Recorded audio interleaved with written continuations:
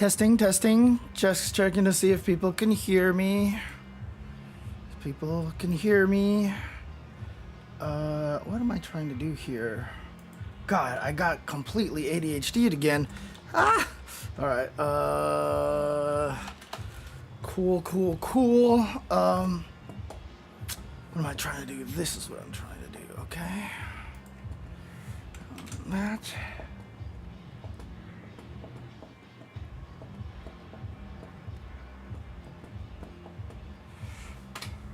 Okay, I think that should work. Okay, boom, there we go. And then what was I going to do? Okay. So like I said, man, I gotta figure out a way to streamline this process, I swear. I've done a lot already to make it a lot easier, but I feel like it always gets slowed down by just my overall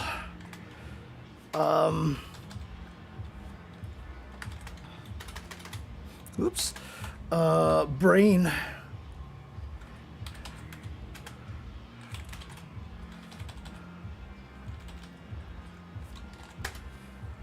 Let's see, and then this. Yes, okay.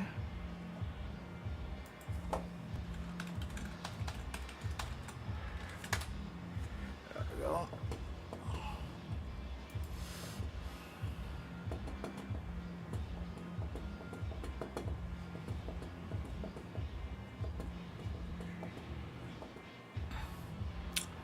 What am I doing here? Okay, so I think that should be all of the socials here. I think I should be good to go. I'm gonna try to see if I can do something here. Whoa.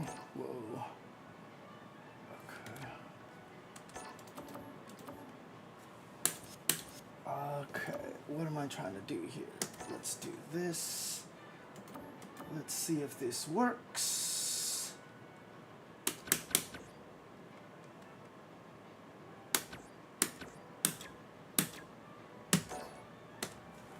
Okay. Ah!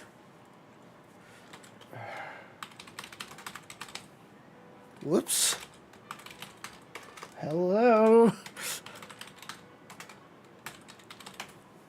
Ah, God damn it. Cannot type.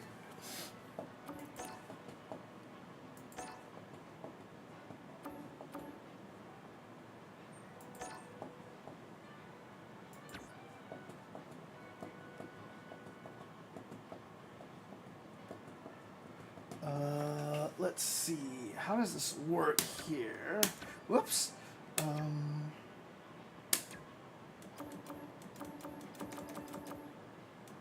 Oh, I see. The dates are there.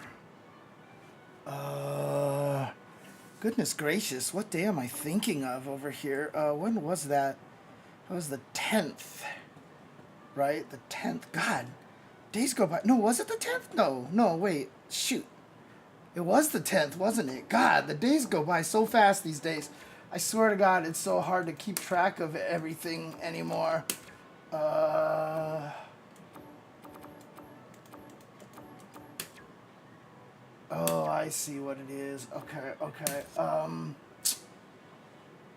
Oh, shoot. How does this work? How can you actually do this here?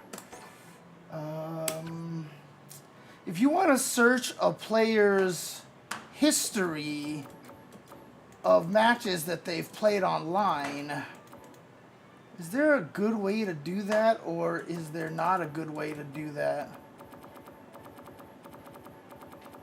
Oh, I see. Jesus Christ. Whoa. I see. It's just going Oh, it runs out. It runs out. No! Dang. Okay, I guess maybe I won't be able to do this then.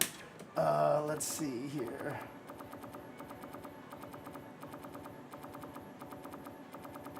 Oh, here we go. Perfect. Found them. Okay. Let's see. Okay. boom, boom. Okay, so we got this. So 10, 44, 41, 21, 65, 13. Yeah, okay. Okay, cool. All right. I wonder if I can actually do this the right way. Hang on a second. Let's just do this over here as well. Ooh, hello everybody. Welcome to a nice little late night stream over here. As I've mentioned before, trying to stream a little more often. So I'm just gonna be hanging out and chilling here, streaming here on Twitch and YouTube for just a little bit. Hope people on YouTube can see this as well. Let's see, where am I? Does this work? How does this, let's see what happens if I do this. Yeah, there we go.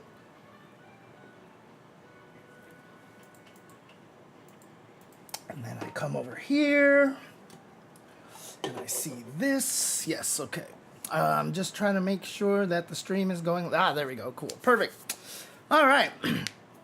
I mean, I don't think that there are a lot of Elenas, but I'm definitely curious for this character. I kind of want to learn the character myself. Just, you know, for fun, not to be as a main, but to actually, because I'm fascinated by how she plays, and I want to see if a little bit of the theories that I have about how this character actually is kind of intended to be played is going to work the way that I think. So I'm just going to mess around with her for just a little bit. Oh, God. You know what? I haven't set that up yet. All right. JNV is calling me out here, which is completely fair. Let me see if I can do that over here. Let me go ahead and add this. Here you go. So create that. In covering Jasmine's recent vet bills on a cancer scare.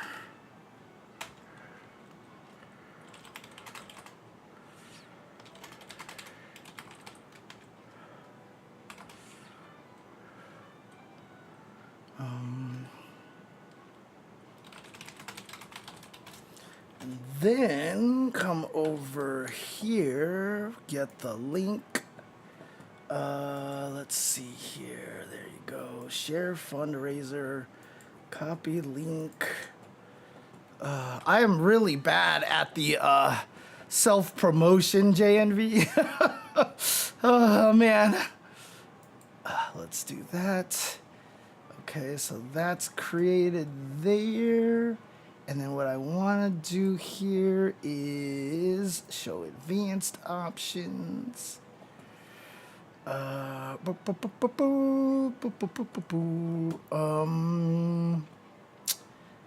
is the thing? Where is the thing? Oh, there we go. Okay. I guess we can do it that way. I think that'll work. And save. Okay, you can try that again, JNV. I think it should work now, as long as everything is not actually case sensitive. Yeah, there you go. Okay, I got it. Oops, sorry for everybody in the YouTube chat. You're not gonna be able to see that. Is there a way to actually like connect like Moobot or something to YouTube as well, and then have the custom commands work over there? I've never actually tried that. Can you actually have Moobot connect to two different streams like that at the same time? Interesting. Let's see here. Let's see.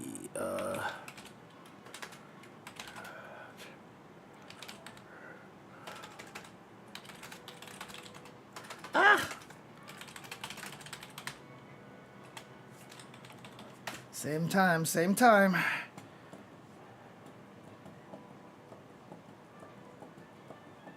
Okay. So let's see.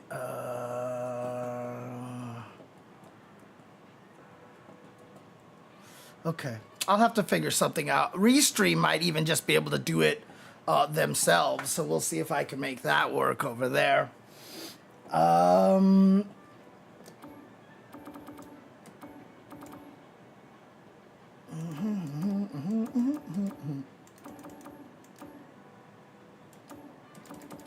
Okay, there we go. All right. You know, I need to actually create more things that you can do with those points. You know, I've never even tried to do anything like that. God, is there like when you actually wait? Is that actually MikeX, or is that a different MikeX, or is that just like some bizarre coincidence over here? When you actually redeem one of these things in the chat, like hydrate, right? Does that only just put it at? Does that only just put it in the channel? Can you make it make noises or anything like that? Like, I feel like I want to make something that makes a noise. Dude, don't even worry about it, Mike. Don't even worry about it. It's all good. I'm planning to talk to the chat a little bit before I start analyzing your matches, but I mean, if you stick around a little bit, dude, it'd be really helpful just to kind of help me figure out what you were thinking and stuff. Or what you can do is actually just listen to me and laugh and see if my assumptions are correct and such. Because I always like it to do that. So yeah, because what I want to do is make it so that you can do alerts here, right? The idea, one of the main ones that I want to do over here, manage rewards. Okay, so let's see, manage rewards, manage power up and awards. Okay, here we go. Let's see here. So I can I just make my own here? Let's see. What's up, David? And by the way, good shit on your Elena, by the way. Definitely made me really excited about that, because I really want to see good Elenas like start doing work with the character, and I'm really glad somebody's doing that. So, oh yeah, no worries about it. No worries, dude. David's been here before. I don't think that is Ultra David. She seemed really fun, and she's very unique. Like, to me, you know, everybody's always like, oh my god, everybody in Street Fighter plays the same, and Street Fighter 6 plays the same. And then I feel like Elena's like the character that plays not the same. And suddenly everyone's like, she can't win. So like, I don't know, like,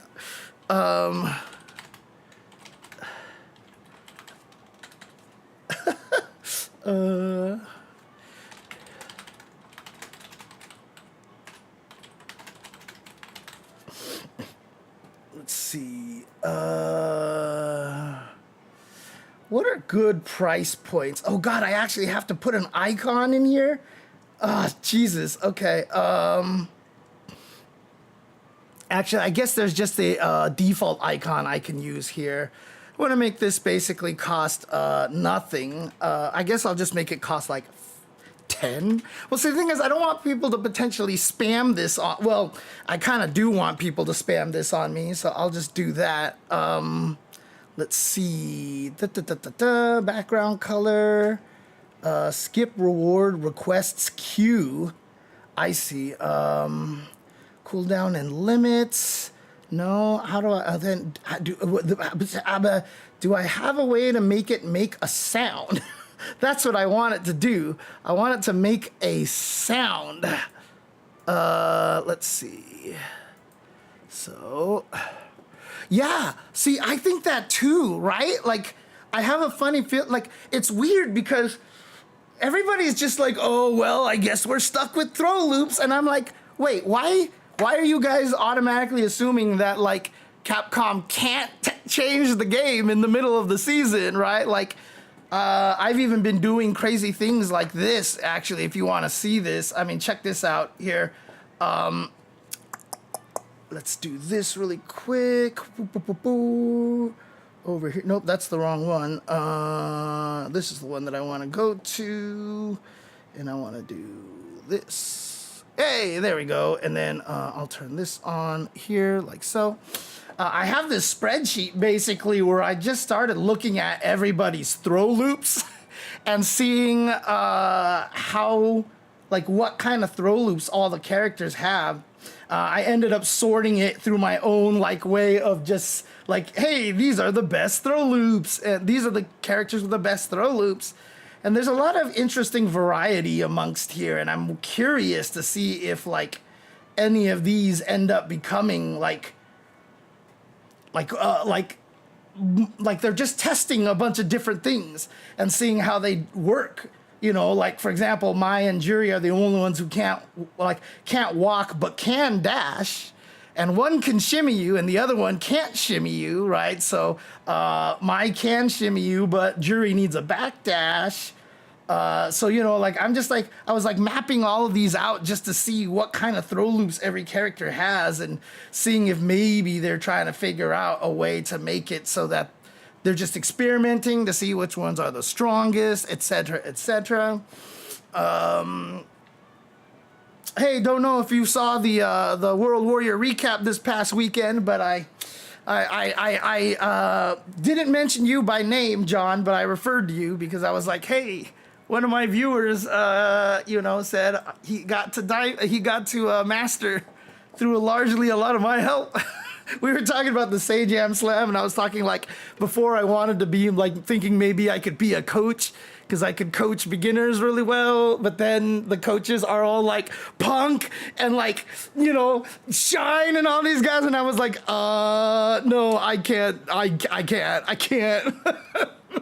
I was like, nope, not gonna be a coach. It's too goddamn sweaty.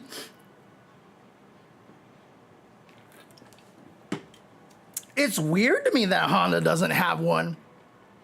I don't know why they hate Honda so much. I don't know why they hate them so much.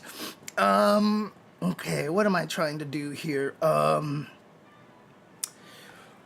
boy, my brain. My brain is not very good here. All right, here we go. That's what I'm trying to do. Okay. Well,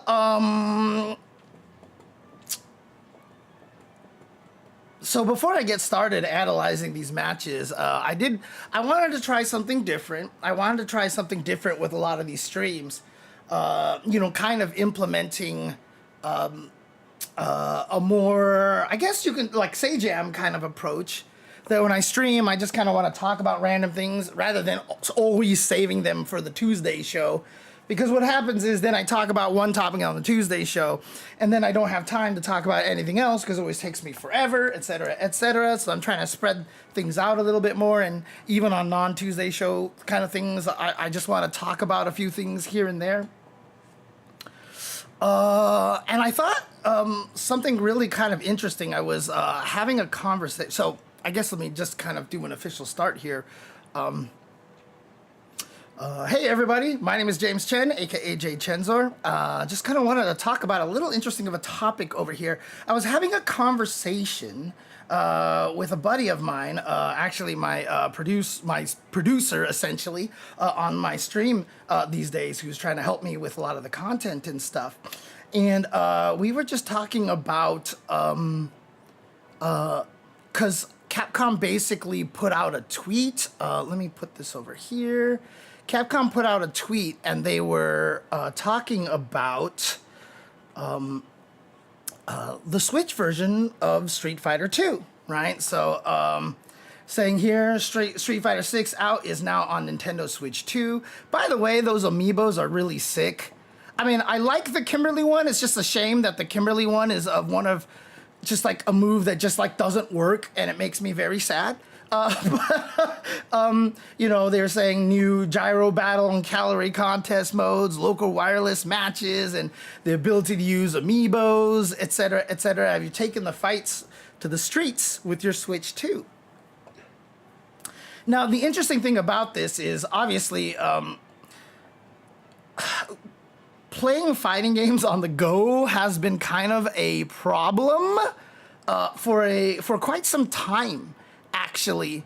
One of the most annoying things about it is that it's really hard because like a lot of the systems that have been portable in the past just haven't been able to work. And in fact, I mean, man, when we were FGC was during its rebirth when Street Fighter 4 came out, we didn't even really have this option. Like people were literally, bringing monitors and consoles with them. They had cases for like monitors and consoles, and they even had like some of those crazy little devices that you could put on top of your PlayStation, and it hooked up, and it was like a laptop monitor that you folded up so that you could actually try playing these games on the go and labbing and such. And boy, we had to come up with some creative ways. And I know like when people drove to events, they would just drive their monitors with them and their consoles, all that stuff like that. So,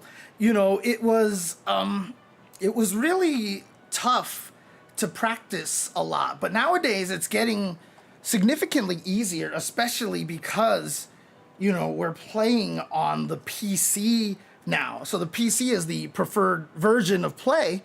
Obviously, that's kind of tough because a lot of the tournaments still run on PlayStation, so people have to learn how to play on those versions just to be able to keep up and make sure that they're used to the different timings, because you would think that, it's just a few frames different, but trust me, it makes a difference. And it takes a while to it depends on the person. Some people can make the adjustment very quickly. Some people, it takes a while to do that. Like, for example, I am one of those people that can actually adjust very quickly to slight delays and input delays and stuff like that. Of course, again, with the super famous Evo East story, where we were given a bunch of flat screens instead of actually the CRTs that we ordered.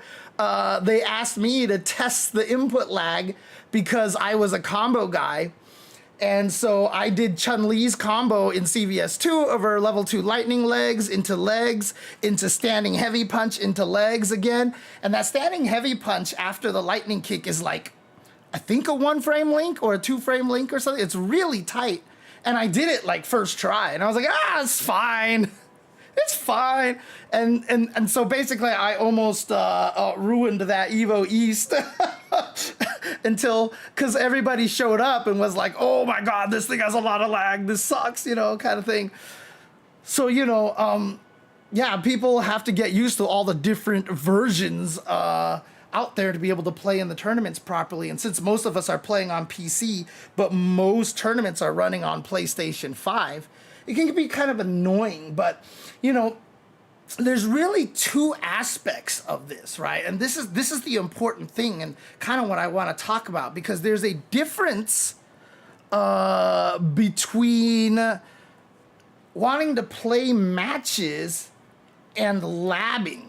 Because I'll tell you this right now, like Street Fighter 6, especially with their training mode right now, has basically made labbing like, oh my God, it's so easy to lab this game. And for me, I know a lot of people out there who aren't labbers are like, I don't know what to lab or anything, but like you get me started on something and I will probably lab for like, I sometimes have to make myself stop at night. Otherwise, I just keep labbing stuff for like hours and hours and hours.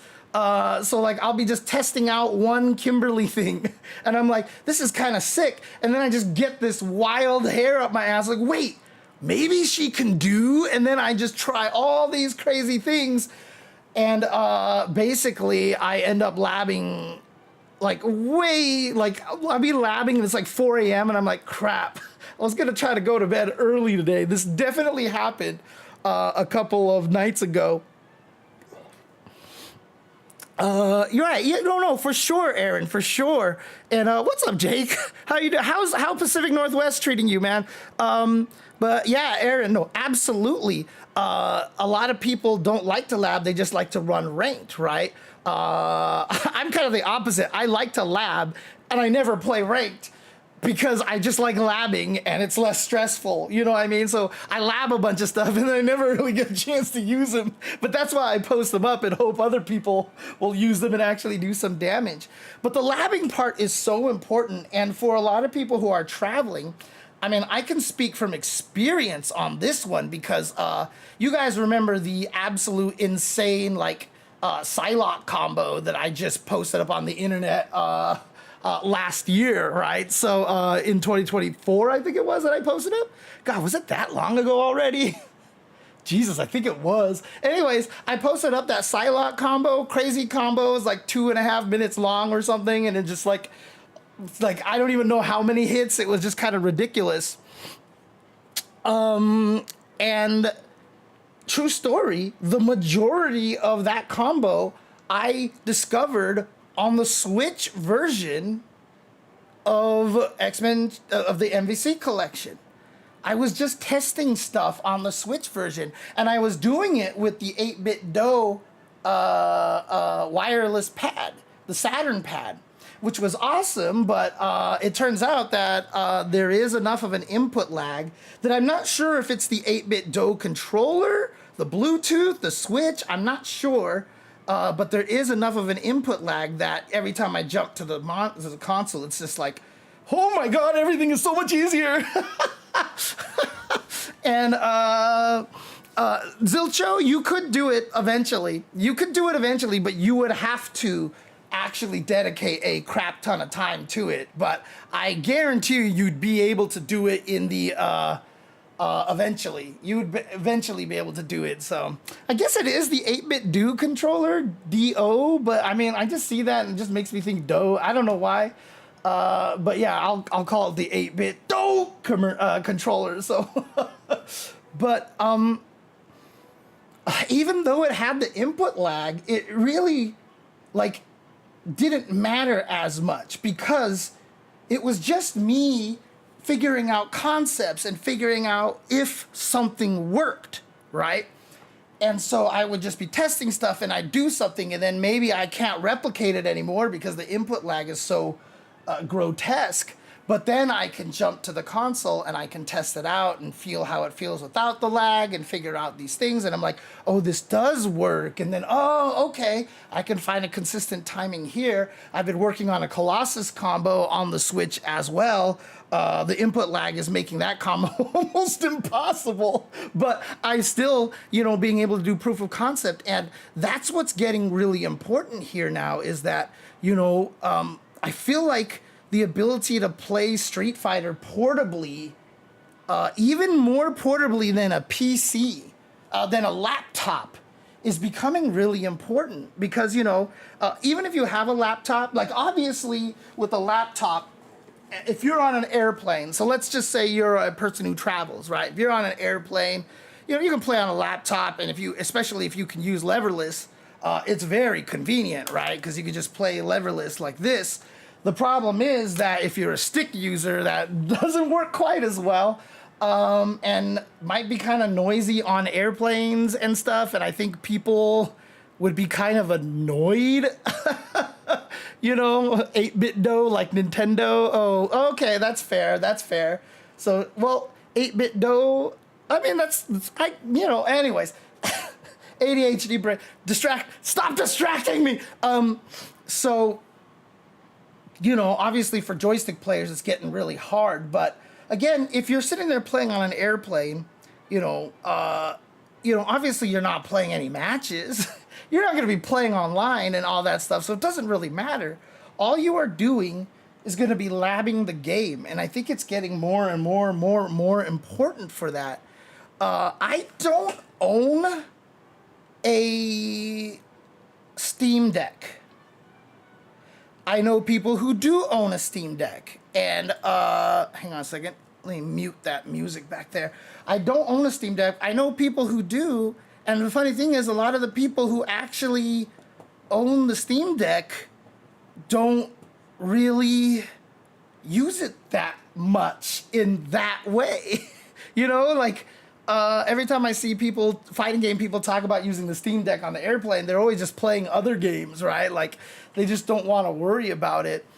I don't know how good Street Fighter 6 runs on the Steam Deck. Yeah, again, I'm not sure how, dude, airplane ranked goes crazy. Dude, true story, Aaron. It was the goddamn funniest thing.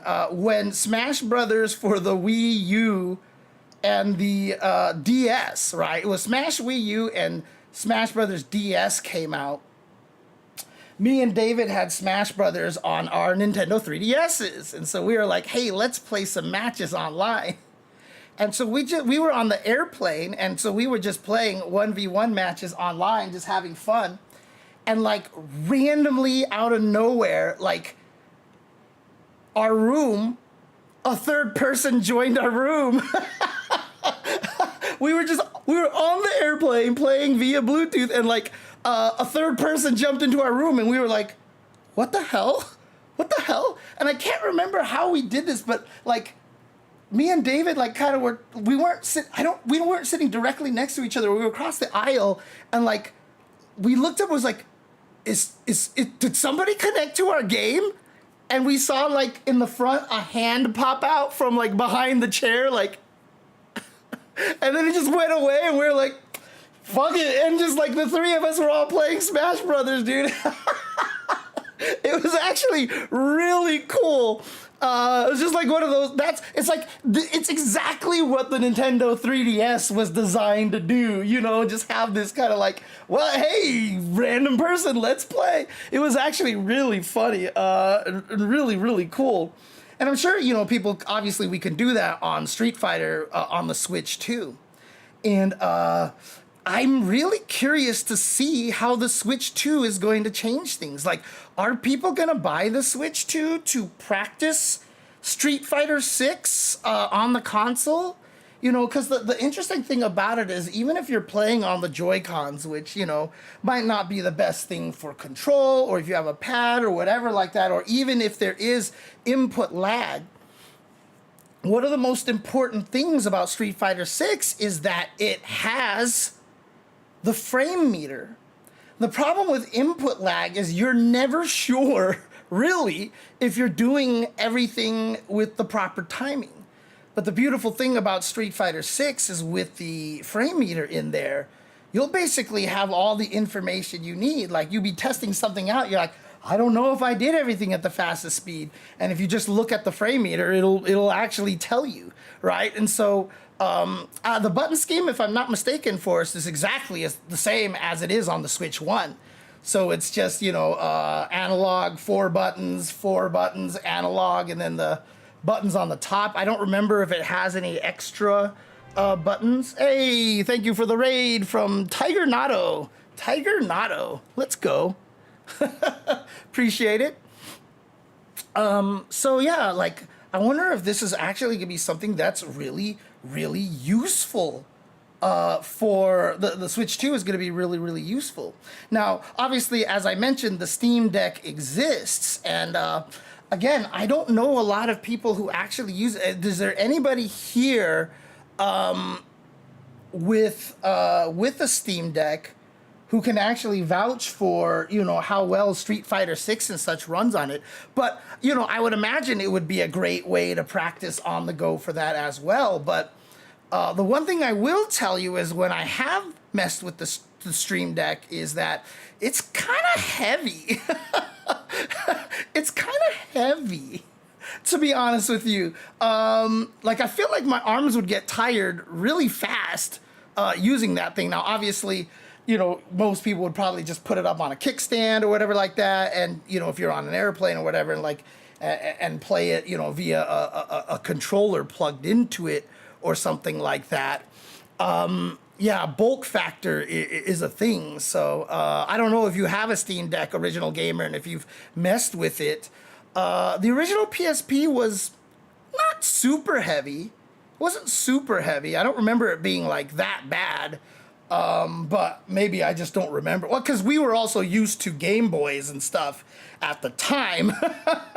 Because, I mean, even I'll say, like, modern iPhones are hella heavy. Like my last phone, I swear to God, feels like half as light as that thing. But yeah, yeah, and by comparison, the PSP is a featherweight compared to a Steam Deck. Steam Decks are heavy. So I just wonder if Street Fighter 6 players would actually be able to benefit from having the remote version. Again, I would love to be able to play the Steam Deck version. Not the Steam Deck, the Switch 2 version, but I'm waiting. It's never going to happen anytime soon, but unless somehow I get lucky like I did with the PS5, or somehow I just come into gobs of money all of a sudden out of nowhere that I can buy a Switch 2, I'm not going to be able to try one out and see how it feels on there. But, you know, the Steam Deck, like a lot of people talked about it and were like, this is going to change the way we play fighting games. This is going to be really useful. We might even be able to use it as the PC so that all of the PC machines at a tournament are the same hardware specs, etc., etc. But I've never really seen anything come out of it. Like, I feel like the Steam Deck came out and nobody talks about it in the FGC. You know, I don't hear anybody talk about it. Yeah, the biggest problem right now is the Switch 2 is hella expensive. It's like $500.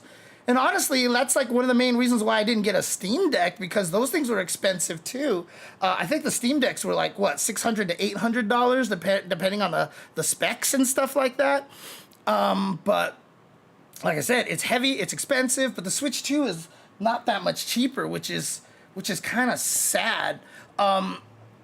Now, what's interesting here is that my producer that I was actually, for a very small, unique library, obviously that's going to get bigger, and obviously at some point in time, it's gonna have a ton of amazing games on there. Like, I have no question about that. But I'm just trying to see something over here. Why is this site not working? Oh, I have to do cookie settings. Oh, God, it's so annoying that you got to do that to every website these days. Let's see here. All right, so we'll run to Best Buy, for example. Surprised that the things even still exists. Oh, God, it's still kind of pricey here. However, let me see here. What am I trying to do here? One of the things that my producer was showing me was this thing over here. Apparently, I guess, ROG is stepping in here, Republic of Gamers. I've seen a lot of people talk about, this is Asus here, Asus ROG. They also have the laptops that a lot of people have recommended and such. And if there's anybody from Asus, or if anybody has any contact with Asus and they can hook me up with them, I mean, like, I would, I'm in the market for a laptop, so it would be really cool. 400 isn't a bad deal at all, says Aaron. It performs hella good. It just has no games. There's no real reason to buy one unless you want to play specifically Mario Kart or Pokemon Scarlet and Violet and the Zelda games. Yeah, of course. But, that's what happens with a lot of the Nintendo consoles at first as well. So, but yeah. So I just looked at this, right? So this is this ROG portable thing, and basically it comes with Windows Game Pass for free, well, at least 3 months of it, I should say, and might be a nice way to do it as well. But I just clicked on this link over here, and sure enough, this thing is $900. Holy crap. So yeah, I mean, obviously, like, compared to Steam Decks, what are like good places to buy Steam Decks? Can you actually just get Steam Decks like on Amazon, for example? I'm sure you can, right? Oh, really, JNV? That's not good to know. That's not good to know. Let's see, Steam Deck. Okay, yeah, so they do have Steam Decks over here. But yeah, as you can see here, for 512 gigs, You know, this is $800. So again, these are very, very expensive options. Whereas if you go to something like GameStop and look for like a Switch 2, maybe, like, let's see how much a Switch 2 is, because it's not going to be on Amazon, because Nintendo and Amazon hate each other right now, and so you can't get anything by Nintendo, if I'm not mistaken. Let's see, where's the actual console themselves? I know they're probably out, but I just want to see. Wow, do they actually just not list them because of the fact that Switch 2 consoles, because they don't have them available? Do they just not even list them at all? I just want to know how much they cost, you know?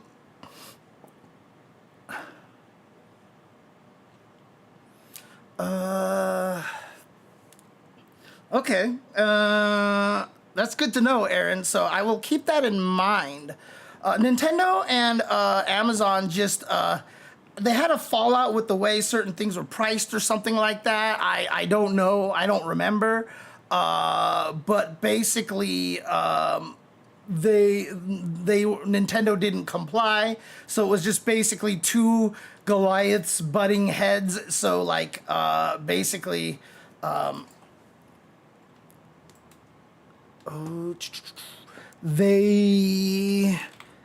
Amazon was like, all right, no more first-party Nintendo stuff anymore. So most of the time, if you do find anything like a Switch 2 on here, it's going to be like sold by third-party groups or something like. Well, actually, hang on.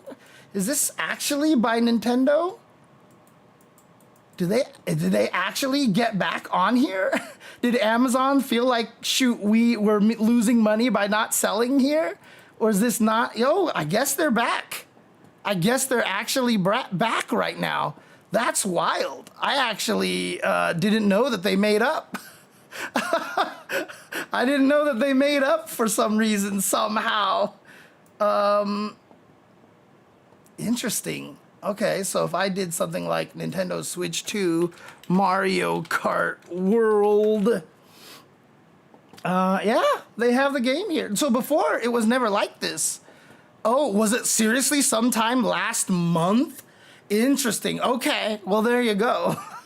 So I can buy it on here, which would have been nice to know, because I definitely had a lot of Amazon points from my credit card, which could have helped lighten the blow for it, but I cashed in all. If you guys don't know, if you have an Amazon credit card and you actually buy a lot of stuff on Amazon, you get all those Amazon points, you don't have to actually spend it on Amazon. You could actually cash it out. They legally have to let you do that, but they just don't have to tell you. But you can. You can. You can absolutely cash out those points. Yeah, but so, I mean, the Switch 2 might actually be the best option to play Street Fighter 6 right now.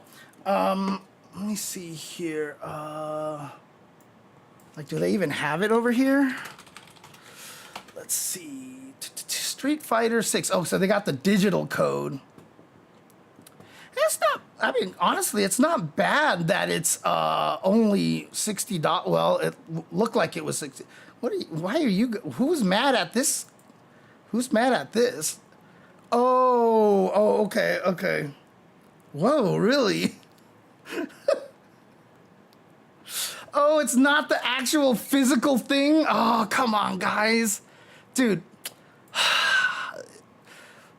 Oh, God, I'm so angry about all that stuff. Like I almost kind of would, like, demand to have physical versions of these things, because it's really, really annoying. Golgoth says in the chat over here, hang on a second, considering how timing discrepancies and muscle memory adaptation are already an issue between PlayStation and PC due to differences in latency, wouldn't adding the Switch 2 to the mix make things even more complicated for competitive players?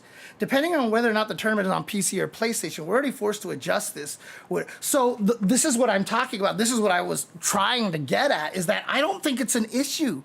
to be honest with you, because of the fact that everybody plays on PC, then has to get used to the PlayStation for tournaments anyway. If the PC was what everybody was using, it might be an issue, but because we're already forced to adjust to different timings, you know, just because you have 3 different timings doesn't make it more complex to adjust.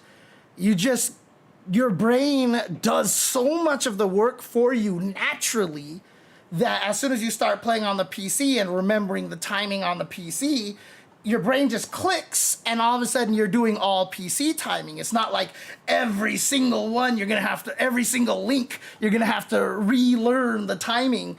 Your brain will naturally do a lot of the adjustment for you because brains are as faulty as I always say brains are, but they're also kind of miraculous as well, which is why I say brains are faulty, because we still don't even understand how the brain does half of the shit that it does, right? So like, we have no idea what's going on with our brains. So one, you know, it's a miracle that a lot of things actually work with our brains, and 2, that's why we have no idea how to process, you know, flawed brains, you know, ones with on the spectrum, etc., etc. Yeah, I mean, Necromancy Black mentioned the input buffers. I mean, you could find like, I mean, you can input your own input buffers into a lot of these games, right? Or is that only in training mode? Because that'd be interesting if, like, let's say the Switch one actually has less input lag than the PlayStation 5 version. You might actually even be able to tweak it so that it's closer to the PlayStation 5 version. You know, oh God, come on, dude. Mario's never gonna be in Mortal Kombat. Come on, let's be real here. Reaction times, but yeah, see, that's again, like, if you're playing this on the Switch, if you're playing this on the plane, like, I don't think you care about, like, the reaction times and all this stuff like that. That's not what you would lab, right? What you would end up labbing is how to counter things. You could probably save some reloads, replays onto your machine, so that way you can actually do some replay takeovers and stuff like that, or just like watch a match and be like, okay, that I didn't know what to do. And then you go and lab that, or just like me, I mean, one of the reasons why I like playing Kimberly, and it's why it's hard to play Cammy for me in this game, same thing happened in Street Fighter V, is that Cammy don't have a lot of things to lab, okay? Like, you go to training mode and you're like, okay, that works. Cool. And that's the end. That's like the end of your Cammy training a lot of the times. So, you know, Kimberly, like, she's just like got an infinite amount of things to try and do and just all sorts of madness. So it's one of the reasons why I play her, because she's just super fascinating. I'm just wondering if, like, as professional fighting game players, and like for me as a commentator, I would love to have the Nintendo Switch with me. And you know what else would be really, really sick? And you know, I didn't even think about this until now, because one of the things that I was talking about on the FlyQuest event last week was, I love the fact that I'm here, and like, when we ask a question, when we're playing the game, when we're commentating the game and stuff, I'm always like, wait, what is this? How does this work? Wait, I believe it was like this. I think it was like this. And I would go, and I actually go and lab it on the spot, right? I think that's sick. Well, honestly, like, as a commentator, I might start demanding having an outlet at the commentary table so I can just plug in my Switch. So I can just plug in the Switch and just have it sitting there. Because then if you think about it, you can practice anything even while at like Combo Breaker or CEO or Capcom Cup, because sometimes they'll be like, I'm pretty sure that's not a safe jump. And then like while the thing is going and my co-commentator, I'll be like, okay, you know, keep talking. I can go and lab it on the Switch and find out to be sure and stuff. Like, that would actually be really sick. We have never actually ever been able to do that as commentators, have the game next to us while we commentate at these big events, and being able to do that would actually be really nice. And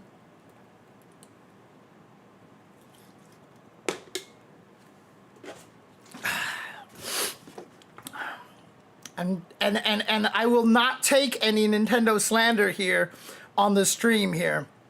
I'm a Nintendo kid from the very beginning. So, yeah, that will not be tolerated here. Sorry.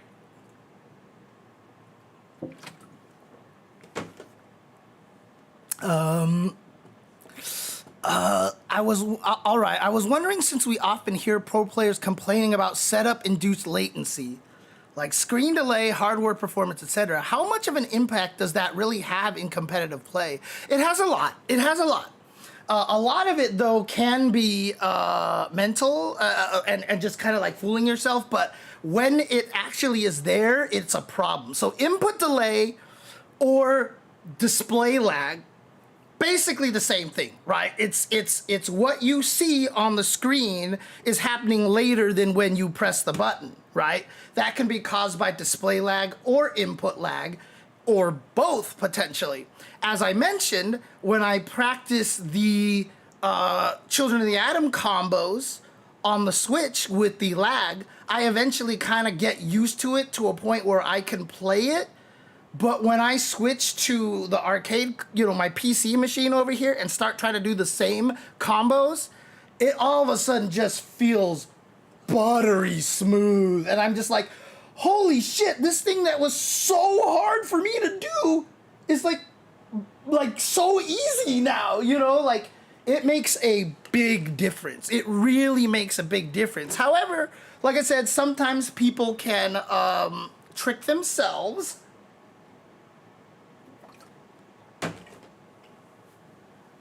One of my favorite old Evo stories before is it was before Street Fighter 4 came out, I believe. I don't remember what year this was, but it was very early Street Fighter time. And a lot of the players were complaining about the monitor on the stage. And they were like, bro, the monitor is lagging. Like, it's probably overheating. We need a new monitor or whatever, blah, blah, blah. And Tom Cannon, you know, when they were pretty much in charge of Evo and doing a lot of the most running of the event, you know, Tom Cannon was like, the monitor is fine, dude. Like, stop complaining about it. And they're like, no, we can't play on this. Like, it's just not good. It's just not good. And Tom's like, you know, this was back in the day where getting other monitors and stuff like that wasn't just like, oh, okay, swap out the monitor. Like, we didn't have gaming gens and stuff. Like, literally, Evo owned all the monitors that they were using, right? Like, they literally had to buy them all themselves. And so Tom was like, oh, fine, right? So he took the monitor away and swapped it for same model, but like one that I guess hadn't been used at the time. And so, like, all the players started playing on it, and they were like, this is much better. This is actually better. So, yes, thank you, thank you. And then Tom was like, it's the same damn monitor. Now, shut up. So, like, Tom actually, like, played, like, 4D chess against the players. So, you know, a lot of the times it can be, like, psychosomatic or something. You know, it's just, like, your brain just telling you whatever, you know. But, yeah. It was just, like, everybody was like, oh, boy. Tom Cannon, dude. God, love that guy. Oh, man. It's sad that they don't have as much like front-facing kind of positions in the FGC as much, because those guys are amazing. Right, for sure. Maybe power cycling actually did something, but you know, but yeah, I mean, again, if you're just using this for labbing, you don't really need to worry too much about that kind of input delay and stuff, because half the time it's not going to result in point wins or whatever. And like I said, the way Street Fighter 6's training mode is built, like, I mean, outside of some specific characters, it is really actually hard to run out of things to lab in this game. So like I said, every time I bust the training mode and I start messing with Kimberly, I just end up finding some other weird random thing that I want to test out. And I end up testing out that scenario for like an hour or 2 hours. And I just become obsessed with trying to do something, you know? And so, and again, these monitors, keep in mind, Necromancy Black, were not actually, they weren't like that. Because again, this was a long time ago. And if I'm not mistaken, the monitors we were using that year were like some weird like monitors that were from like hospitals or something like that. So like there's nothing in them designed to like actually like make the blackers black and the colors more vibrant and try to smooth out the, you know, like none of that stuff existed. It was just like a thing that you plugged in and here's the output. Like those kind of flat screens didn't exist at that time that we were doing that. So, you know, it wasn't anything with like crazy features and stuff like that. So, is a 58-inch Sony Bravia, and yeah, it's pretty laggy. Yeah, well, so one thing you have to make sure for is that you have to actually make sure it has a game mode. And if it actually has a game mode, that would be very useful for you. Also, this site does still exist, displaylag.com, which was originally run by, I think it still is run by Forwood. Well, he hasn't done much to it in a long time. It looks like the last time it was updated was 6 years ago, so it probably doesn't have a lot of the modern TVs anymore. Yeah, some TVs are just bad at that, but always make sure your TV has a game mode, because almost every single time if you turn on the game mode, what that's doing is that it's taking everything, because what TVs are doing is they take the input, which is the sound and the video, and they want to do all the crazy things to the video to make the colors more vibrant and maybe even turn the, the movie frames per second to 60 frames per second, which is always a mistake. Turn that shit off now. Turn that shit off or we can't be friends. All right? I'm just saying, okay? If you have any sort of smoothing on so movies look more like they're smooth, we can't be friends, okay? It basically takes all that stuff, process it, holds the audio back, and then once it finishes processing that, spits them out at the same timing, right? And so, I mean, it'll probably do some audio stuff in there, but, whatever. Basically, what the TV is getting will be delayed by, might take half a second, 1 second to process all that stuff. And if you're watching a movie, who cares? Nobody knows, right? Like, you're just watching it. It's fine. But when you play a video game, you press the button, the console sees it, spits out the image, and the console makes you act. But your character won't act until whatever that processing time is later. And so basically, it just, you can't play accurately. And, especially when you consider if you're playing versus, a lot of these games these days are very reaction-based, right? If a drive impact is 20, what was it? It's 24, what's the startup of a drive impact? It's like 26? Shoot. I don't remember the exact number now, and it's just something that I feel like I should know, so I'm just looking up really quick. Yeah, 26! Yes!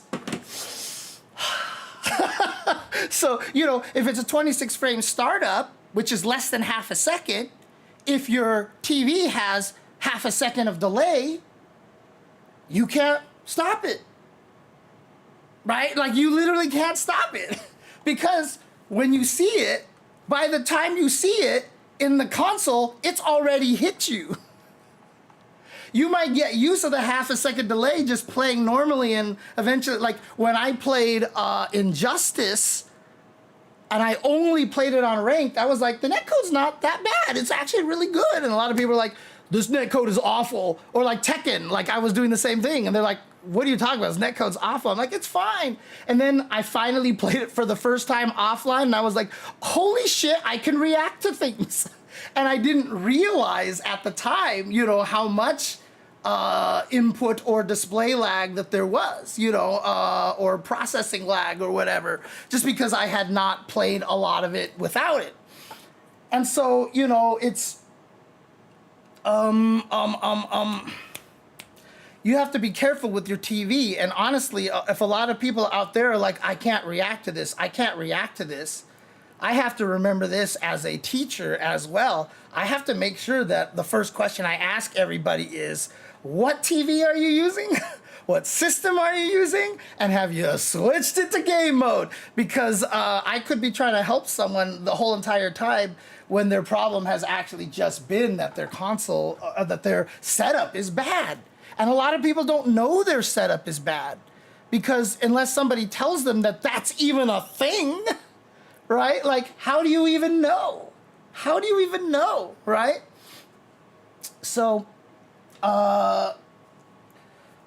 yeah, input lag can make a big difference. I think it was Golgoth who was asking that. So yeah, those things can really make a difference when you're playing, because especially in games that are very reaction based, especially like Street Fighter 6, it's a very reaction heavy game. You gotta check drive rushes, you gotta counter DIs, you gotta DP the jumps, you gotta check the dashes, etc., etc.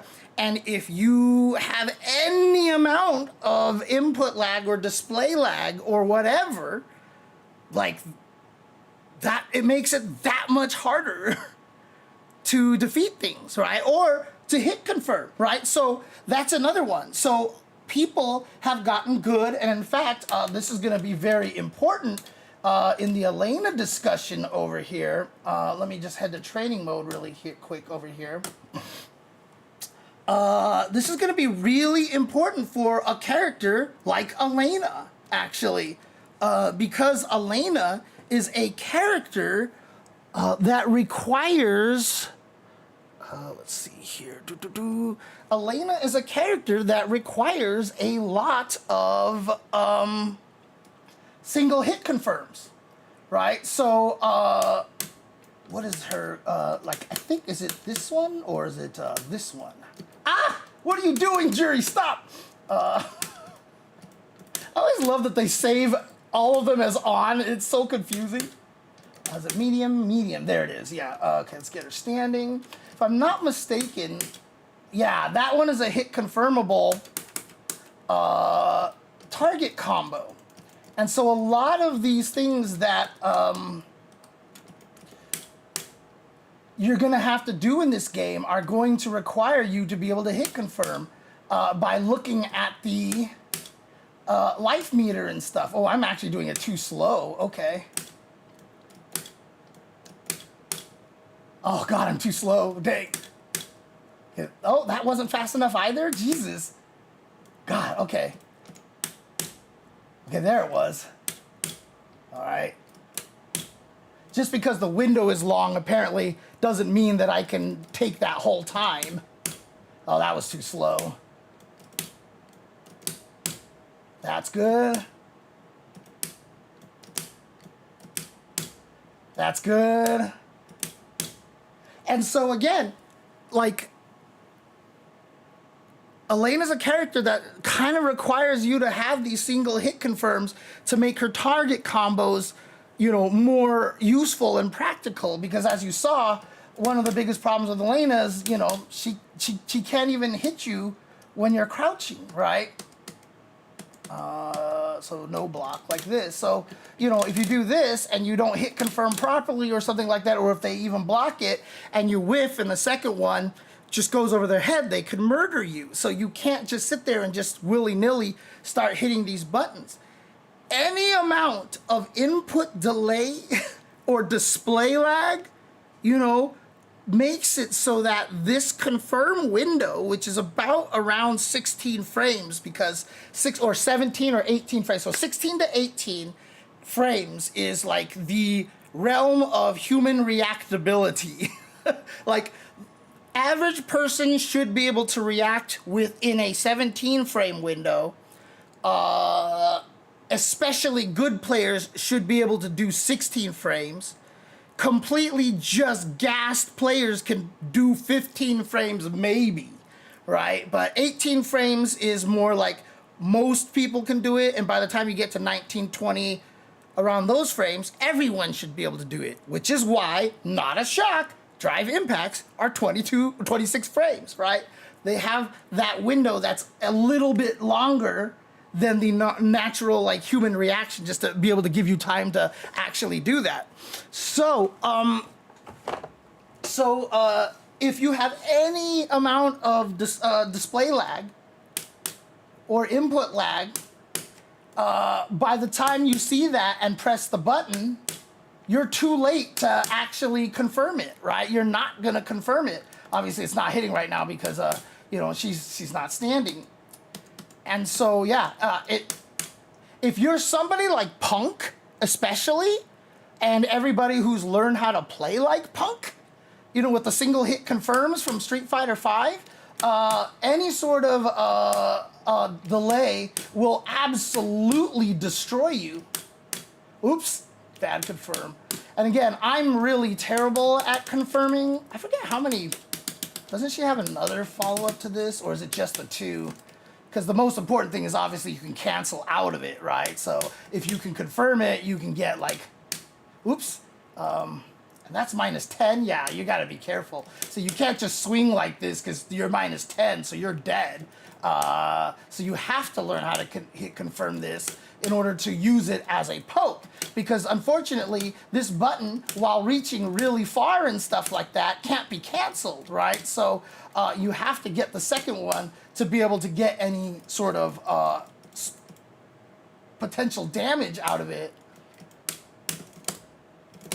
right? And so now you can start doing crazy things, and Elena's got all sorts of routes that will destroy people.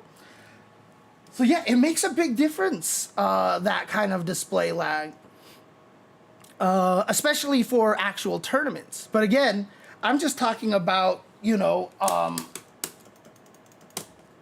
I'm just talking about, what do you call it, training here, right? So like God, what was I training yesterday? I was trying to train this crazy mix-up here, like, what was I trying to do? I did dash, this, that, and then did I do the throw, or was I doing something else? Oh, I remember. Okay, yeah, it was something like this, I think. Let's see.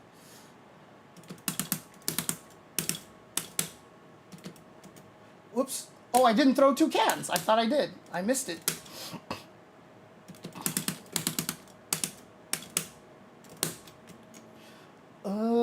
Wait. Why am I not throwing 2 cans? I'm confused. Hang on a second. Am I not? Have I? Oh, there it is. Okay.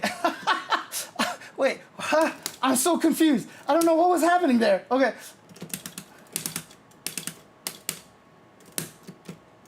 Oops, I messed up. Like, I was trying to lab this situation. I was trying to lab a pseudo Ram Doggo-esque mix-up over here.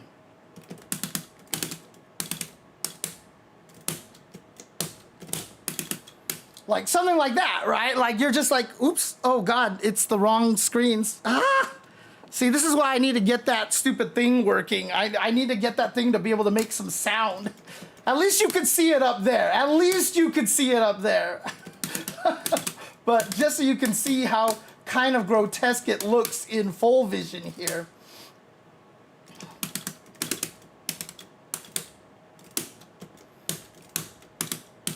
You know, like, oh my God, what side are you supposed to block? Like, you don't know where that teleport is coming from. Unfortunately, you can't change where it's coming from, so it's always gonna come from the same side every time. But, you know, that took me like 2 hours to get to that point, because I was trying to find all sorts of crazy things. I found out this situation here too, and another night where I was like, oh,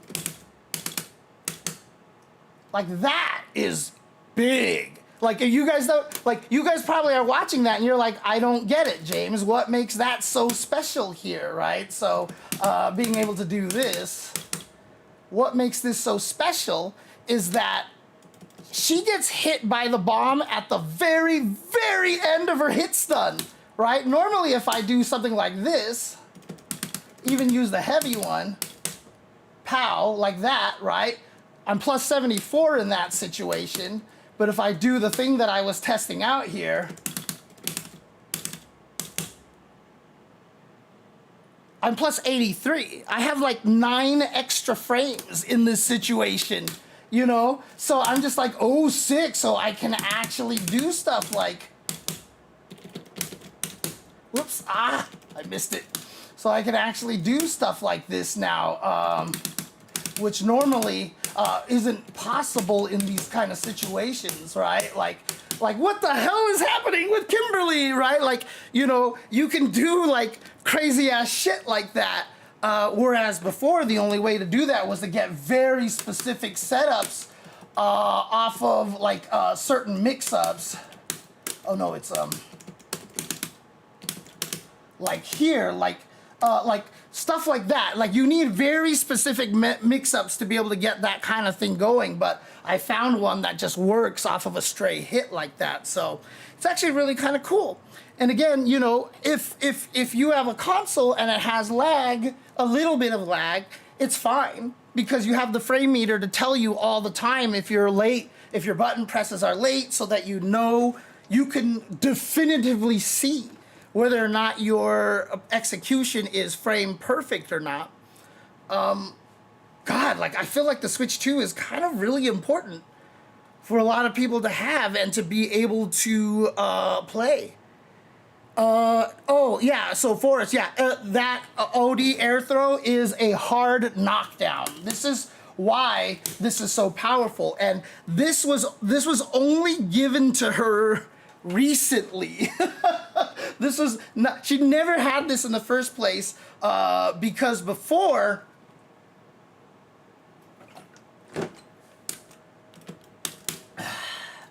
that whiffed. That just didn't even hit before. They just didn't even let you do the OD air throw there. It just whiffed. It just didn't hit.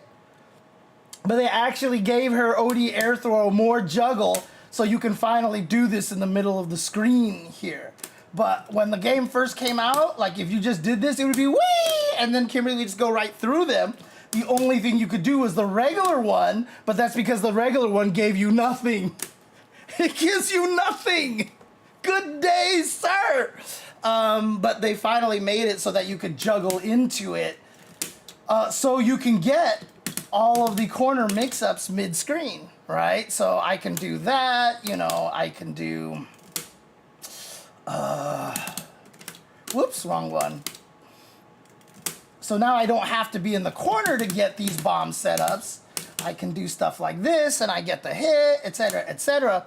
So, which was nice, but again, she couldn't ever really land a hit a lot of the times, and there really wasn't much you could do out of it, so... Oh, man. Because again, she just doesn't do a lot of damage, right? Which is why Ram Doggo, when he lands a lot of these crazy mix-ups like that, he doesn't go for a combo afterwards, he goes for mix-ups, right? So my frame kill on this is dash into heavy kick, which puts me at plus 48, which is good for the, which is basically 47, 48 is what you want for a can mix-ups. Like, this is plus 47. So most people want 47 to have their can mix-ups, because 47 is perfectly throw this, and now I am plus 3, which means this will beat 4 frames, right? So that's why you want to be plus 47. Ram Doggo does teleport into light kick, like so, and that's exactly plus 47. So my frame kill is plus 48, his is plus 47. What's interesting about it is that they both have their own uses, because my frame kill, I actually end up closer to the opponent. like I'm closer to the opponent than Ramdago's setup, which he actually does a light kick, but you can see it's a little further away, and there is actually reasons why you would choose one over the other. For example, that thing that I just showed you with that crazy mix-up I did. Whoops, I don't know if I threw the right one. So if I actually do this, see, that doesn't work. I can't even get that link anymore because I'm too far away. So that mix-up that I have, or that combo that I have, only works on this one because I'm close enough to get it to hit like that, right? And so, yeah, there's different uses for both of them, but like you'll see Ramdago do stuff like this, where he does this, and then he throws you, and then instead of the combo, he does that, right? Because it's like, wait, I don't, and this, by the way, is what is known as a shenanigan, because like I said, Kimberly can't change the side, so if she ever teleports, like the only reason why this trick works is because you haven't seen it before. You're gonna be like, what? And then she kills you because she comes from the side that you didn't think that she was coming from. But if you've seen this mix-up and you know the setup and you know what's coming, if you see her teleport, she's always coming from the same side, and then you just press jab and you hit her and she dies, and it's just sad. So,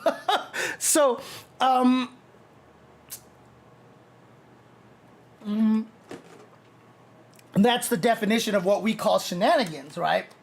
I mean, literally, if I just make Jury, like, if I just make her mash with crouching light punch, for example, if I try to do that setup, for example, I would do something like, I can't even teleport. I can't even get the teleport out if you just mash, right? So that's not like a real thing. So, but you could make it real through conditioning, right? You condition, but then they see that. And then if you get hit by it, that's when you use replay takeover and lab Kimberly and find out, oh shit, she can't ever go to the other side. So, oh well.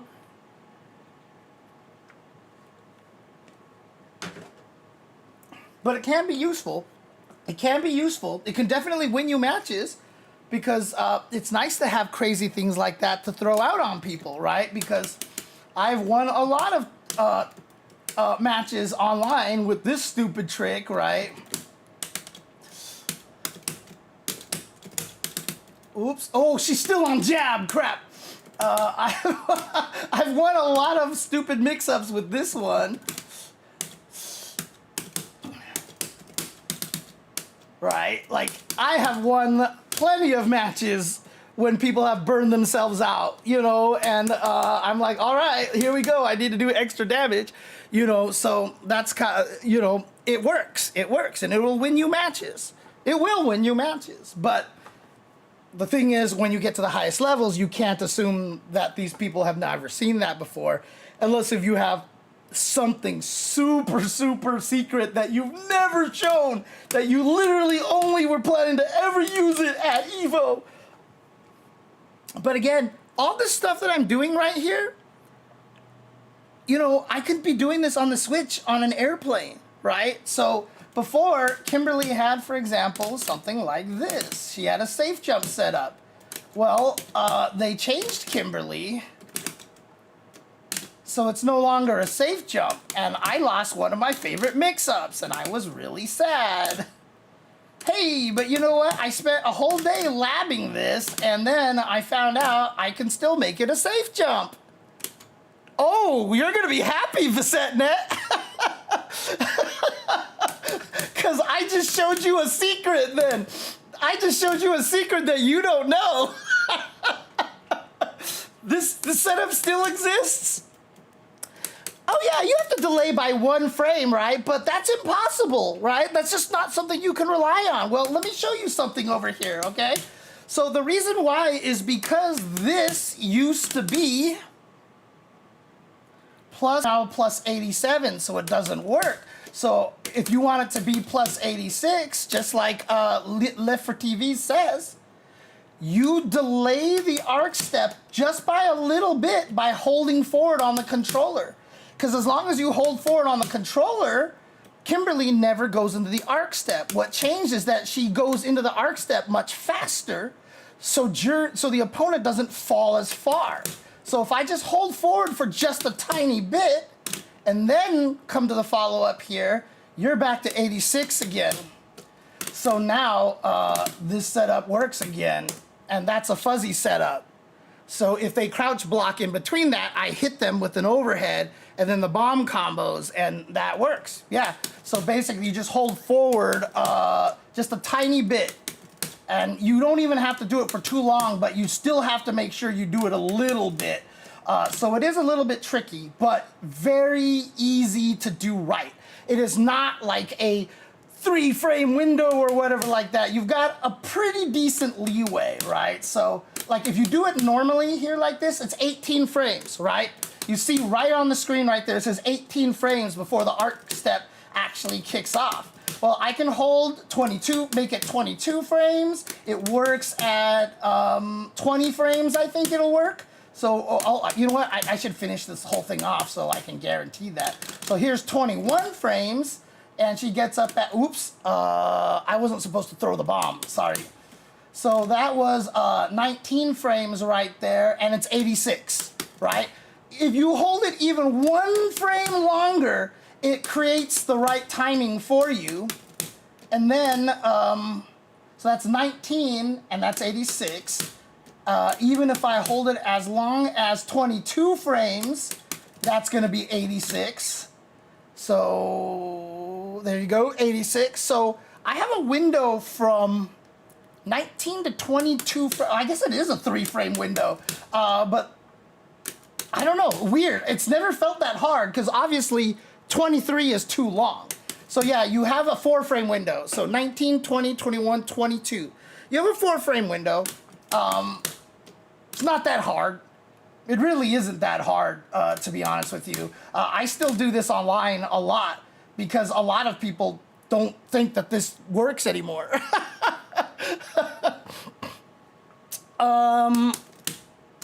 Did you see the new EX teleport fuzzy overhead setup?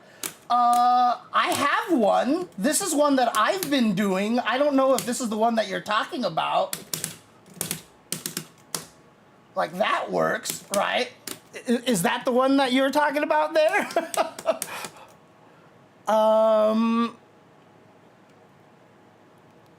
Oh, interesting. In the corner, huh? So like this, MH bombs, 5 MP teleport, jump, heavy jump. Oh, really? Okay. So let's see. Whoops.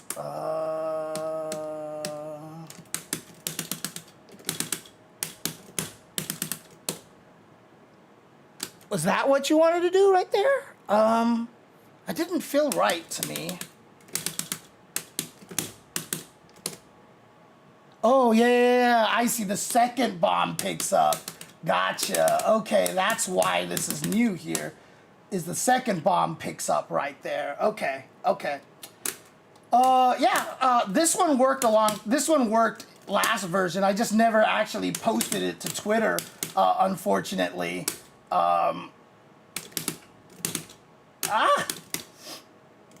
But you just whiff jab, heavy bomb, OD teleport, and then that actually lets you get that that there. But the hardest part about this setup is that you don't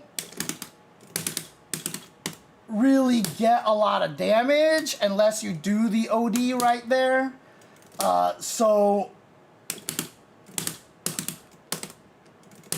But as you can see, like, it costs a lot of meter.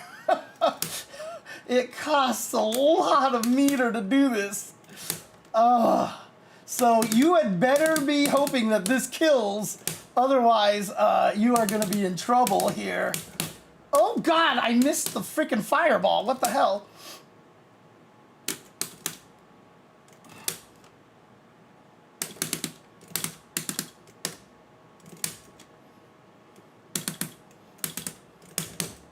Right, so you can do this. So, yeah, I mean, mid-screen can setups are expensive, very expensive. But they can win you matches. They can definitely win you matches, and that's the important thing, right? So for example, if I did something like, oh, blah, blah, blah, we're fighting over here, and then, oh, I get the throw, and then this guy doesn't block this, like, I could technically win a whole match right now, right? So, and I've definitely won matches off of something like this before. Right, so like, okay, I burned myself out here, but, you know, you do this mix-up here, and you spend all that meter, and from the throw, that whole sequence drains about 75% of the opponent's life. So if they're anywhere under 75%, and somehow I manage to get a throw, like if I'm just like, do-do-do, woo, like this, and then they somehow just make the mistake of not blocking that, like, I could literally win a whole match off of this, right? Right, so it's still very, very strong. Have I ever played online on stream? Not, I have in the past, not recently. For Kimberly, I mostly play offline because I'm in super sweaty mode. And if I play online, I'm just gonna get, if I play while I'm streaming, I'm just gonna get mad. If I'm trying to get the characters the master, I will stream all of that. And I will for sure stream those. I've won matches like this before too, right? Because I did this thing here, and the guy just didn't even know that that was actually, you know, a combo off of that. So I have won matches off of this as well, because they just didn't even know this was a thing that you could do. They were like, oh, well, I'll just block because I'm completely safe. And then you get hit by the bomb, go up for the EX air throw, and yeah, fun times commence, basically, right? So, because then you get, oh no, this doesn't, oh, it does work, that's right. Off of the throw it does, that's right. So you can just do, you know, this here, like so. You know, into this in the super, or even if you want, the other one that I like to do is, if I don't want to kill, god damn it, my brain. If I don't worry about killing them, I do the medium vagabond, which gives you plus 26, which is a very important number for Kimberly. 26 is very important because it's a great setup for things like that, right? Now I'm plus 4, or if I do something like this, I'm plus 8. You know, it's a good way to get a consistent number that you really like having. So for example, even if you do something like this, and you like, what mix-up should I don't want to spend any more meter, I don't have any cans, what should I do after this instead? You know, I can do this. This is plus 36. There's stuff you can do, but I want to have something a little more, you know, familiar with, so you can actually just do something like this. And voila, plus 26. And now you've got standard mix-ups, etc., etc. So, it's kind of fun that way. Yeah, if you, on certain other launches, like if you do something, if you do this, for example, and then you try to go for this, it doesn't work, right? The medium punch whiffs because the kick is the launcher and sets the juggle count too high so that the air throw the jumping strong does not have enough. However, it can still work if you do that. And there we go. And now, plus 26. So just drive rush beforehand. That's how long they're bouncing there. That is like on some Nova shit here. Nova from MVC3. So you can actually just do that to make up for it. However, that requires 3 bars, right? So look at that. I have to use 3 bars to do that. And it only just starts recovering there. So it is a tough situation and very expensive, which is why I do say that I think Kimberly is a very meter expensive character, because in order to get anything remotely like decent for mix-ups almost always requires super meter, and it's kind of annoying. So anyways, I've been talking about this way too long here because I've devolved into, here's some cool Kimberly shit. Yeah, so if you're just labbing, but see, like, God, like, I swear to God, I can do this forever. Even if it's stuff that I know, I swear to God, I can do this forever. You know, I can do the things that I've done before just to, you know, get it into my muscle memory here. You know, I have all these setups that I've seen and experimented with and seen Ram Doggo do and all this stuff like this, but I would love just to be able to do this either while lying in bed or on an airplane. And so I feel like, you know, having this kind of a tool would be really useful. Obviously, like I said, a lot of people have said, you know, the right answer is to get a Steam Deck, because if you have a Steam Deck, you can also play all sorts of other things, right? And currently, like people have said, the Switch 2 doesn't have a lot of games on there. Steam Deck obviously is just more expensive, and it's heavier. So, you know, it might be just a budget option. And if you are that serious as a commentator or a pro, you know, this would be a good way to, and like I said, as a commentator, I didn't even think about that. But as a commentator, this would be super, super valuable. This would be super valuable to have. And you get all the exclusives, yeah. Oh, for sure I'll get it when I get the console. Like I said, I can't afford the console right now.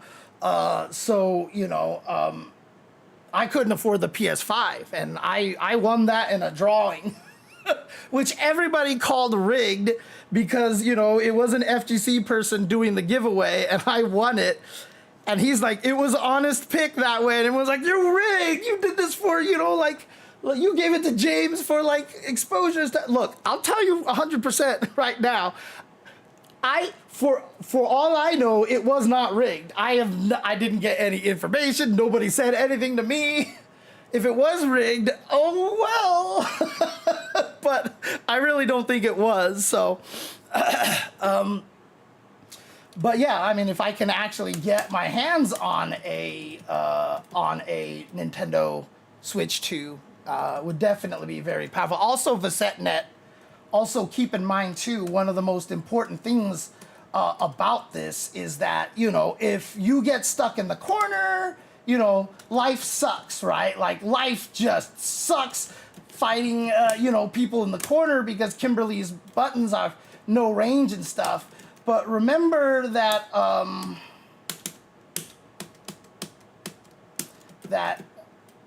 oops, I forgot how long I went for. Standing medium kick punish counter combos into heavy vagabond. I just did a late cancel there. And that cancels right there. And so if you ever manage to get this while fighting in the corner against somebody, this could just be your ticket to victory right here. You know, and then do whatever mix up like that. So, that's basically how it's very, very useful. So it's a Psycho classic, yeah. I don't even know if Psycho knows about all these dumb mix-ups. One of these days I'm gonna have to get him into the stream and be like, hey Psycho, do you know about all this bullshit? I'm sure he does, but the thing about it is Psycho, his Kimberly is so strong and his fundamentals are so strong that he doesn't have to rely on all the stupid Kimberly mix-ups, right? So, I wish I was that way, but I'm not, unfortunately. Man. So let's delay it by like 4 frames, you know, stuff like this. Oh, okay, I have to delay it a little longer than that. So, like, let's just say, make it realistic that they wait for like 10 frames, right? They actually wait to see this here. Oh, wait, no, that's right. What I'm supposed to do is this. This is what I'm supposed to do. I needed him to, oh, it needs to be a block reversal is what it is. Okay, so let's do block reversal here like this. Let's just delay it for like we don't even need to delay it this way. So let's take this away. And then we set her to block after first hit. I mean, this was one of her first mix-ups right here. Whoa, oh, sorry. It's because they changed the cans. Ah, shoot. There we go. That's the one. That's the mix-up right there. So that's a fun one. That's a fun one. So yeah, my fundamentals, are you talking about? My fundamentals are pretty bad, I mean. Oh, you hit this combo to win a tournament? Nice. Good shit. So it'd be like... Because then what you can also do after that is... let's do this. Whoops. It's still too slow. Okay, I'm going to have to just do it that way. Ah! Oh, God. Oh, it's not... Okay. It's not fast enough. Oh, right. What did I used to do? I can't remember now what I used to do after that. I would do the OD air throw, and then I would do whatever garbage. Anyways, yeah. Nice. Good shit. Good shit. Dude, I was fighting a player that's actually really strong. And like I ran into them. I knew who they were. And I was like, oh crap, they're in Legend. And like, I'm just like, oh, they're in Legend. And I'm just master here right now. And I fought him. And in the first game, I basically had him dead. I just dropped my combo. And I was really, really sad. Because I suck like that. But he immediately just one and done to me because he was like, yo, this guy at like 15 something almost beat me and made me lose a lot of points. Like, I'm done. Which I don't blame them at all. Oh, man. Okay. Let's do this.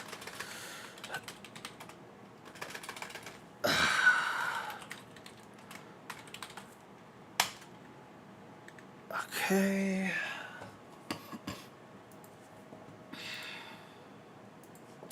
So, I don't know if he's still around, MikeX, but I'm definitely going to go ahead and start watching some of his matches. And I'm going to do it this way. I'll be honest with you, and this is how very rarely that I have actually gone online, is that I haven't done a lot of replay takeover stuff. So this is also going to be me learning about replay takeover a little bit. So, let's see here.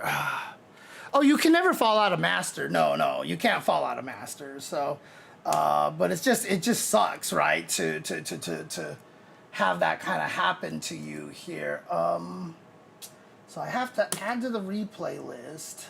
Okay, and then add to the replay list. Add to the replay list. So these were the actual matches that were played in the FlyQuest tournament here. And obviously there's going to be way too many games here for me to go through.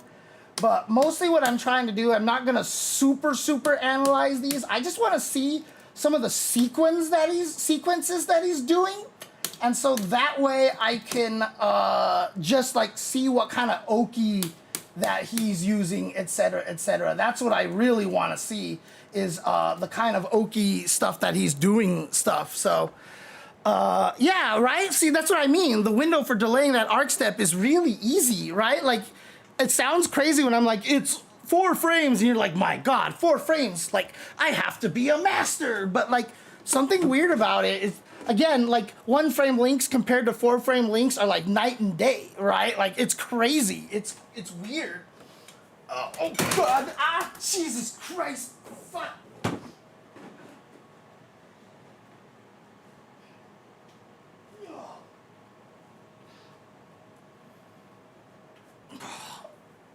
Can't bring me anywhere. I swear to God.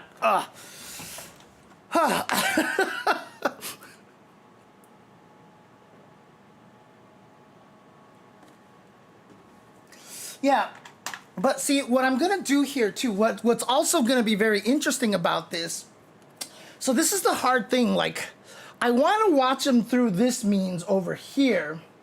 The problem is, if I do it this way, it's like, so for people who, actually, I can just test it. I can just test it, because I don't know. I don't know. Let's actually do this here. No. Oh, that's the wrong one. Okay, oh shoot. Okay, I was like, what? Why can't I watch this? There's no updates. Oh, okay, okay, here we go.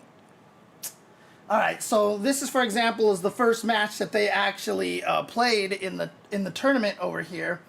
And I believe Nephew won this one here, but what I want to see here, like, so if I pause this, for example, and I go switch to player control, and I play Elena here like this, and now we're here like this, and the cool thing is the opponent keeps their inputs, but you get to change your inputs. So again, please use Replay Takeover, unlike me. It's very, very, very useful, right? And if I end player control, okay, it actually goes back to exactly where it stopped, right? So now I could be like, oh, here's my test and blah, blah, blah. And I'm like, okay, let's go back to the match. You go back to end player control. You can keep watching the match. The question that I have is, you can't just go straight to training mode, can you? Well, if I switch to player control like this, right? Let's see. Yeah, it's not technically training mode here. So I can't actually run the training mode at this point in time, which will make this a lot harder for me to do the things that I want to do. Okay, so I don't think this is going to be the right way to do this. I think I'm going to just have to watch it. It is, but the opponent is moving. The opponent is still moving. So, options. Yeah, there you go. Oh, do I want to get rid of these ones here? Okay, I'm going to check to make sure. I'm not going to do that. So we'll just watch we'll watch the Twitch broadcast, basically, then. Oh, again, it's not that I just want to mess with it and stuff like that. It's just I want to be able to, like, actually dive in deep and figure stuff out. And I don't know if you can shut off the other person's inputs and stuff like that. So, can you still do that? Because the other person is still moving around, running around, and doing stuff. But I just want to be like, oh, this is interesting. So if I test this, I can do this. If I test this, I can do that, you know. It would have been nice if they just had the ability for you to go to training mode. I guess maybe this is something to request. And again, you could. The only reason why I request these things is because it's all so good already. You know, so like, yeah, all right. Obviously, you know, if the inputs end, then you're done, and then you can just kind of mess around and stuff. But I don't think you have all of these options anymore, right? So they should just be able to let you just go boom, go to training mode, and then go back and actually continue from where it left off. You know, like that would be crazy if it let you do that. I don't know how hard that would be, but it would be fascinating if you could. It'd be super fascinating if you could.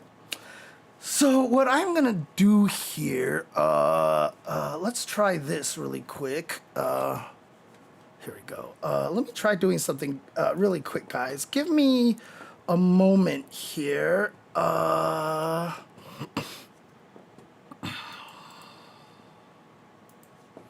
what I'm gonna do here is this, right? So what I'm trying to do is, so if I do this, for example, this is swapping me and the camera, like so, right? What I want to do is, I just want to have, what do I want to do here? Just for now, let me do something over here. Okay, can I select more multiples? Can I multi-select? No, I cannot. Okay, so let's do this. Let's do this. Let's do this. Mini cam, and then do this. Okay. Let's do the same thing over here. Let's do this. Let's do this. Let's do this. Let's do this. So that should be 4. So I want that to show game, and then main cam show game, like so, and then what am I trying to do here?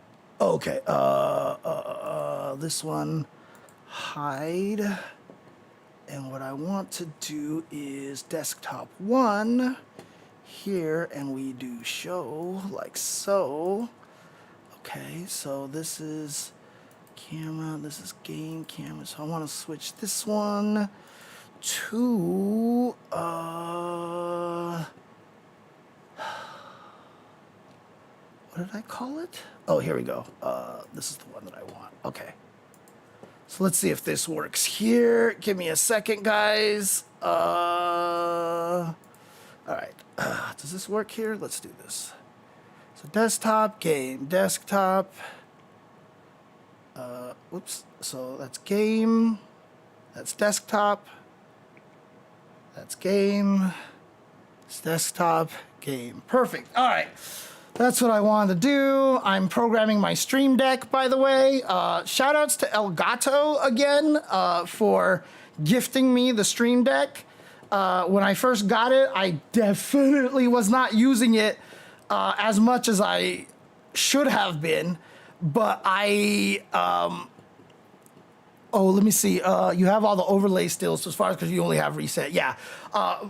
Basically, the more that I've started like using the Stream Deck, the better and better I've found like really powerful things you can do with it. So yeah, the Stream Deck, not the Steam Deck, the Stream Deck. This thing. And yes, I definitely went ADHD and created my own little icons on them. So always a fan of this. So if I did this over here, like so, see, I created my little custom icons and stuff. So I know if I'm switching to the game or with the desktop or the camera and stuff. So very cool thing. I definitely enjoy that very much here. So we'll do this. All right, so let's actually do this. Oh God, this is that annoying commentator, James Chen. God, I hate him. He's so noisy and annoying all the time. Okay, here we go. Now you're playing with power. That was the Nintendo ad, right? So, okay. Annoying Tetris commentator, yeah, exactly. All right, so here we go. So yeah, okay, so that right there, already just an important thing to note over here. Mike just kind of went for that target combo right there, and I'm really curious to see how confirmable it is. There it is. So it's crouching medium kick, crouching heavy kick, because again, this is something that doesn't work on crouchers, right? And so if you want to use this, do you just have to commit to this and die, or can you actually hit confirm this, right? So if I did, oh Jesus.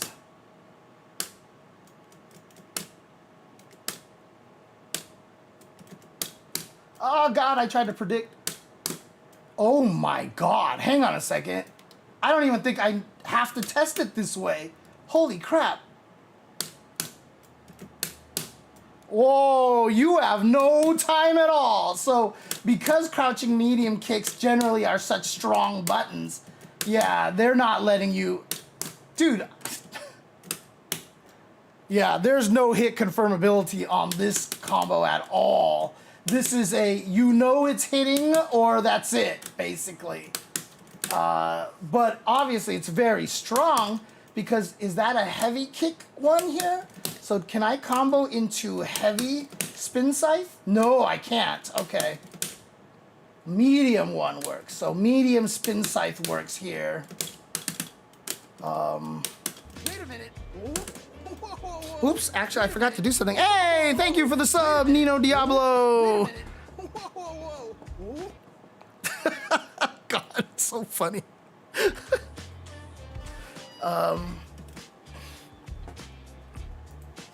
Okay, it might be a little too loud. Let me lower that volume a little bit here. So, yeah, there's no hit confirming this one at all. So you just have to basically, you can't just use it willy-nilly because you will die. And even then, like, I can't make her stand block that? What the holy crap. So wow, is that right? That there's basically no way to make her stand block that? Now that I think about it. Oh, you know what? She would have to whoops. You could do that, right? So. Oh, but I don't get the advantage. I don't get the advantage. I just want to know how negative this is on block. But I don't know if there's a way to actually test that. Which is like the weirdest thing that I didn't even think about, so. Oh, appreciate it. Appreciate it, Nino Diablo. I really appreciate that. Cause yeah, I could definitely use it for sure. Like, all right. This is one of the reasons why it's actually sometimes important just to, you know, lab against yourself, right? So, if I record this character like, so recording trigger on input, no countdown, here we go. So if I just did this and I did like so, can I, God, it is impossible. Wow. So it's moot on how negative this is because obviously they can't block it while standing, so you're gonna get hit. But even if you crouch it, you can't even stand up. It actually jails you crouching long enough. Yeah, look how it is. Look at the block stun. The block stun, weird. What if I did this? God, really? Oh, because even on drive, oh, there we go. Oh, there we go. It's -9. -9. There we go. There we go. It's -9. So, anyways, obviously, it doesn't matter because we're never really ever going to see that happen. So, interesting. Okay. Okay. Good to know. Good to know. Hello, mouse cursor. Here we go. Okay. Okay, gets knocked down here. This is all jury power right here. Okay, sweep into jump to the other side. But that was a punish counter sweep. So let's take a look at this here. So punish counter sweep, right? So if we do a punish counter sweep,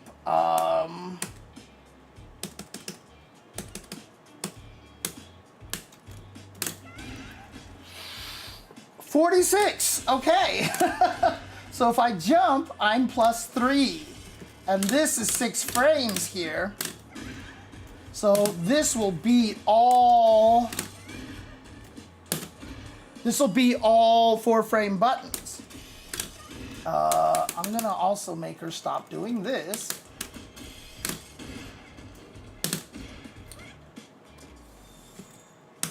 Wait, she's not on wake? Oh, because I don't have her on block after first hit is what I wanted to see. Turn that off, so then I can do, yeah, so, oh, I did it bad there. So one thing that's very important for you guys to notice, wait, did they announce new costumes? Or you're just talking about the swimsuit ones?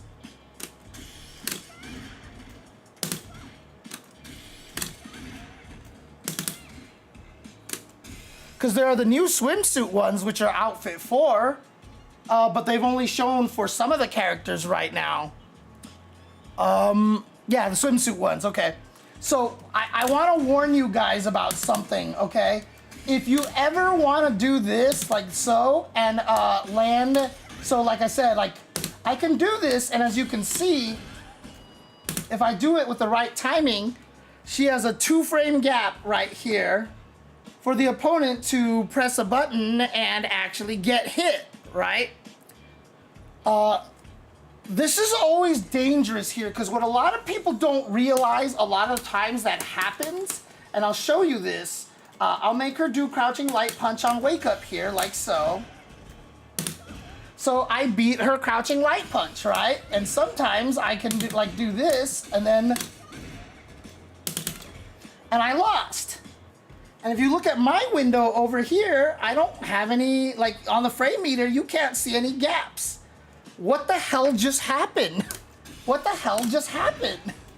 Why does that not work sometimes? And sometimes it does work.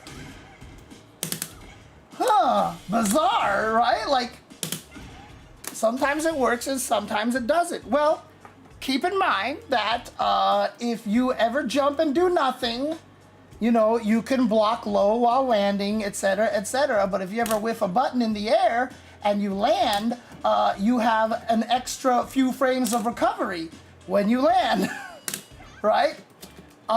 You can be punished. You can be landing punished, right? You lose trip guard, essentially. So what you have to be careful in these scenarios is to not press medium kick before you land. If you're mashing. If you press medium kick before you land, you actually add extra recovery frames when you land. So so if I don't have her do this, like this, so if I do this, you'll see now there's a 5-frame gap in there. But if I actually time it right, there's only a 2-frame gap. So something to keep in mind, if you ever want to do these empty jump into buttons like this, make sure that you are timing it right and not pressing it too early. Otherwise, you will not be as efficient as you think you want to be.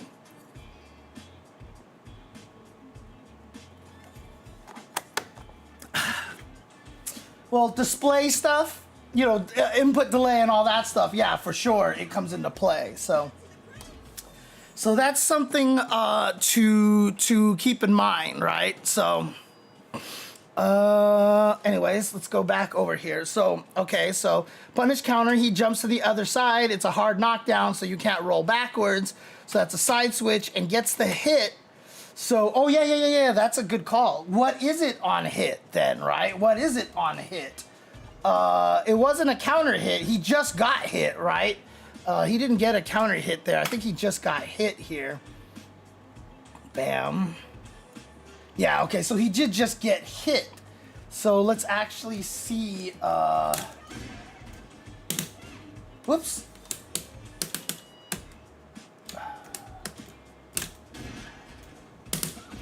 Whoops, that was the wrong timing.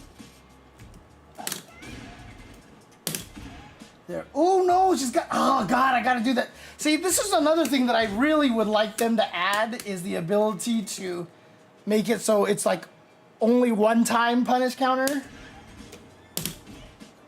+5. So this is +5. So if you time this right, it's +5. So this will hit for sure. This will hit. And because this hit stun, oh, they have the same hit stun. Interesting. Okay. This is also 5 frames. Same hit stun as well. Okay, so yeah, it's not going to really make much of a difference. You might as well just use the 4-frame button to make it so that it's easier to time. It's not going to give you any advantage to doing any of the other buttons unless there's just like a particular target combo, but I don't think there are, right? So The only other difference is 300. Oops, that's not even cancelable, so you never want to do that. 300, 300, 300. So yeah, literally it doesn't make a difference.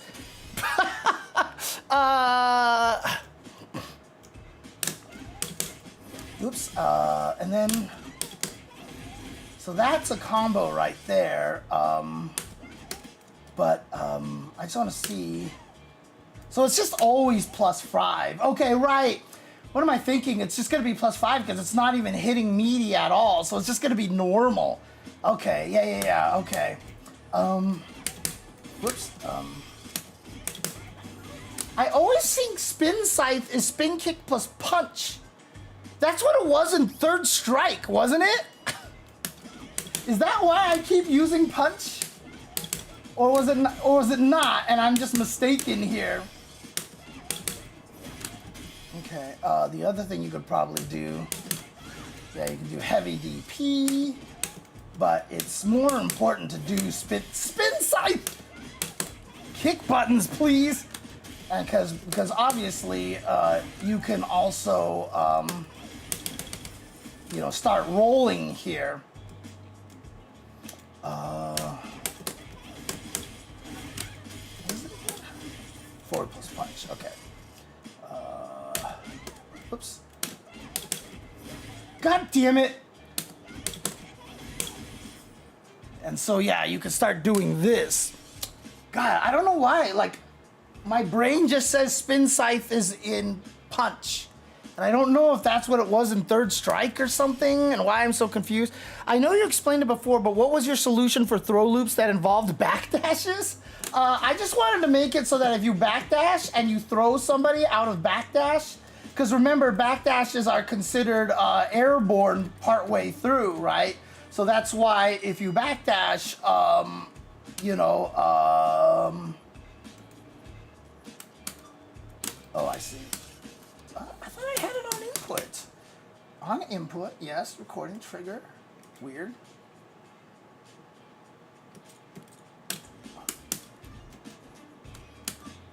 Huh. Why isn't it working for that? What? Wait, what? Am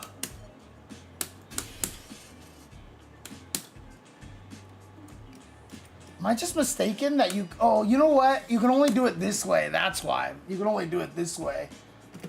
So if I just did that, for example, and I play back her backdashing, whoops, you know, you can see that the throw whips, right? So I just wanted to make it so that if you actually backdash, oh, come on. What happened?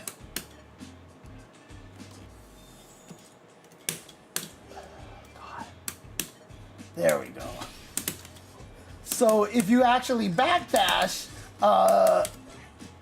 and get thrown like this, what happens is that it will trigger a crazy slowdown like V-shift, right? Or someone else suggested that if it happens, then you grab them and just switch sides and do no damage. You know, the other option that I had was that you trigger an automatic hit that just hits the opponent clear across the screen, but they get up immediately so that you're 0, but you start full screen. There's a lot of ideas, right? So basically, if you backdash in the corner and they throw, it automatically triggers something that allows them to punish you, because characters like Zangief can't backdash in the corner to avoid throw loops because his backdash is too slow. So he's still negative, so it really doesn't help him great, right? So basically, have it do something. And the reason why that's important to make it part of the backdash is if you make that throwable hurt box really small, it's never gonna happen mid-screen. Like, if the hurt box that triggers that slowdown or whatever, it won't ever trigger mid-screen because they're too far away. Like, you're not gonna be able to hit them. The only time it's gonna work is if they backdash in the corner, because they don't actually move anywhere.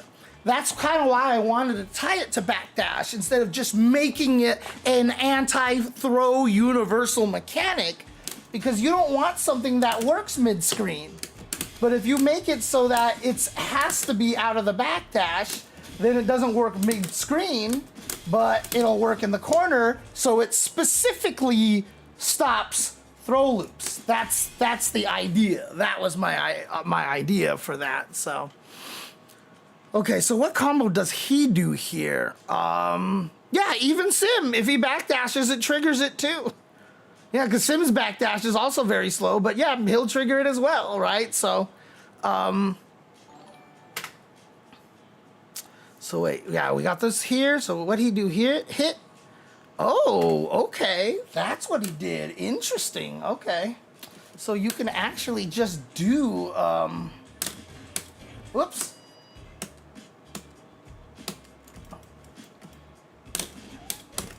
Oh gosh, okay.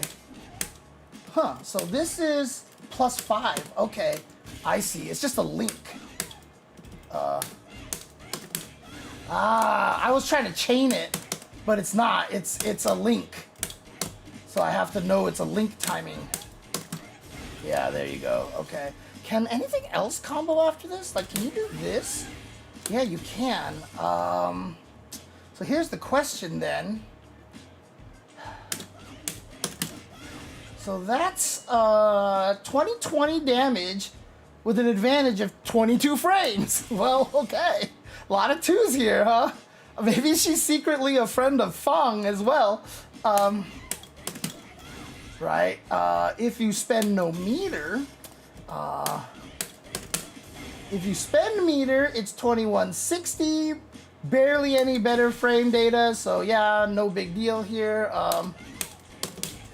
Whoops! Ah! Kick! Oh wait, that doesn't combo? Are you serious? Wow, wait. But the light hit stun of 16. Hit stun of 16. Oh, this is standing light kick is an automatic cancel on the second active frame move. Okay. So you could probably instead do this instead. Right? You can do that instead. God damn it, it's kick! Yeah, so you could just do that. Okay, so that's interesting here. So again,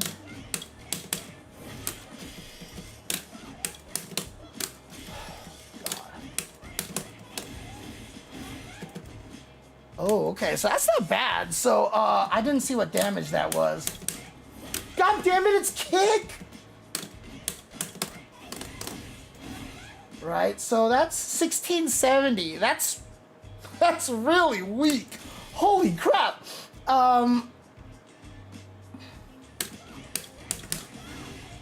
that's 2020. Okay, but here's the thing. It's goddamn kick. Dude, like, when I tell you my muscle memory is so crazy that I can't shake it, dude. Automatic. I keep trying to call you like David. I keep trying to call you like Jibbo. All this. Automatic. Am I not crazy that Spin Scythe was with Punch in Third Strike? Was it with Punch in Third Strike? Because I can't shake the idea that Spin Scythe is with Punch. I can't escape it. It was kicks? Why do I think it's Punch? Oh my god.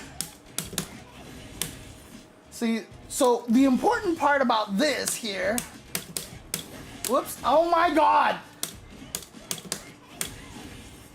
So -3 in this situation. So even if you get this hit and you go for this combo here like this, yes, it does less damage, but the whole point, and this is what I want to mess around with, oh, Mallet Smash was with Punch, you're right. Okay, I'm gonna have to remember that. Mallet Smash was with Punch. See if that erases my muscle memory here. But the reason why, you're gonna, God damn it. The reason why you're going to sacrifice the damage and go for this, oops, I have to hit punch, is because you're -3 here, right? But of course, if you actually go into all the follow-ups he has, whoops, I shouldn't hit punch.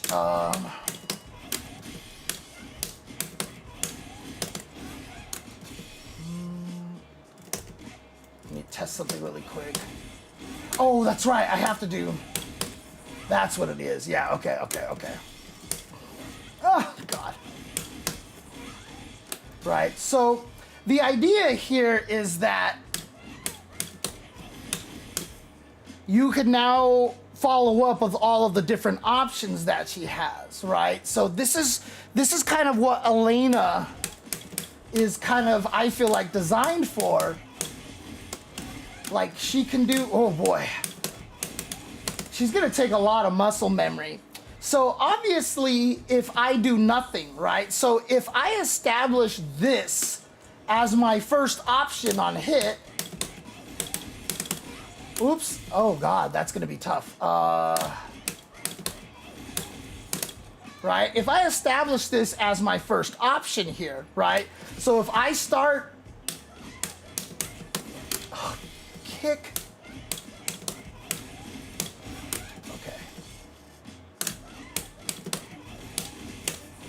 oof. She's gonna take a lot of work to get the muscle memory for, because now I have to remember not to hit it too early. I have to remember to hit punch at least one time. So even if you do that, right? So you establish that throw, what the opponent can do is if they see you do that, they can now check you, right?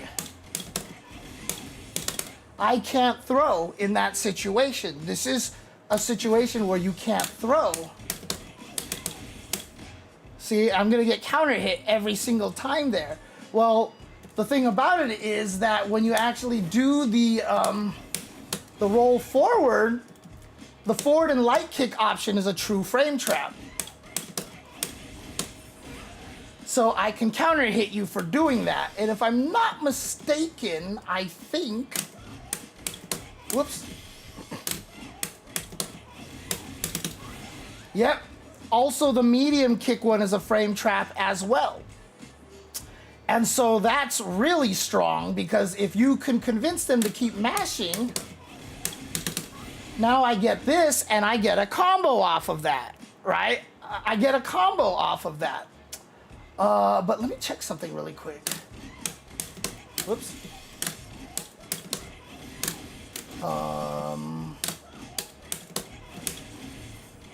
Oh, sorry. I just want to check frame data here.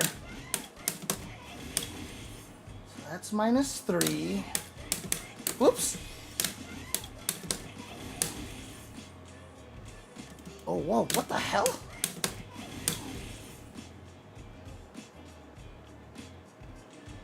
Really?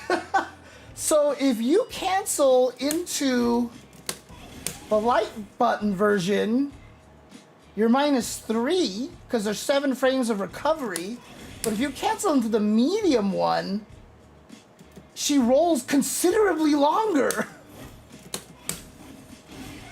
That's weird. So, is that true on the raw one too? That's 36, that's 28. Yeah, I guess so. Because the interesting thing is, because it's a little bit slower though, so that one, let's see, hit, and then 21 frames of rolling.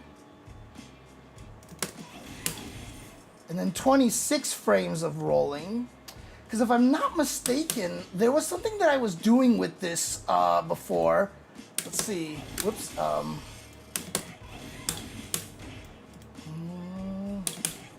Whoops. Shoot. What am I trying to do? Oh, whoa, that one still won like that, huh? God, what was I doing?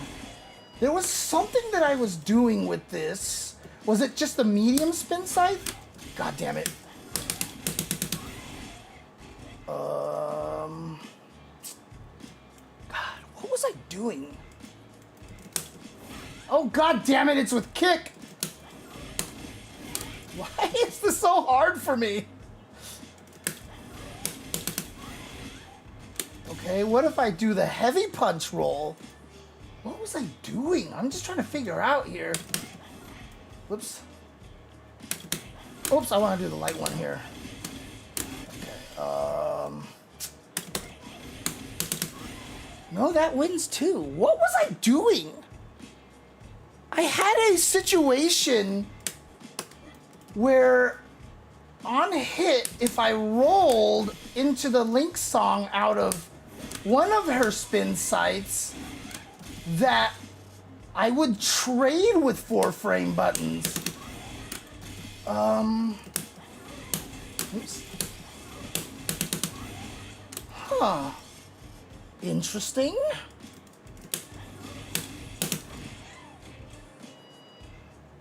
Oh, wait.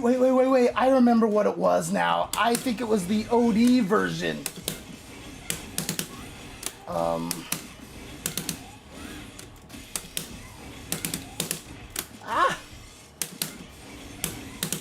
There it was, yeah.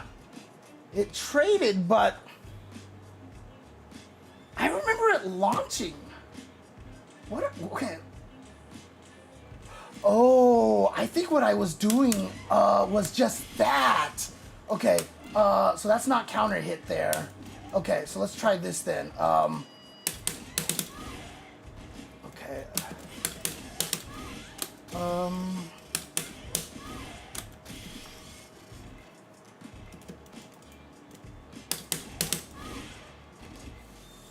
So, just getting hit on the start. God, I need to, no, I don't take notes while I lab. This is actually a really big weakness on my part. I don't take notes because I'm bad with notes, because I write shit down and I just don't care. Spin side was quarter circle back with kick. Okay. What was I doing? Why can't I remember at all? All right. God damn it. Let's see here. Oh, I should go here. Twitter search. Oops. God, she's loud.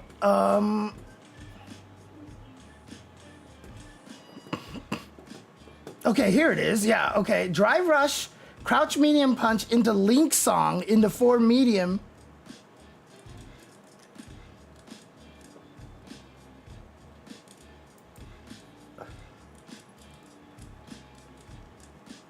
Into forward medium kick. Yeah. What the heck?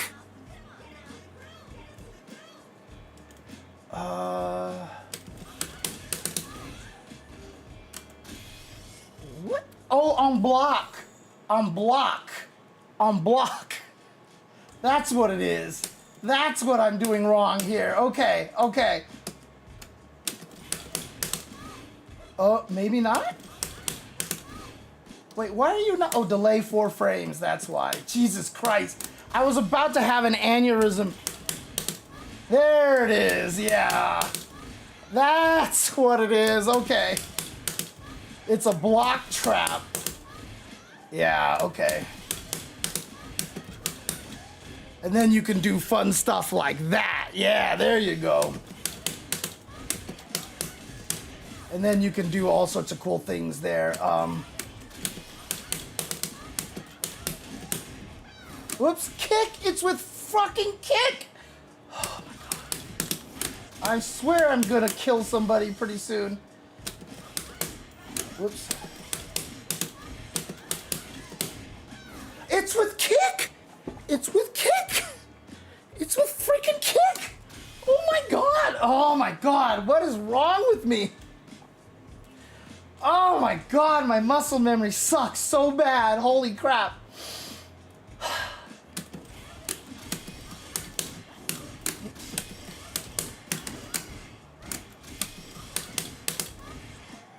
like that. It's with kick.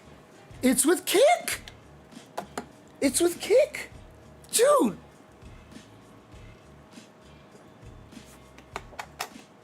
I hate this. I hate this. Happens to me all the time.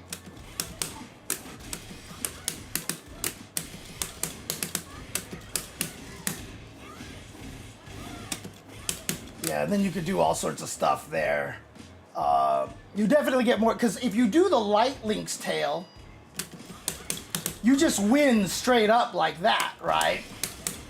You just win with that follow-up, just straight up. However, if you do the medium one, you'll trade, and because of the trades, it trades with 4 frame buttons only. You get better juggles, basically. So you actually get more damage off of the trade than you would if you were actually just hit them clean. So that's why sometimes I think that that's actually almost kind of a better option sometimes. Like if you're gonna go for something like this, might as well just go for the medium roll into the medium one if you're really just trying to frame trap them like that. Again, you know, you get them to start mashing buttons by doing stuff like, whoops. Oh God. By doing stuff like that, right? So you go into the light link song and you actually get the throw like this, right? So once you get them used to doing that, then you can go into the medium one and throw out the medium button like this and basically just kind of hope to get them to start mashing buttons. And that's kind of the idea right there.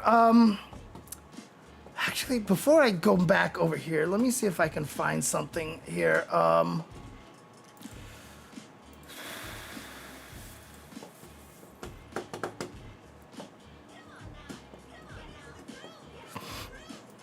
God, she's loud. Does anybody know if there is a way with those custom rewards, if you can make them play a sound?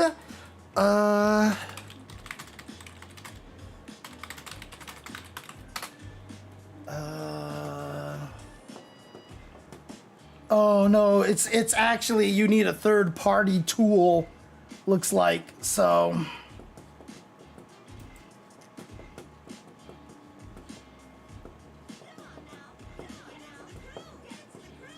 Okay, yeah. There's definitely things like that for sure. Actually, let me see here. Maybe Streamlabs has something like that. Let's see. Oh no, I'm sorry, Moobot. Can that do it? Can Moobot do stuff with custom commands here?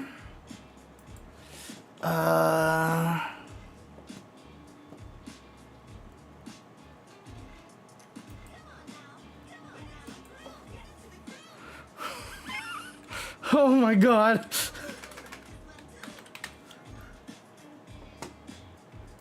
All right, let's see.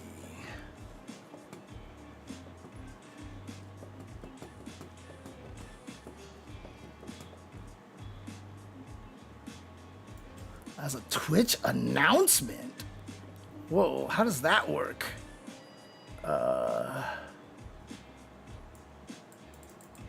I guess you can only pick these colors here. All right, let's try purple. Okay.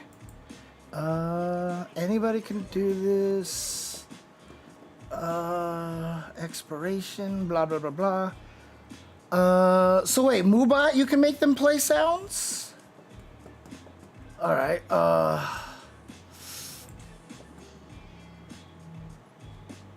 okay, let me see something. What happens if I just do this, right?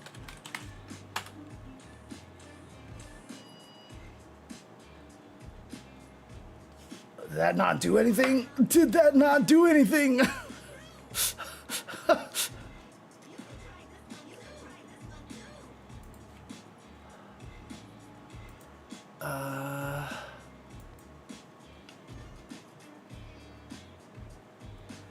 Oh no, this is just a move list. Oh, okay. I don't need that right now. I'm just trying to figure out how to make it Trying to figure out how to make it so that I can, because I know David had a third-party sound thing, right? David had a third-party sound maker, noise maker kind of thing.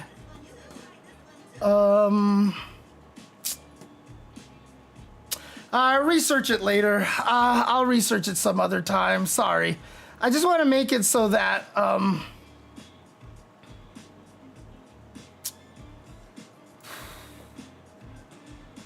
God, where'd it go? There it is. Okay. So that you guys can actually play noises for me to be like, switch the monitor is what I want to do. So that's what I want to do. All right. Shut up, Elena. All right. Okay. Let's just do this. Let's continue forward here. So, okay, throw tech. So just gets hit here in the corner. Throws. Throw loop. Yeah, I mean, this... gotta deal with it. Oh, my God. Yeah, that wasn't much to understand here in this round here. Oh, not much to learn here. So, again, that is... That's standing medium punch right here, right? That's the button that he just used there. 8-frame startup, can't be canceled, decent range, but has a target combo off of this one. Again, this one is hit confirmable, but you can actually do it too late, which can be a problem. But if you're really good at this, like, you can actually get, like, you know, you can just kind of poke with this. Whoops. Bad hit confirmed there. Oh, I was too slow. It's with kick. Does it combo into heavy spin scythe? No, it does not. Okay. Let's just try that one more time. Yeah, it does not combo into heavy ones, so you gotta do medium spin scythe. And actually, this is a good question. Do the different spin scythes into Link Song create different frame data situations? All right, let's actually swap this then, because I wanna test this here. So if I did something like this, so that's -3, but if I did -3, so it's the same. Okay. So in other words, if I did, let's see this here. Kick. So 54 hit stun there. 49, but they've mapped it out. Oh, I see. Oh, wait.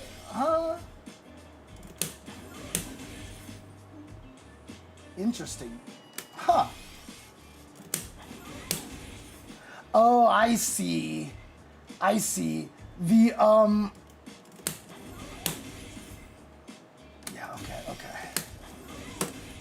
They just actually have it coded so that the Link Song that is performed out of the spin scythe is just geared towards the spin scythe. So the forward and light punch Link Song follow-up will change its frame data based off of which spin scythe you use, it looks like. So yeah, that one is like 21 and 7. 21 and 7 here as well.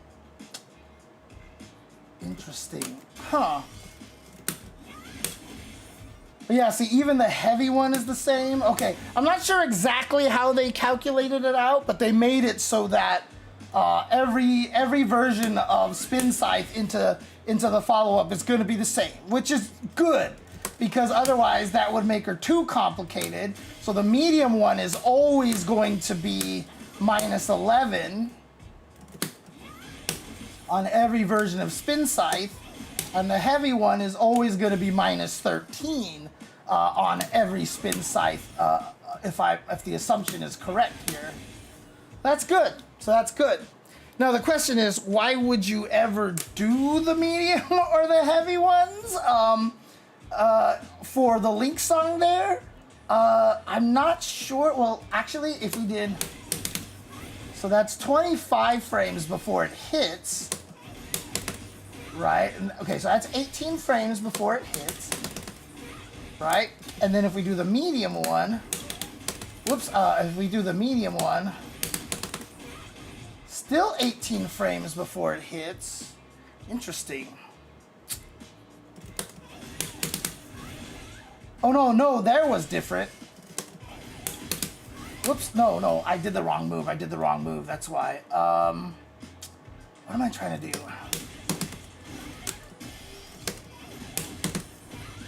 So, yes, 2-frame window there for the opponent to hang themselves. It's the same. Interesting.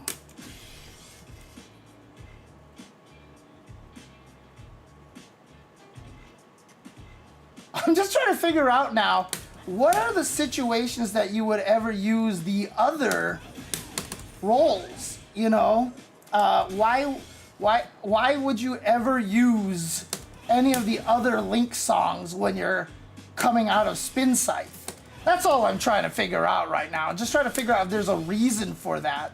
It doesn't seem like there is, so it just might be one of those things that you can do it, but why? Because that's minus 11, whereas this one's only minus 3, and then this one is always going to be minus 13. Oh, what's up, Wolfgang?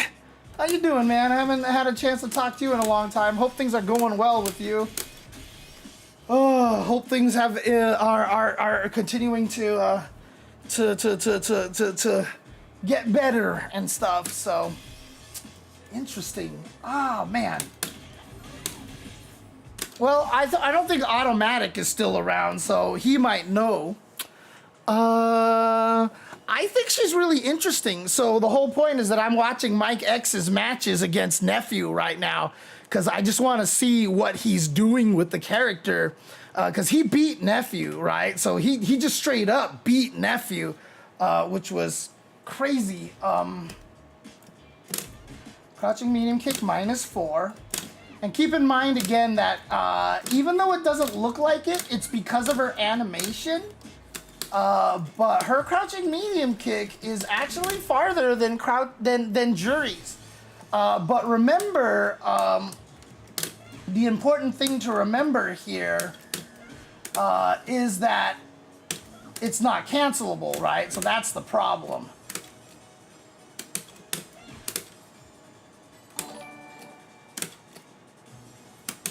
James There we go. FFFF. Wait, what was that? Oh, you've been playing her a lot. Okay, cool. Dude, I think she's a lot better than people are thinking right now. So let me move forward by 1 frame again. There we go. Okay, so now my crouching medium kick hits here. And then if I use Jury, it doesn't hit, right? So again, Elena's crouching medium kick is actually, what am I trying to do here? Yeah, okay. God, it's so hard to move 1 frame. There we go.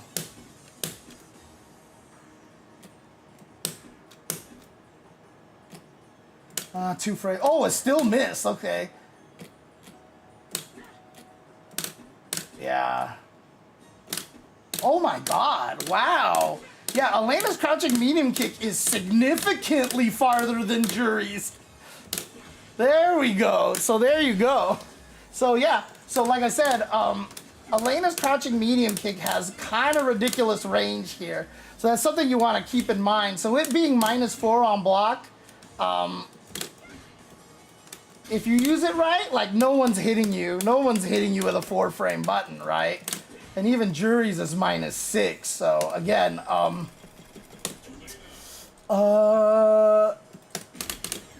yeah, her crouching medium was really, really good. Dude, I was just about to say, dude, like there actually is no hit confirming on this. Like the window is so small to do the follow-up that you just can't even hit confirm it at all. So like, there is no hit confirming on this thing, basically. Yeah, there's just basically, yeah. I always say that. I think Phenom has the best reactions out of everybody. So yeah, okay. Okay, so there's the confirm into the, okay. So all he did was dash afterwards, right? So if we actually look at this situation here, and take her off of blocking. So he did hit confirm this into OD Rhino Horn, right? And then he just did dash. Ooh, wow, okay. So you could do double dash, and you're +3. Okay. So this is actually really strong then, because you're +3 in this situation, and standing medium kick is gonna be a great meaty button. So if you want to sacrifice damage, you get that situation right there. Right? And then you can get the, you know, into whatever combo after that. So that's interesting. Is that the true, just like from basically any cancel here? So if I did this, for example, yeah, that's gonna be the same. Oh wait, no, that was me. Yeah, +3. Interesting. Okay. So if I decided to do, for example, so that's 2,800, and that's 1960. So that's a lot of damage you're leaving on the table, but you definitely get Oki after that. So if I do that, I get a lot more damage, but I'm only +22. So in the corner, obviously, you know, just go for this, because then how fast is her dash? It's 20 frames. So I'll be +2 in that situation, right? So I can dash here and be +2. What happens if I do the medium here? I'm +25, okay. So if I did this and dash, now I'm +5, which is a little rough, which is not optimal, because, oh, okay, will that still work then? Yeah, +5, it still works, okay. Okay, yeah, all right. So it's not too bad then. So if you're in the corner, follow up with the medium, you're only sacrificing 120 damage, and you can dash as a frame kill for a throw.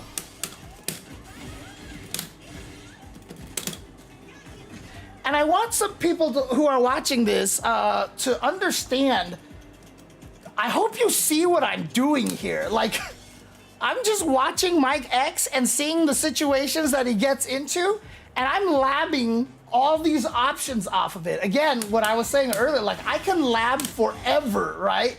So let's see what happens if I do the light version here. The light version, I'm sacrificing more damage, but I'm +37,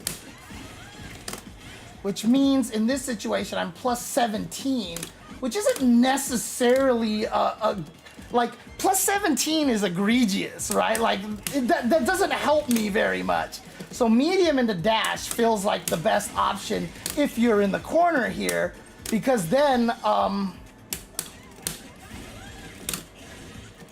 can still get a meaty throw. And that's the same. So that's gonna hit the same because it's only 5 frames startup. If I decide to do the light one, I can probably do something, you know, I could do a frame kill. So that's +17, so that's too long. So I could do something like, oh God, that was hella meaty. And I was just swinging with random buttons too. That gave me +6. That's nice, actually. So I was just pressing a random button. Yeah, so that's +6. And obviously this is 6 frames, so I could do something like that. Why is that not hitting? I'm just not timing it right. There it is. So there you go. Oh,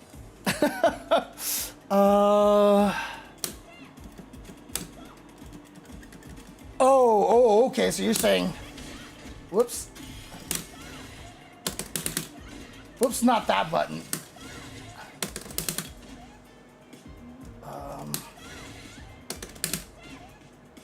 Am I doing that wrong? 2 light kick. Ah, yes, +7, baby. The problem with her is she doesn't have any 7-frame buttons, which is really annoying. Because, I mean, when you get to the +7, she doesn't really have the ability to take advantage of it as well as other characters can. Oh, I gotta charge my phone. Okay, give me a second here. You can get it to +8? Oh, did I miss it? Okay, okay. Ah, there you go. Okay. Then, now we're talking here, right? So, oops,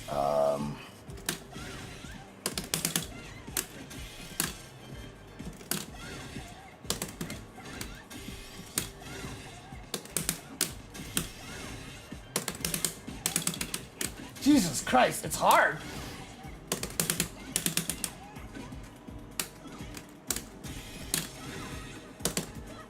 Just trying to figure out where my gap is. Okay, that was right. Oh, I'm actually hitting medium punch too late. Interesting. Yeah, I shouldn't mash it. I shouldn't mash it. They did not hire me to go to Blink, unfortunately, so I will not be at Blink Respawn. Although they have always said they want to bring me back down, but I never get reached out to, so which is kind of my fault, honestly. Like, I should be better about like actually reaching out and just being like, hey, do you want to hire me? I don't fight for myself enough. So I can't just sit there and rely on people reaching out to me. I need to be like, hey guys, please bring me out. Please, please, please, please, please bring me out, you know, kind of thing. So, okay. Yeah, there you go. And then, you know, follow up with this. Because the interesting thing about Elena too is that, like, you get so many different options here.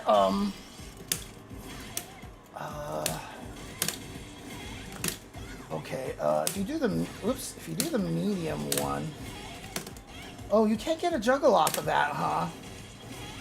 So how do you get that here? So what is the extension if you do something like this? Would you just do this, or would you have to do OD version here?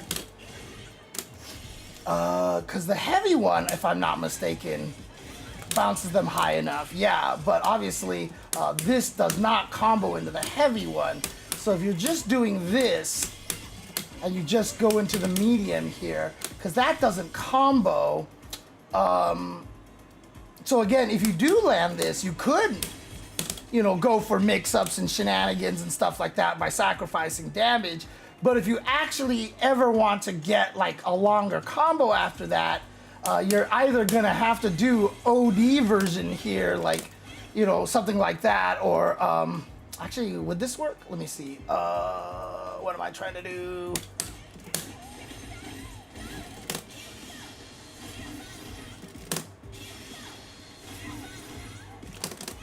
Oh, okay. I can definitely do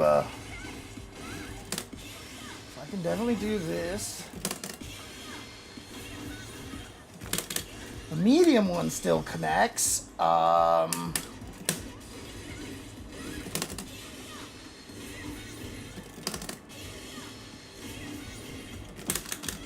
Okay, the heavy ones. Wow. Boys.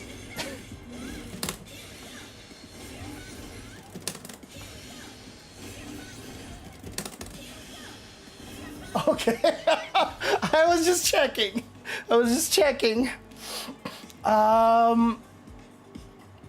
Oh, drive rush cancel, of course. Yeah, so you can do, oh, like that. Plus 10 into this thing like this, into the L Moon Glider.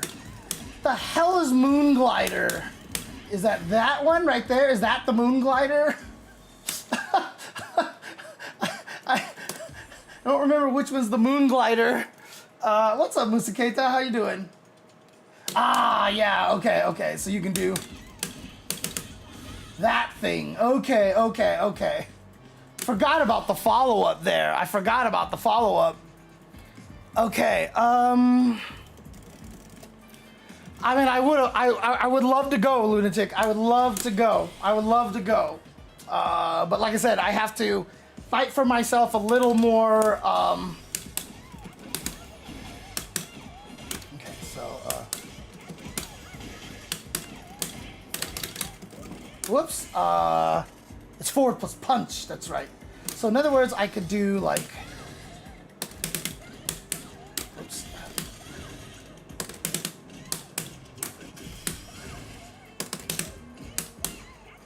I keep hitting that strong. 1 frame too late. It's just earlier than I think. Yeah, it's just weird. It just feels...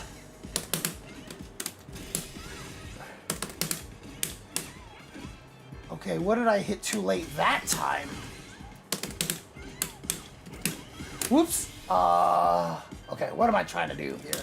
Build the muscle memory for... Drive rush cancel. So I want to do like so, right? So then you could do something like this.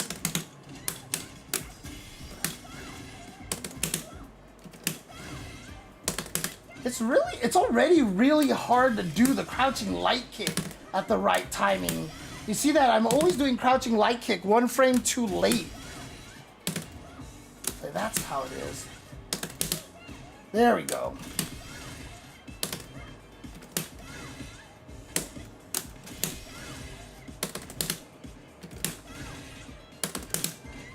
+8.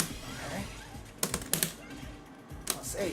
The nice thing about it too, though, is that the +8 animation frame is pretty clear, right? So like even if I hit it later. So like, let's see, this is 15 frames, this is 18, 14, 16, perfect. So if I did something like this, yeah, see, if you don't see her big old foot, you know you're hitting it on the wrong frame, right? Yeah, see, that was the wrong frame. That was the wrong frame again. Oh, there it is. Okay, yeah. Yeah, her foot has to be a little more forward on the screen. Like that. And it just feels different, too. But also, again, you notice I'm not practicing the whole thing. I'm just practicing this part that I'm really bad at. So this part becomes natural. So I can do stuff like that. God damn it. Okay, now what I need to practice is, that's what I want to do there. Whoops. Nope, that wasn't gonna be it. Oh my God, my muscle memory is so bad. God, it's annoying. That wasn't it. Huh. Alright, you know what? God, I was just about to do spin scythe or the stupid little flippy kick thing again. And I also can't tell if this muscle memory problem is more of a later thing? Like, is this just one of the harder things for me to do because I'm getting old and my brain is just like I'm not sure if it's actually getting worse because of age or if this is just how I was always. I mean, I always remember I had this problem when doing like X-Men versus Street Fighter combos as well. So I'm not even really sure it's an age thing. Okay, but again,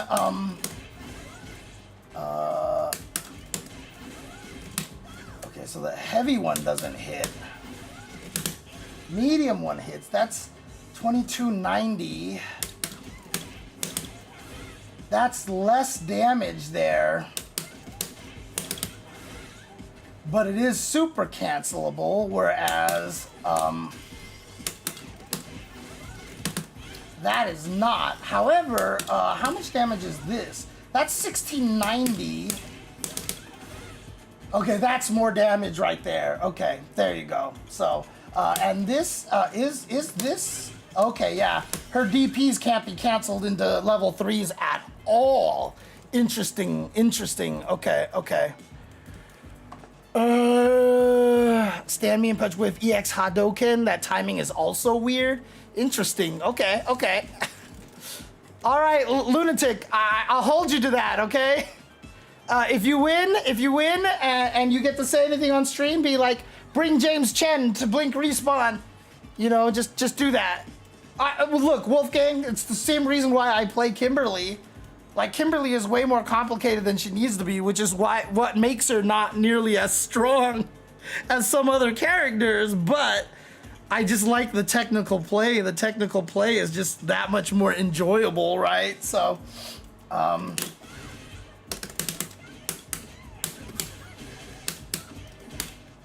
all right. So then it's, and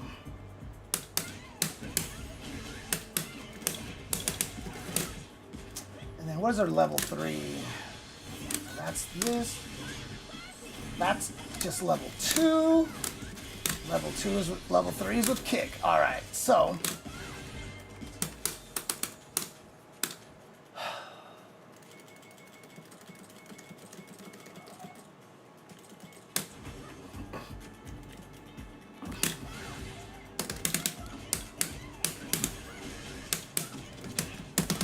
I did the wrong version because I couldn't remember what to do. All right,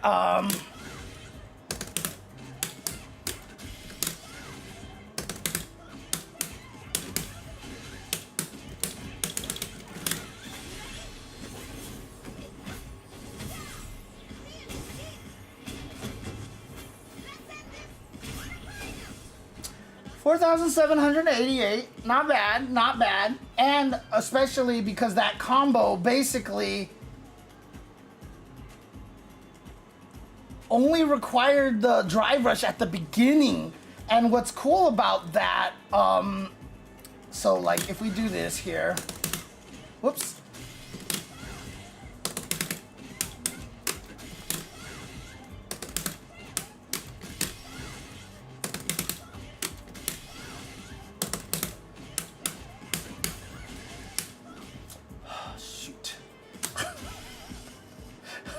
Oh man, my muscle memory.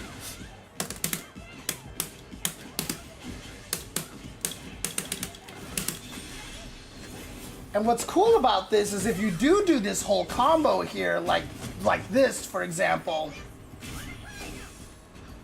I'm only down 1 block in that situation. So that's actually really cool. You just did a, let's see, what did you do as a combo here? Hang on a second. All right, let's... God, shut up, Elena. Okay, let me do this over here. Like so, I can do this so we can all just take a look at this together. So, this is the combo that you recorded over here, on Streamable here.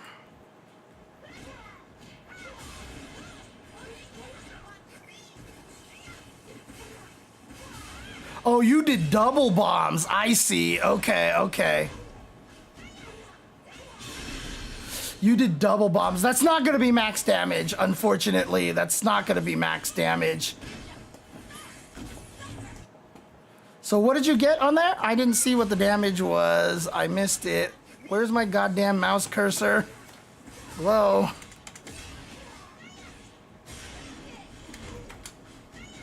Okay, there it is.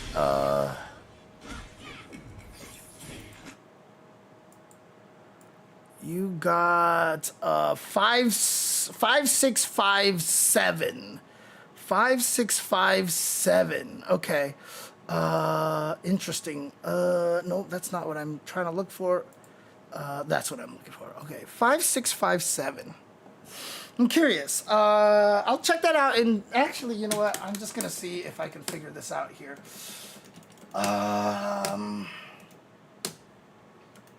How did you program the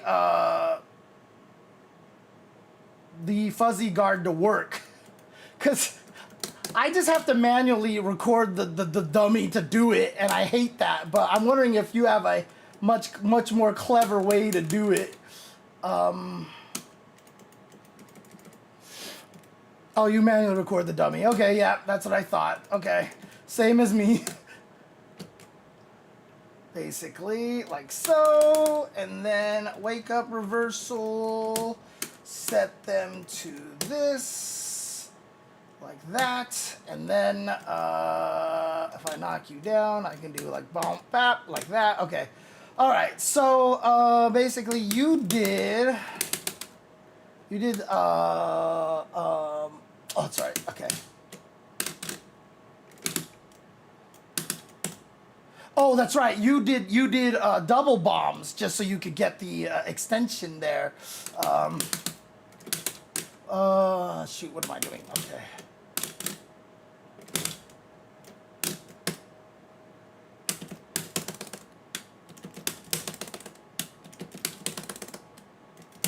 Yeah, that's probably gonna do maybe a little bit more damage right there. Because the OD air throw usually adds some scaling there. So that's a little bit less. Let me see if I after the up kicks, I'm not doing the right thing. Let me see.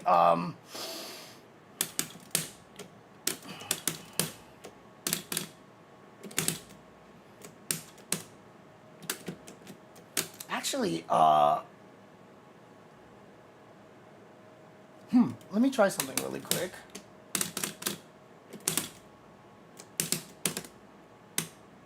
Oh, okay, it doesn't work. I just wanted to see. Yeah, that's what you would do. You would just do the raw run up kicks after the second bomb. So, what would be the timing on that? Let's see.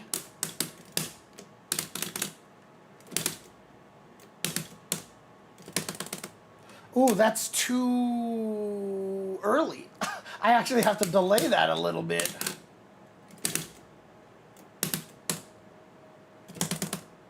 I just hit the wrong button. What the hell? Okay.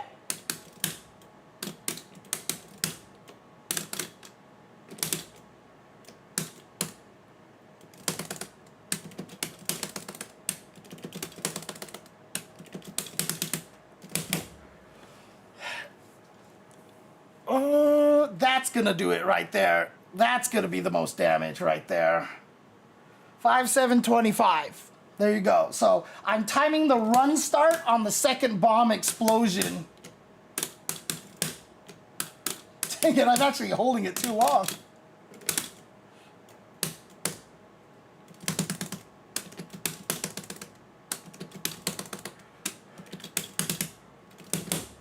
There you go.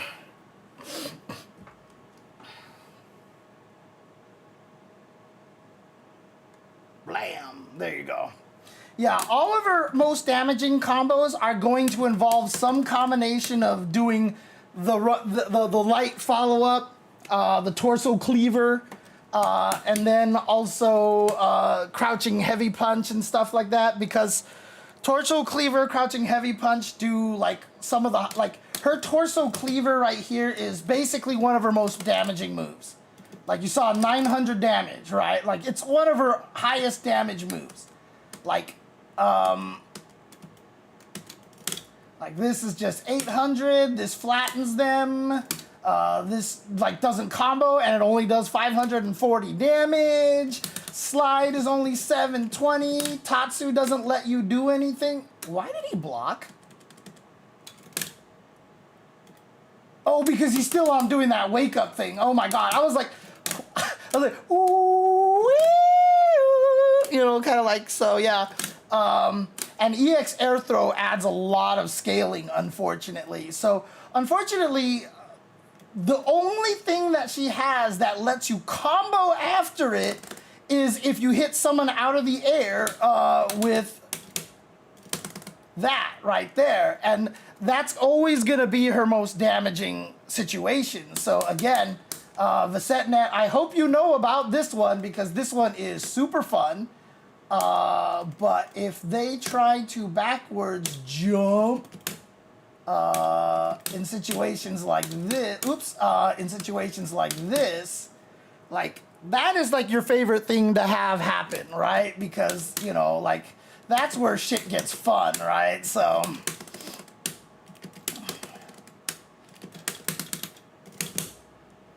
like that's where the fun starts.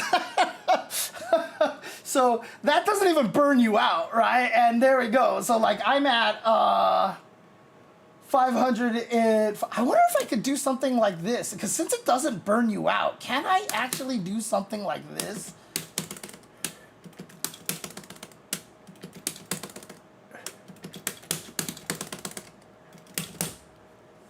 That's even more damage.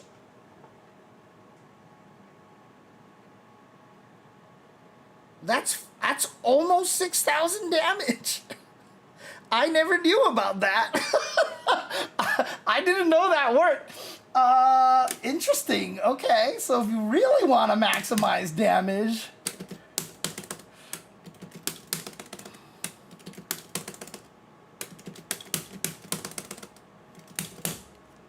God, I wish there was more I could do there, but I'm burned out, so obviously I can't. That's actually kind of sick. Okay, all right, I'll remember that in the future.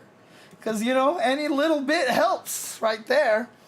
Actually, I wonder if you could do something like... oh, right, because it has to be at the end. Because if you drive rush cancel any earlier, it just kills your whole entire gauge. So, yeah, okay.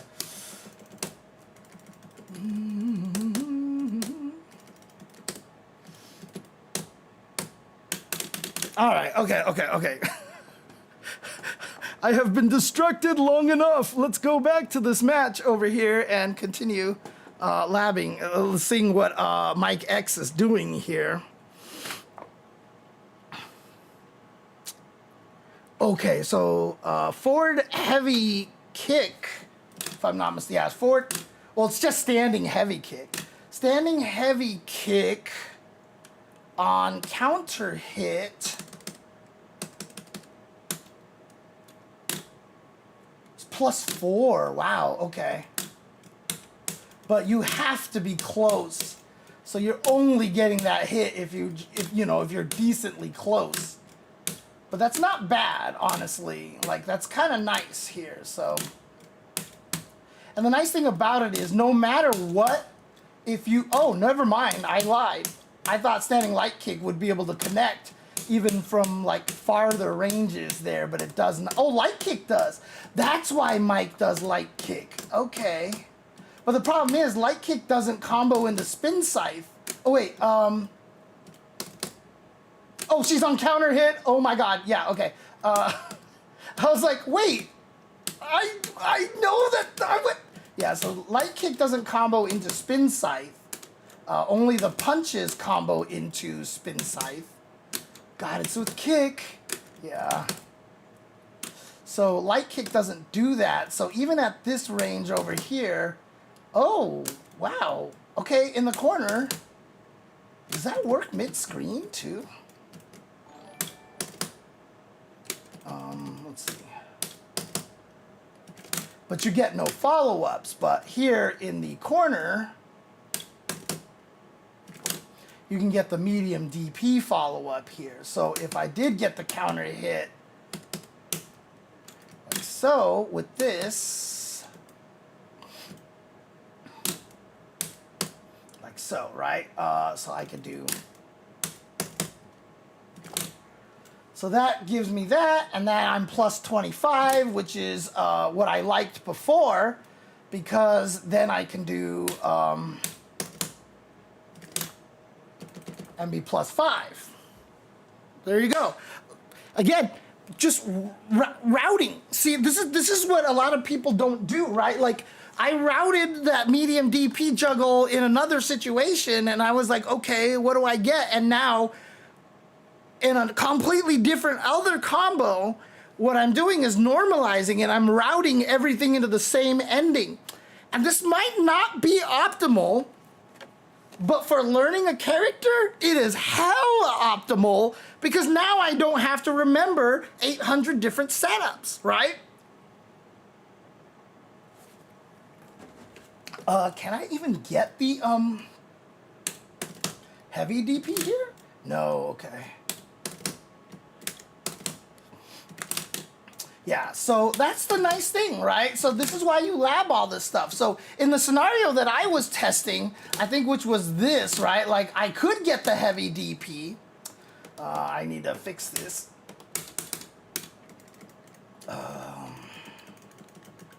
So in the scenario that I was testing, I was definitely testing, you know, where I could land a heavy DP.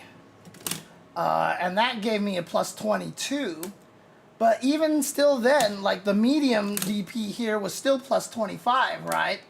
And so even though in this other scenario that I'm testing, the heavy DP doesn't hit, the fact that the medium DP hits and still gives you plus 25 is really important.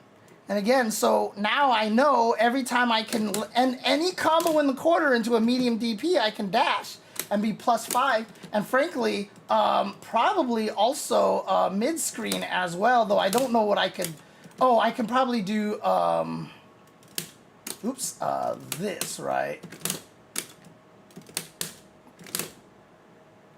No, that's a little higher, so that's plus 26. But it also, the medium DP, I didn't realize, launches the guy really far away. So, dashing is not going to get you anything. So it's only in the corner here. So like that. So if I set her to counter hit, which she was already at, like so, I can do... And then I can get my meaty throw. Just like that, right? So, but see, that doesn't work unless you're really close. Ah, there is. I was just about to go test that. I just wanted to see. Oh, wow. That's really small. Okay.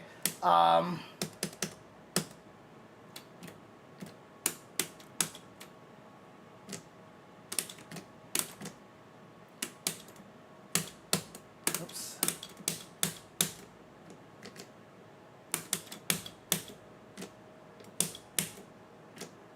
Oops. Oh, it's still whipping. Okay.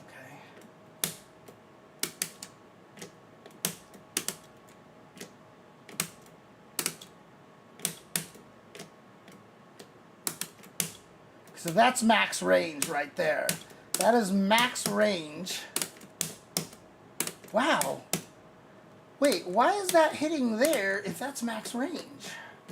And I had definitely distances where it was missing.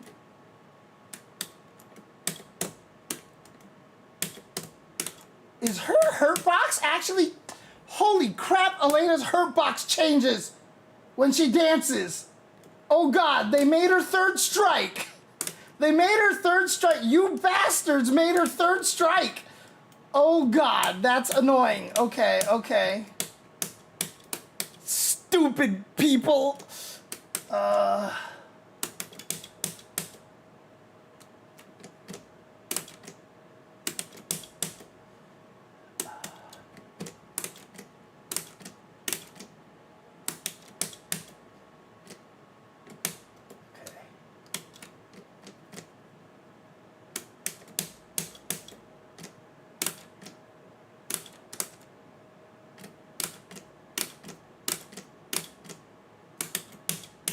Jesus. Come on. Oh my God. And this is, by the way, how you test max distance stuff. And like I said, if you had the Nintendo Switch, you could just do this all day. Like, I would just be doing this on the plane all day. And I'd be so happy, you know? Like, I can, like I said, I can lab for freaking ever, dude. Like, okay. There we go. So if you're wondering what I'm doing is I'm literally trying to hold forward for just one frame. I'm just tapping forward one frame, and then every time I succeed, I save the state.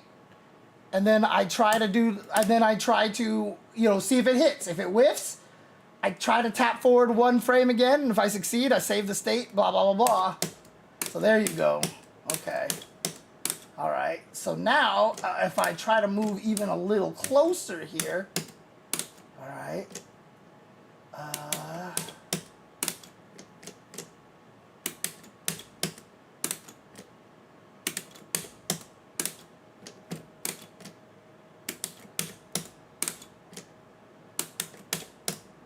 Wow.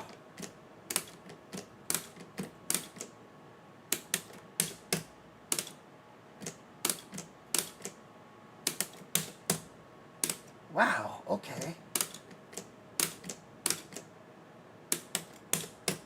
There we go. So that was what? 1, 2, 3, 4, 5, 6, 7, like 7. Let me see. 1, 2, 3, 4, 5, 6, 7, 8, 9. So, yeah, just like there's enough of a give here, right? So, but barely. Jesus, that gap is small. So most of the time, if you hit with Crouching Light Punch, you can, as long as you hit with Crouching Light Punch, you can be pretty confident that Standing Light Kick is gonna hit. And if you, yeah, it's a very small window. It's a very small window, basically. Okay, that was all from testing Standing Heavy Kick Counter Hit. And again, this is what I mean. Like, I swear to God, I can lab forever. I can just lab forever, and it's so much fun. Oh, okay, what was that mix-up right there? Let's see. So, did that spin scythe. Oh, okay. Let's see. So, he got the counter hit, and he just did Crouching Light Punch into Light Spin Scythe with Crouching Light Punch into Standing Medium Kick. So what is the magic frame data number for that anyways? Because we already established that I can get +8 from this. Whoops. So +8, right? So I can get +8 from this. So what is this number here? Oh, I just need to be 8 frames. Okay, so I need to be +8. Like so. So if we do and let this rock, that's +34, and he whiffed this, which is 14. Whoops. That's +20. Interesting. Wait, did I see that wrong? What did he do? What did he do here?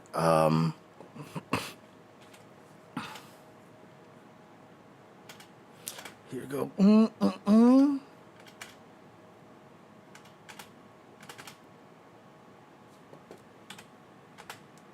I'm confused right now.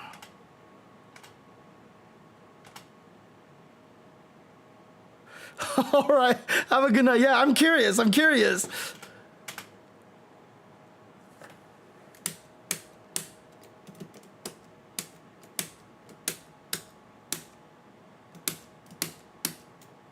What the hell? I'm really confused. Hang on a second. I'm really confused here. What did he do here? So he got counter hit Standing Heavy Kick. That's low jab. And low jab only combos into... Does it combo into the medium scythe? It doesn't. It doesn't combo into the medium scythe. Even if I make her get counter hit, because counter hit only affects the first button. Oh my God, it's with kick. Yeah, see, that's not a combo, so he does boom, boom, boom, like so, right? And now he's plus 34. What was I doing last time?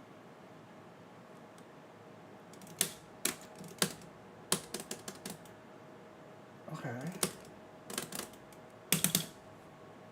Oh, see, I'm plus 20.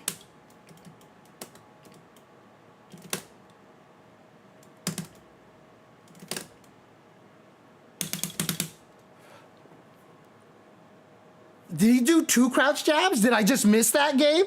Is that what happened? Did I just miss that? Oh,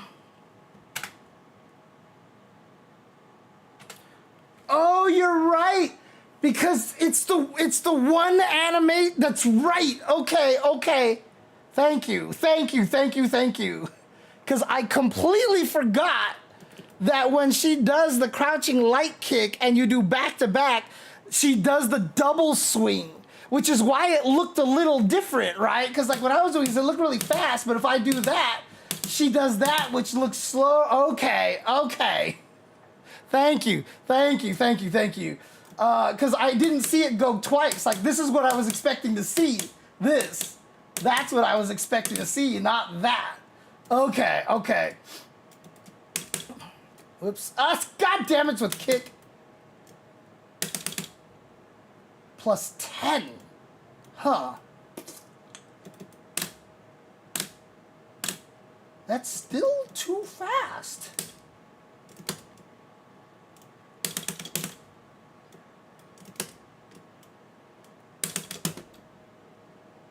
Oops, turn off counter hit.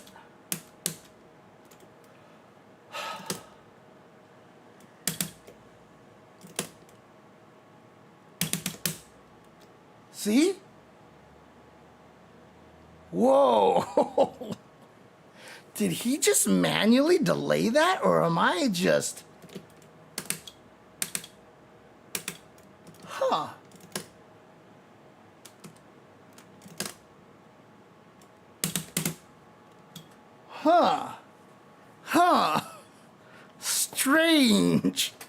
Strange.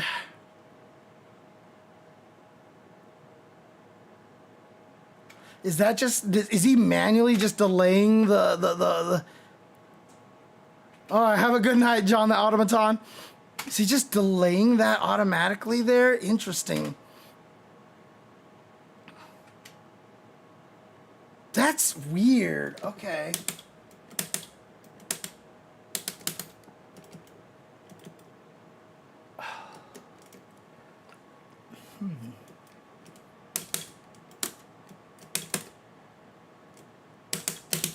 Oops.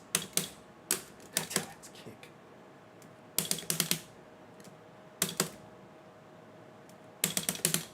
One, it's really hard to time in general, but like, so what is that? That is 3, 6, 13, 16, 16 plus 8 is 24. So that's 24 frames right there. Whoops. God damn it, it's with kick. So, right, so that's plus 10, which would make sense because that was 34 minus 24 is plus 10. So that's 24. And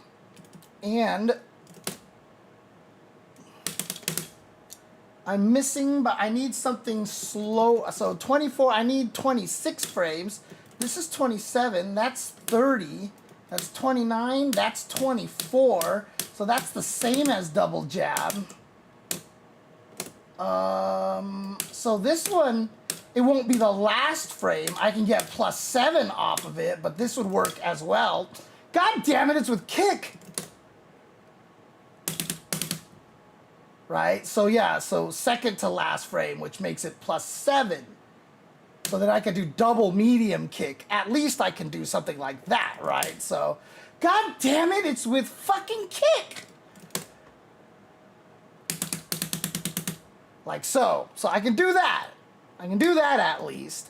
But I can't get it to be, well, let's see.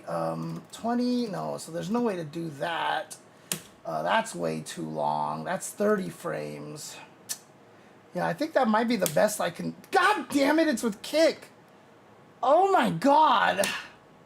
I'm gonna have to learn how to play Elena just to get that out of my stupid head.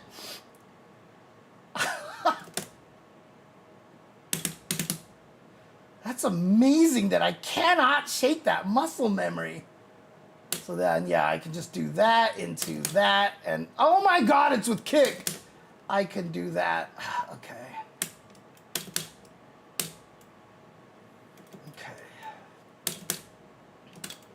And that doesn't combo into the heavy one, right? No, it does not. So, okay, see. Oh God, it's with kick. Can you do anything that combos there? I mean, I'm sure you can do the OD one, right? Well, that's not even a combo, huh? Because that's not a combo. Whoops. That's not a combo. Okay, so I guess...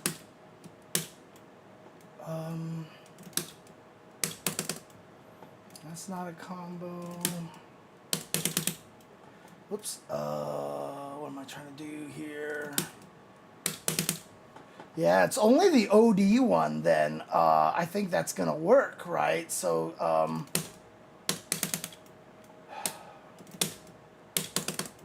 no, that's not the right one. Wait a second. What am I doing wrong here? Oh, right. I think it's...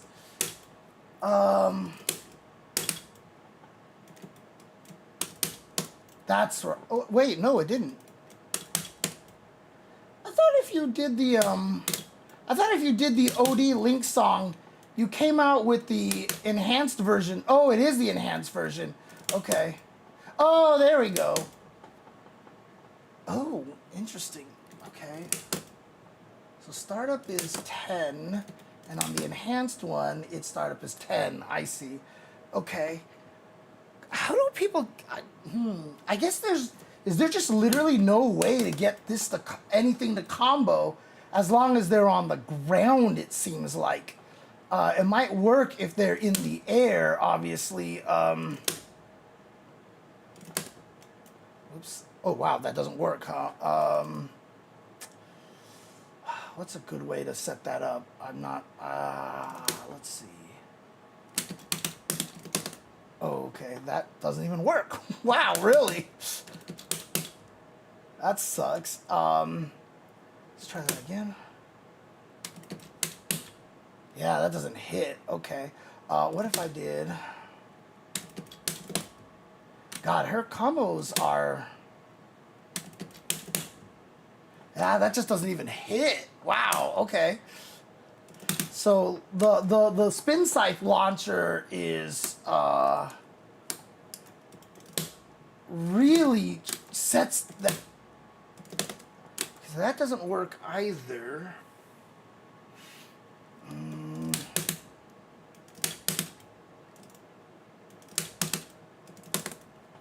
Wow. Is there no good way just to test it to hit them out of the air? What would I do to set that up? What would be a good setup for that?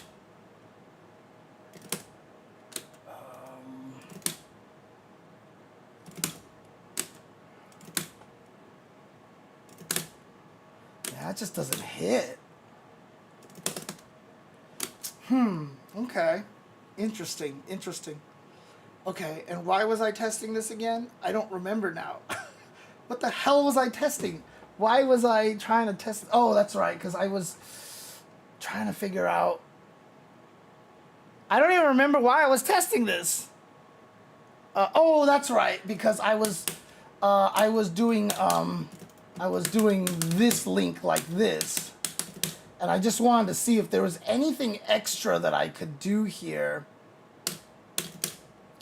Because that combos, but this obviously does not. So if I just did this, I can't even get a light DP there.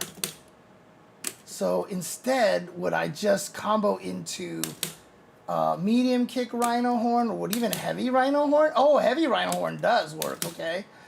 Do I get a DP? Yes, I get a light kick DP. Do I get a medium? I do get a medium. Do I get a heavy? No, I don't. Okay, so what I was testing was this. Yeah, okay, so that linked right there as I was hoping it would. Yeah, so, but I can do heavy rhino horn there.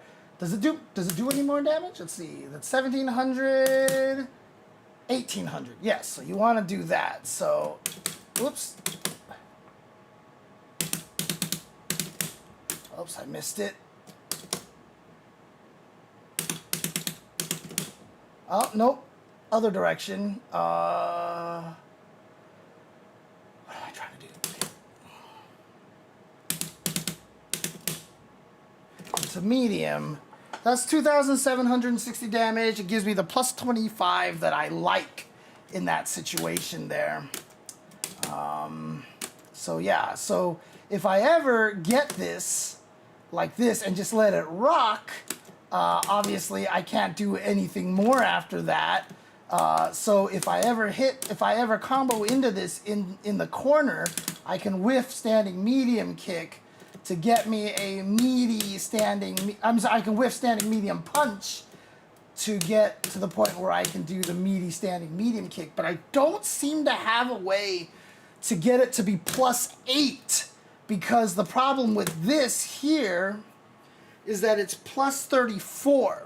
So if it's +34, in order to get it to be 8, I need to be able to kill, what was it, 26 frames.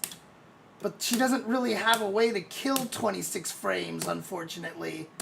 At least not that I can think of any right now. And I don't know how Mike did this to get the meaty unless he just manually delayed it like that, right? But then you're not guaranteed to get it meaty. Interesting. I have to ask Mike some point if he shows up here. So again, pow, pow, boom, boom, light, light into medium kick. Weird.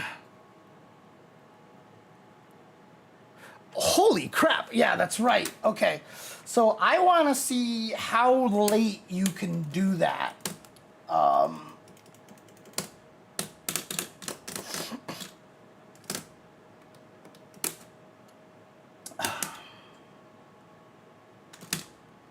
Whoops. Okay. Holy moly. Okay, so as long as you're at least a decent distance away, you can do it. You can do it early. You can't do it. You can't. I mean, you can do it still pretty late. But if you're too close, a lot of times you're gonna get hit. But from over here, Jesus Christ! No wonder Mike picks this character against Jury. Dude, that works from so far away. Holy crap! Oh, that was a trade. Oh, that sucks.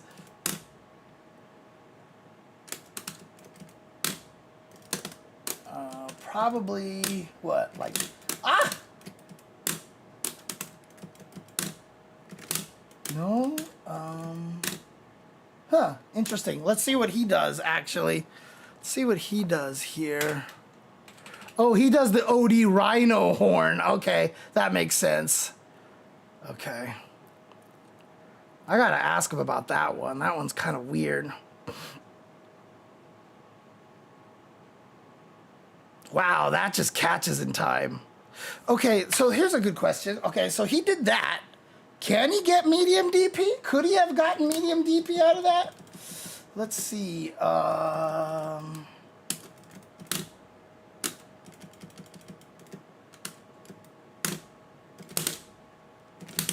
Oh God, I need to push her even further back.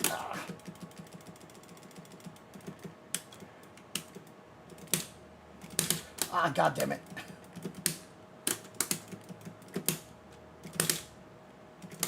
So it's not actually a foregone conclusion that you can just get over that. Oh, whoa. I guess different distances makes it hit different. Oh no, I guess it's 3 all the time. Okay.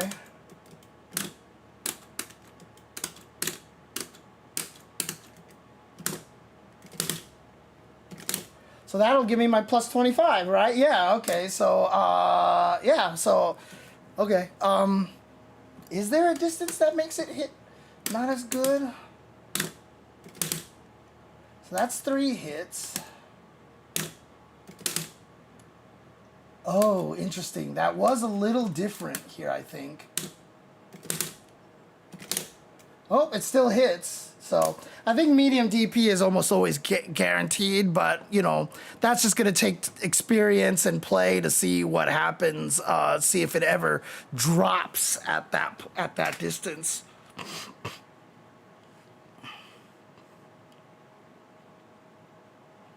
Ouch. Back to back. Oh man. Actually, if she does throw mid-screen like this and then she drive rushes, can she get anything truly meaty? I don't think she can. I think if you throw them like that, that's it. Like, I don't think you can actually get anything meaty mid-screen here. Oh, okay. I lied, I guess. I guess you can just kind of go in with a heavy putt. Well, so here's the thing. If she doesn't do anything and I have her set to crouch, does that actually hit, right?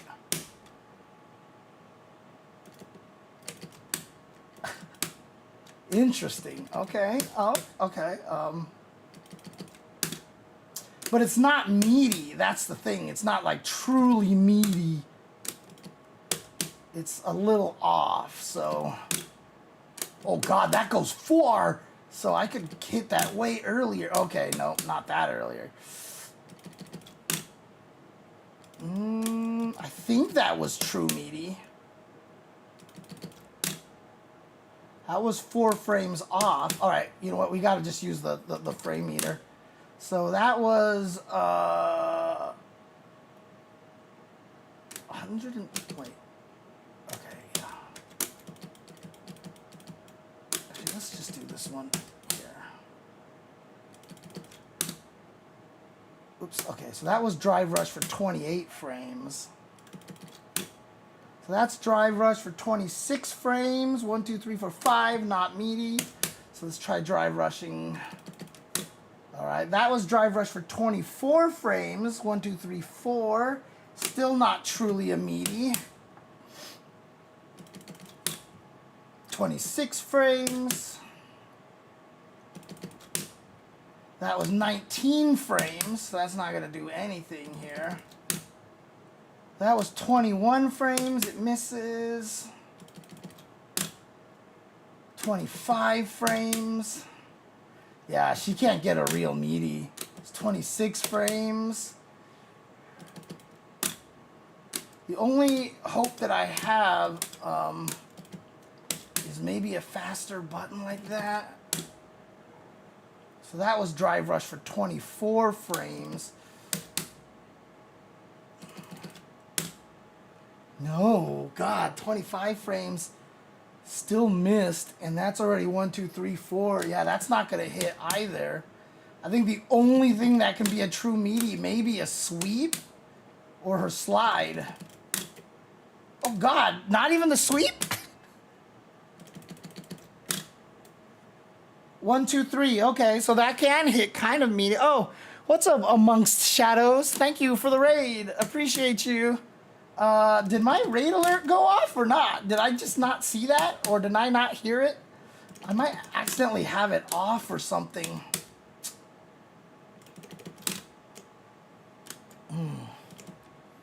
Yeah, you too, man. Have a good night. Oh, interesting. So instant slide, but that's still... Not even a true meaty. Yeah, look at that. That's not even a true meaty at all. So does she really just have nothing, huh? Yeah. If you forward throw them in the middle of the screen, she doesn't get any true meaties off of a drive rush.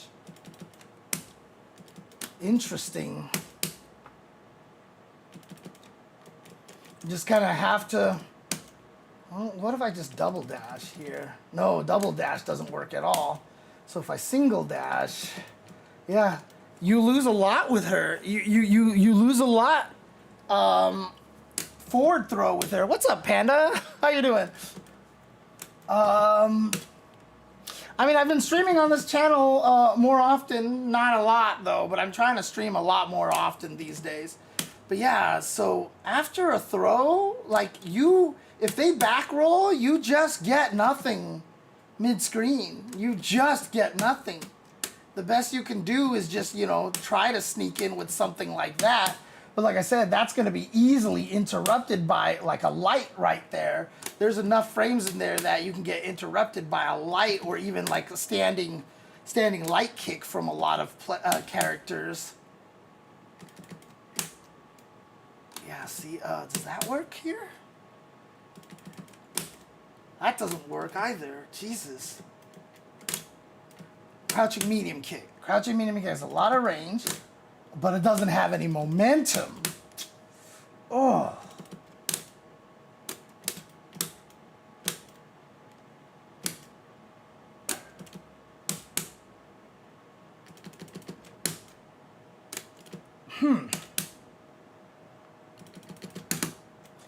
Jesus Christ.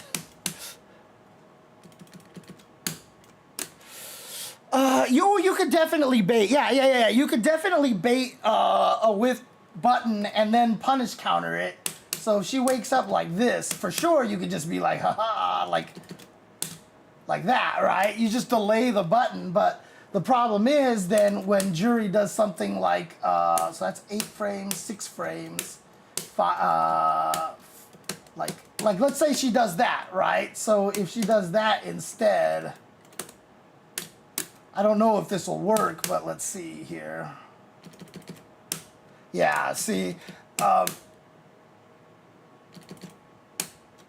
Jesus. I mean, I could obviously do something like, you know, try to time it a little bit, you know, but obviously there's no, like, guaranteed way to do it. Whoops. Why am I not drive rushing? Jesus Christ. Dude, if I skid, I don't get hit. That's crazy. That's so weird.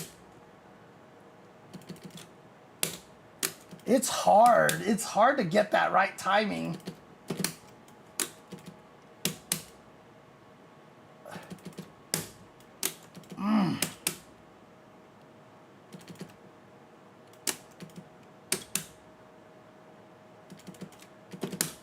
Yeah, it's hard. It's hard.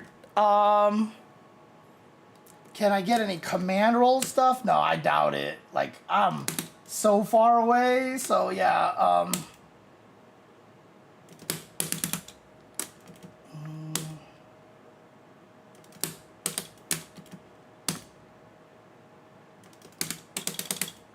Whoops. That's not what I wanted to do.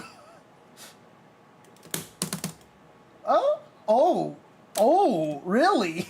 Hang on a second. Oh, I see. If she hits a button, I hit her. Okay, that's what it is. Okay. Yeah, okay. Ah, man.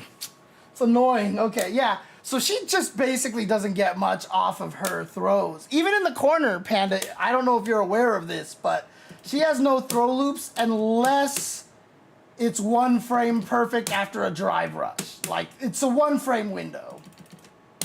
Otherwise, she can't do the throw loops. So, like, it's very hard for her to do throw loops in this, for Elena here, as you can see. Poor Elena. Oh God, so that was 24. So I think it's 23. 22. There we go, 23 frames. Yeah, so her throw pressure is not gonna be particularly strong. Interesting, okay. All right, so let's go to final round here. Let's see this. How well does that hit crouchers, actually? I'm curious. Oh, geez. Okay. Not great, not great. It doesn't look, it's not as good as you would like it if they were standing up. Actually, it's not even really that much different, is it? Let's see here. Okay, that hit. That hit. That whiffed. That hit. Okay, so this is about max distance on standers. Yeah, so clearly, oh, it's not even that much different. Okay.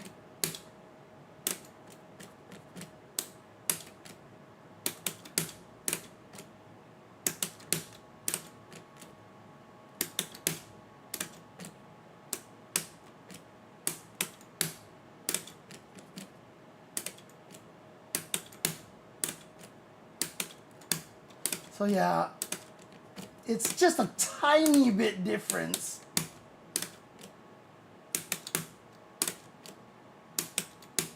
There we go.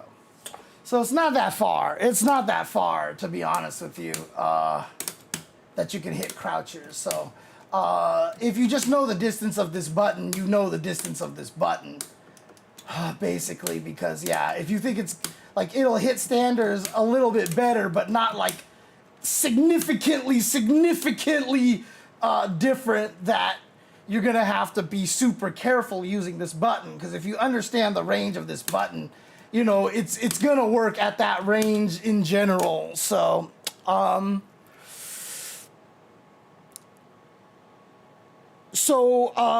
Ken, his drive rush, his throw loop,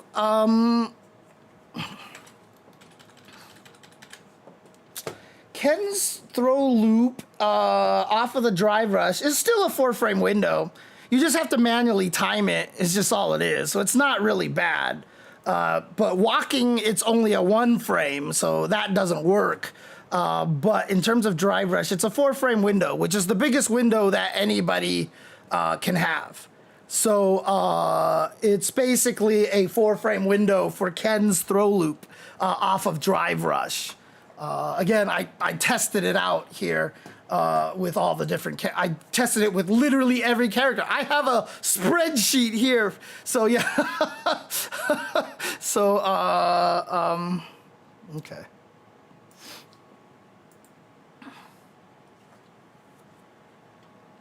Yeah, can't confirm that.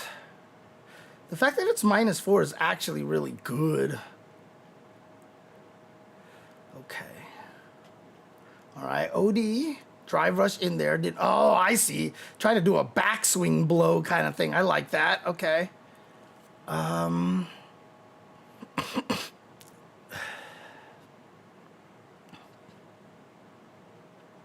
Yeah, exactly. The only thing, if you mistime the throw, that will beat it is a 4-frame button. But if they don't wake up with a button, it's really, you'll never know. Okay. Oh, counter hit again. Okay, so yeah, plus frames on the mallet smash. Whoa, what the hell sequence was that? So mallet smash plus frames. Again, let's just test this out over here. I just want to see something here too. All block. So if I did this and I did if I did mallet smash, so that's +3. Oh, of course, you have to stand up to block it, so there's no way it's going to be different if you're standing or crouching, because you have to be standing. So yeah, it's always going to be +3. Okay, got it. So, yep. But that's obviously if the opponent is, because remember the one thing here too, and this is very important to understand about the spin scythe, okay? If you ever block Elena's spin scythe, she can't get any of the free mix-ups off of you. You just mass jab. If you ever block spin scythe, there's basically, only if she lets it go, I think, will it actually beat your 4-frame button here. So let's do block, reversal, crouching light punch. But if you ever see her go into the Link song, like if you ever see her go into the Link song, just start pressing buttons like your life depended on it. So don't let Elena get away with mixing you up with the Link song if you block the spin scythe. This is not, Elena is not meant to go into the Link song if you're blocking, right? Obviously, if she does nothing, oh God, that loses too? There you go. If you block spin scythe, just go ham. Wow. There you go.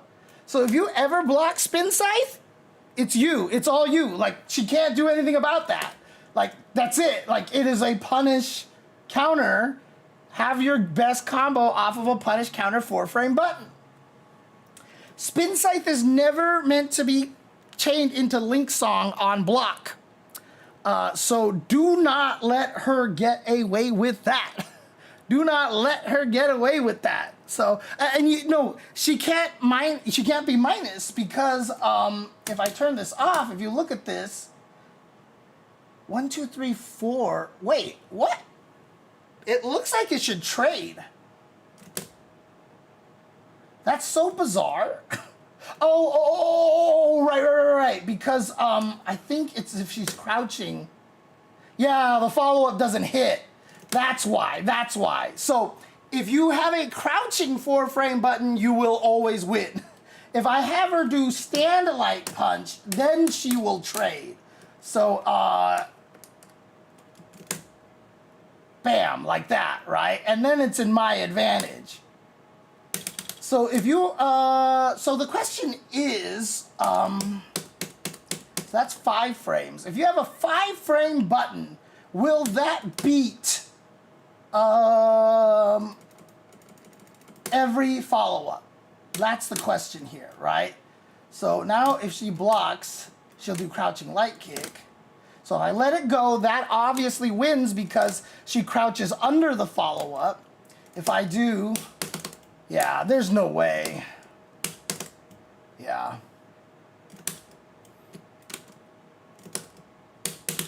Yep. Yeah, so even a 5-frame button will beat everything. And since almost every character has a 5-frame crouching light kick, crouching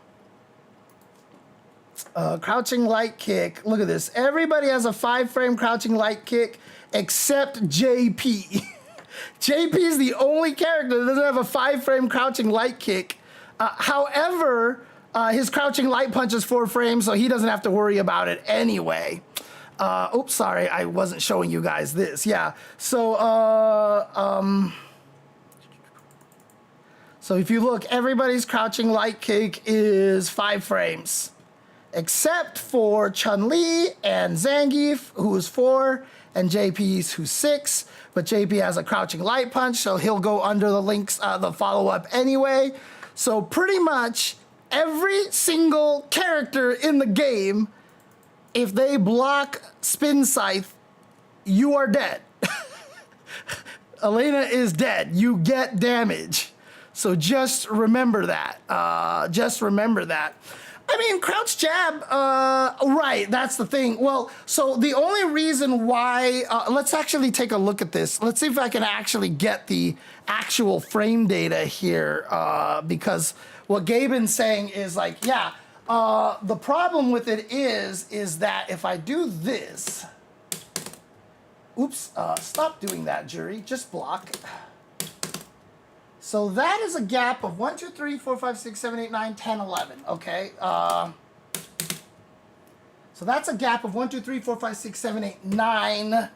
So as long as you have a move that's faster than 9 frames, yes, you can do that. However, If Jury, for example, decided to do crouching heavy punch instead here, which is, oh, she has an 8-frame startup? Jesus Christ. Let's pretend this is her crouching heavy punch, okay? Let's say she has a slower crouching heavy punch like some other characters do, right?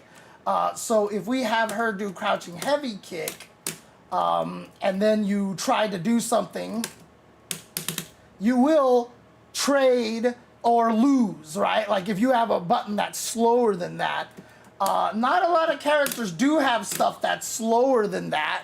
So most characters should be able to crouching heavy punch quick enough to beat it. So that's just all that it comes down to at that point. So the micro walk combo. Which one is her micro walk combo? What is it? Like this one, I think it is? Yeah, because that's 9 frames, right? So you can do, what is this one here? That's plus 10. But you're too far away to do the micro walk there. What is the micro walk combo that she does? Because this is going to be the most plus that she has here. So you could do this into like, you know, like walk up and do something here. Like so.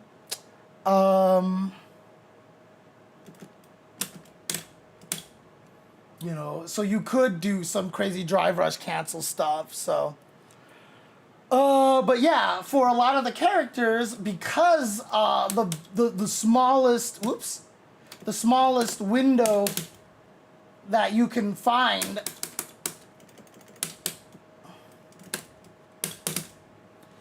is that, right? So, is 1, 2, 3, 4, 5, 6, 7, 8, 9 frames, right?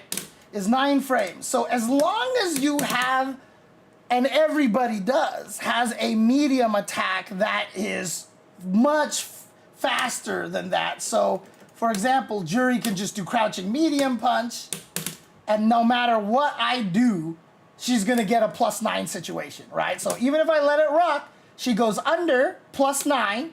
If I try to follow up with something, plus 9. If I try to follow up with even with that, plus 9. Yeah, so again, don't let Elena get away with going into Link's song if you block Spin Scythe. If you block Spin Scythe, don't let it, that's it. You block the first 2 hits, it's like you block a DP. Kill her. Kill her. Make sure you don't let her get away with that. So that's very, very important. And in the situation that we saw here with Mike, he did it on hit, right? So boom, bam, bam, and he goes into the roll here. So on hit, the mallet smash here, you know, still has a large window, but the thing is, you're scared to press a button here because on hit, like this will frame trap you, oops, this will frame trap you, and then, you know, she might just rock with this, or she could even do something like, you know, and then do nothing, and she's only -3, right? So if you hit a button that's even longer than like let's say you do a move that's like 10 frames long, you know, Elena's gonna interrupt you with a light in the first place, right? So if you get hit by it and she goes in the Link song, this is a true mix-up. This is just, you gotta deal with this. This is, you hold this, right? Like, this is just, what do you think she's gonna do, right? And so in that situation, MikeX actually took advantage of Nephew maybe not being ready to go and, you know, went for that. And she ends up with a +3 situation, right? So she ends up with a +3 situation. But is throw a danger in this situation? Let's see. Yes, it is. So there you go. If you block Mallet Smash, you are just in a situation where you have to guess, right? At +3, almost guaranteed that she can shimmy you as well, right? So if I did this, whoop, see, there you go. At +3, almost guaranteed a shimmy. And then she gets to blow you up. So again, there's a lot, you are in a legit mix-up. But what you have to understand is that, you know, Elena going for this mix-up here is sacrificing guaranteed damage here, +34 in this situation. So she can try to like pressure you like this, right? So she can just like dash and like try to pressure you. She's sacrificing damage for a potential mix-up here. And again, this is the scary part. And so to understand how to defend against this is what are all of her options, right? She can do nothing in the throw, but you can beat that with a button. But then if you try to mash a button to beat that, then she can actually, God damn it. She can actually frame trap you instead. God damn it. God damn it, Jesus Christ. With something like this, right? Or she can frame trap you even worse with something like, for example, if I make it so you try to do crouching light punch, right? Whoops, oh, God damn it. Like I can frame trap you there. What, why did that not happen?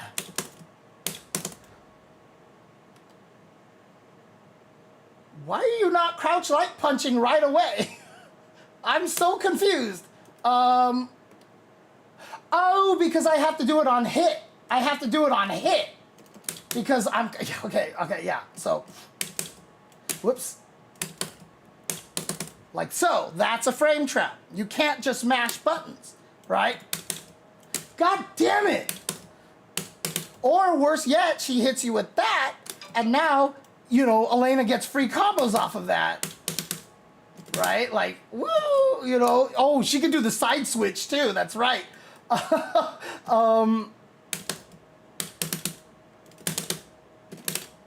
She can do the side switch if she wants to.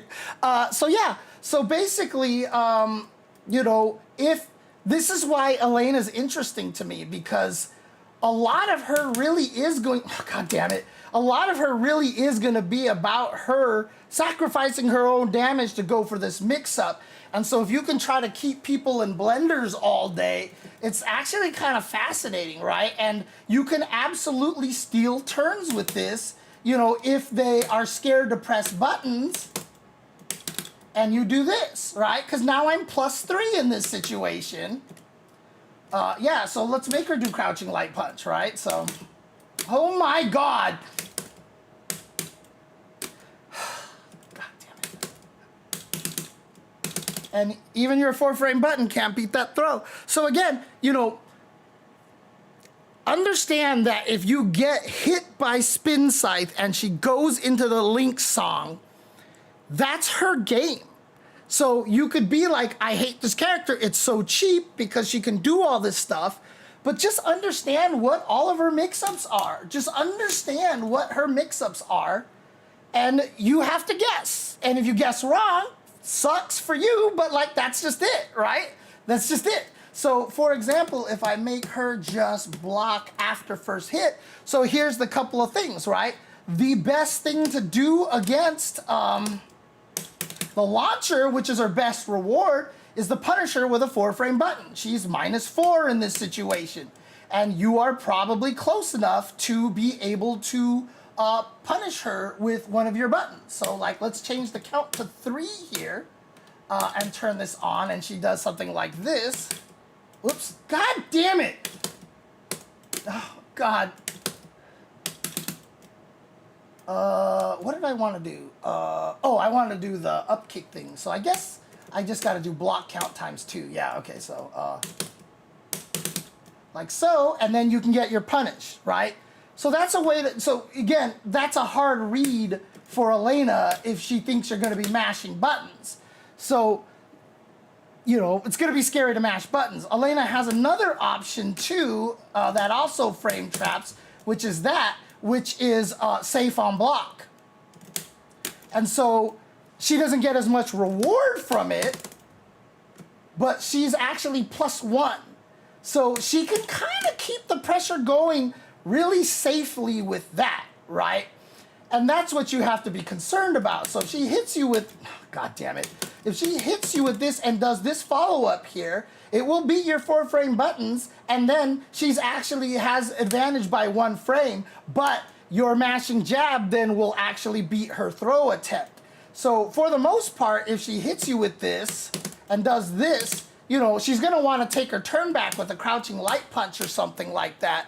But you can see how this is her game.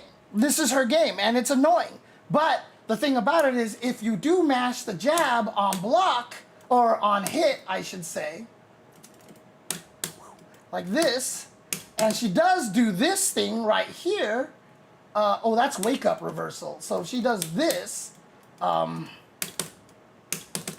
does hit you, especially if you're mid-screen, what am I trying to do here? And frame traps you like this, I don't think she can get anything off of this. Can she? OD Rhino Horn? Whoops. God damn it.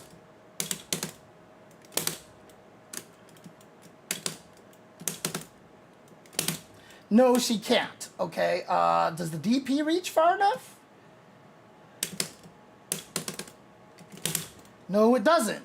So basically, mid-screen, you can kind of risk it, and if you get frame trapped by that, it's like whatever, right? So in order for Elena to really take advantage of it, she's got to go for the thing that's punishable, that's also a frame trap. So she can do that. Can she land a super? Oops. Oh, she can, okay, she can confirm it into a super. So that doesn't work. Level 2. Oh, God, she could just level 2 you. Oh, crap. Okay. All right, danger just increased. So, EX Rhino Horn does work? Oh, shit, did I just do it too slow?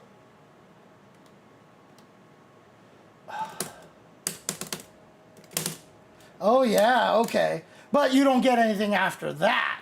Okay, you don't get anything after that. But still sucks, and it still hurts, and still not fun, so. Oh, that does. So only level 2, huh? Okay, okay. Okay, so only level 2 works there. Okay, okay. But again, in the corner, everything changes. Life becomes much more complicated. Because now everything just works, right? Like, everything works in this corner situation here. But again, you are playing the game of don't be in the corner. So, you know, should anyone be surprised? Whoops. Oh, that doesn't work, huh? Let's see. Let me try that again. Ooh, interesting. Okay. So only the light DP would probably connect there. But what about, what if I did... Medium Rhino Horn does not connect. Okay. Okay. So, oh, even the light one doesn't connect. Interesting. Okay. Interesting. What are you talking about? After the EX Rhino Horn? Or are you talking about after I hit with that? I can do Drive Rush 2 Light Punch into, oh, really? So I can do,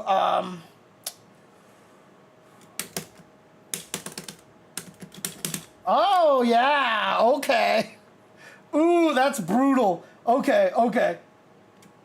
That's good stuff. God.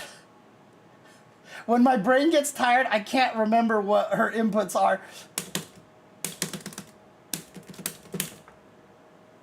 Oh God, yeah. Then you get launchy launch. Okay, okay, that's scary.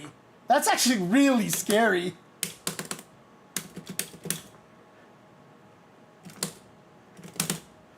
And then proceed to do whatever you want, basically.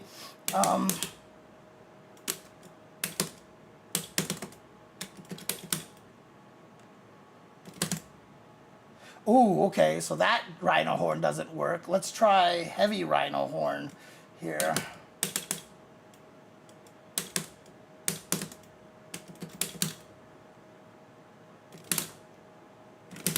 Okay, let's try medium then.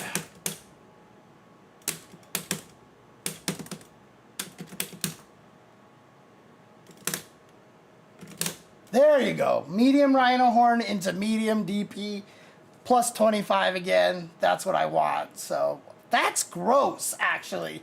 That's really gross. Dude, she's so scary in the car. She does so much damage too, which is the crazy thing. So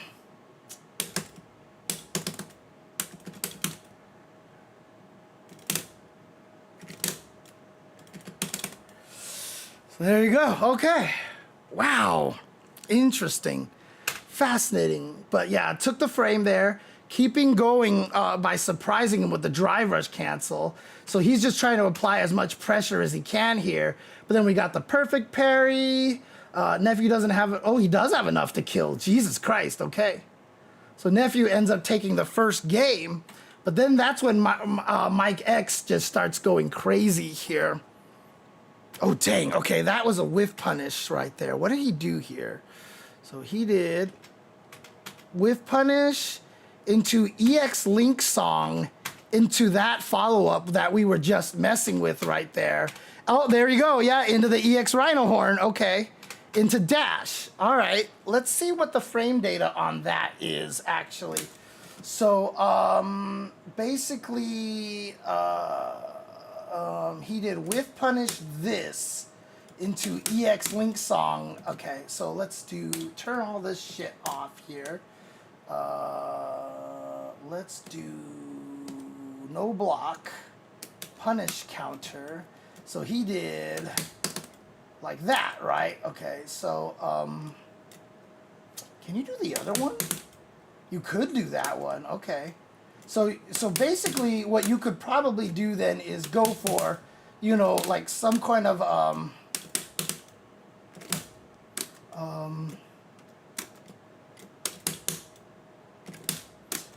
it's not what I want to do.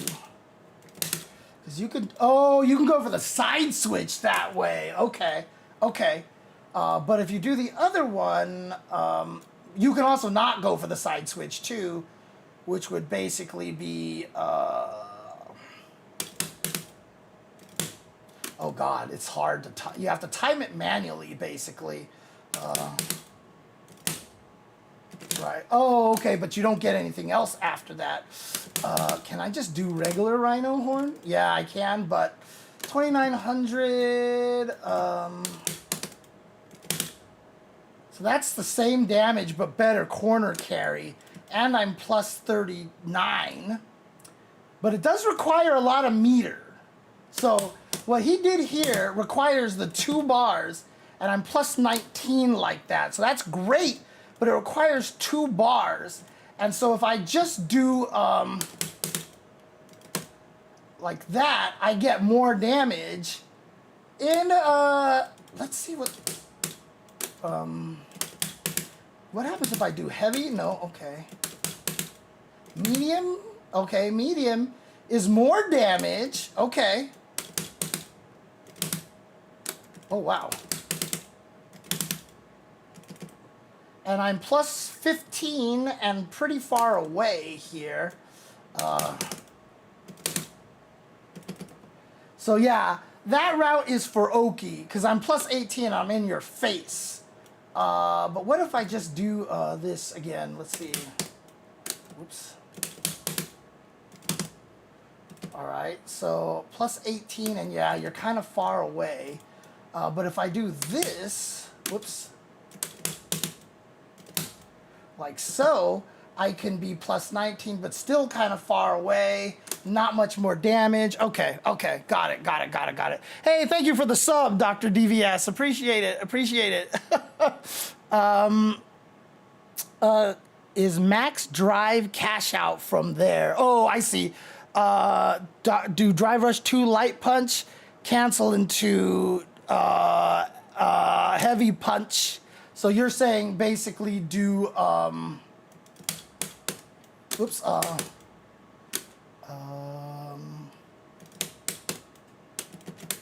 And then drive rush cancel that directly. So you're just saying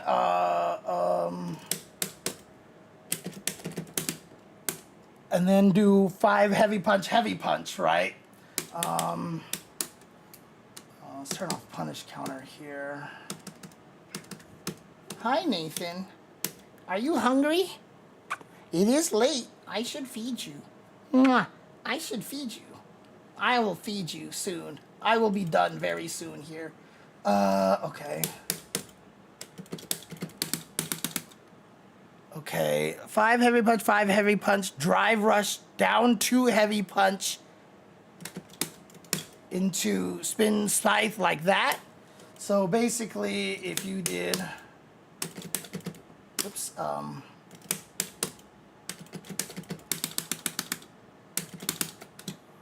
Jesus, yeah, okay. Wow, okay. So,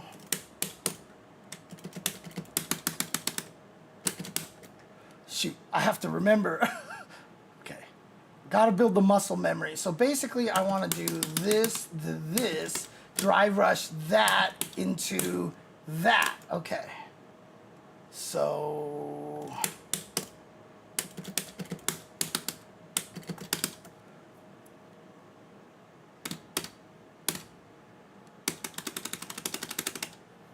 okay, I have to do the third one, right? Or am I only doing 2? Am I only doing 2?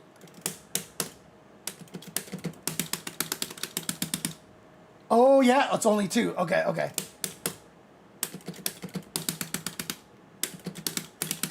Oh, yeah, okay, okay. So there is enough time. Okay. I mean, obviously there's enough time, but it's just good to see it visually yourself. No, it's with kick. It's with kick. It's with kick. God damn this. I gotta learn this character so I spin scythe with the right button. Jesus Christ.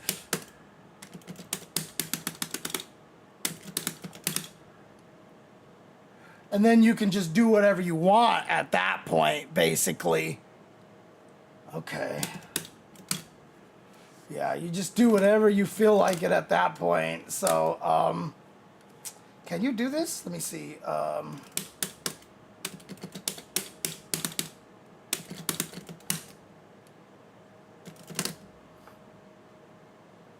Oh, wow. One of the hits missed.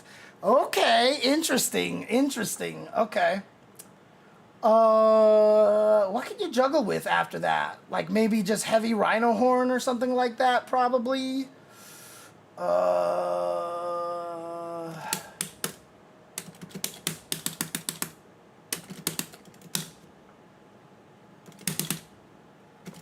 Oh yeah, there it is. Yeah, just heavy rhino horn into the level 3.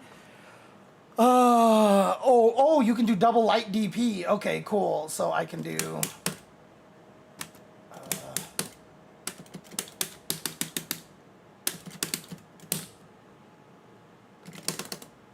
Huh? Okay, maybe that doesn't work.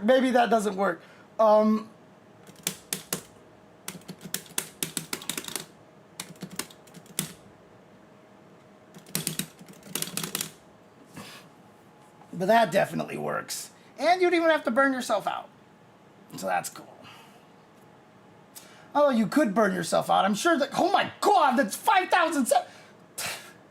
Jesus Christ, that's 5,708 damage in a combo that has a lot of lights in the middle and drive rush cancels. Holy crap.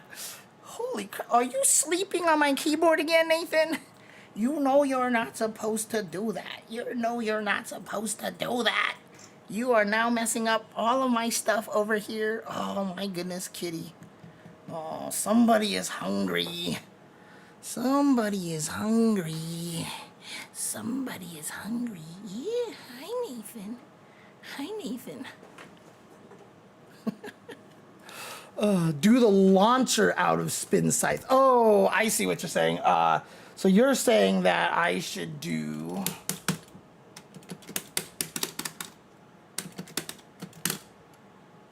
Oh, right. Forward into the kick. Right, okay, yeah. Okay.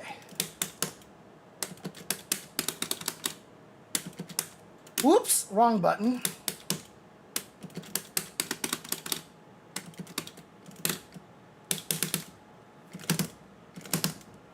I did it too early. Okay.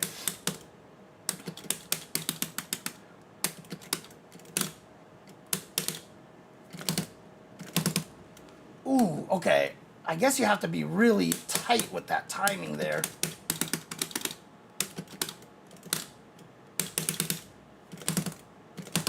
There it is. Okay.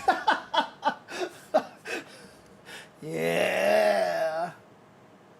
This character's kind of fun. I'm not gonna lie. Like, her combo routes are fascinating. Her combo routes are really fascinating.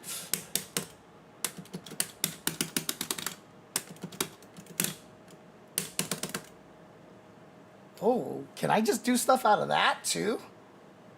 Actually, what does more damage? So basically, if I did this and let it finish, that's just 900 damage. But if I did this, that's a little. That's significantly more damage, right? So.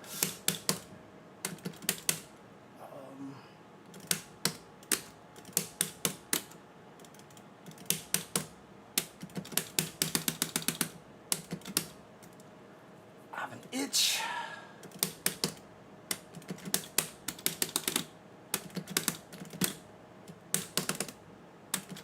That's not what I wanted to do.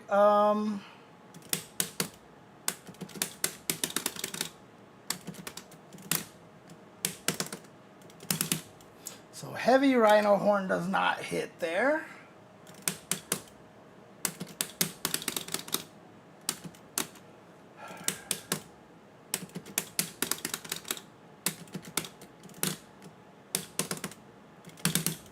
Medium rhino horn does not hit there.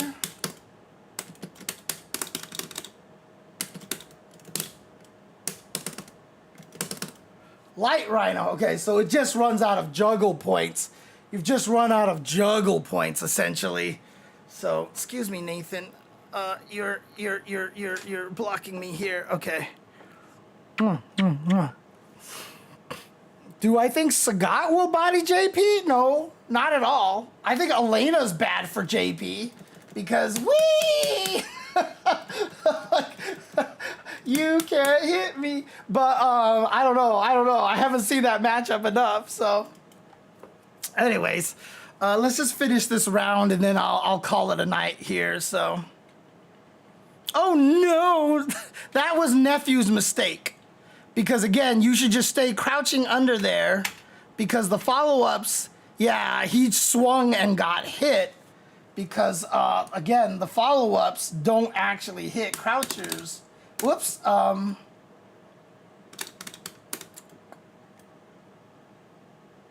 guess I have to make her block, huh? Okay. There you go. Yeah, see? You can just wait. So that was actually just character unfamiliarity. So that was just a mistake on Nephew's part, unfortunately.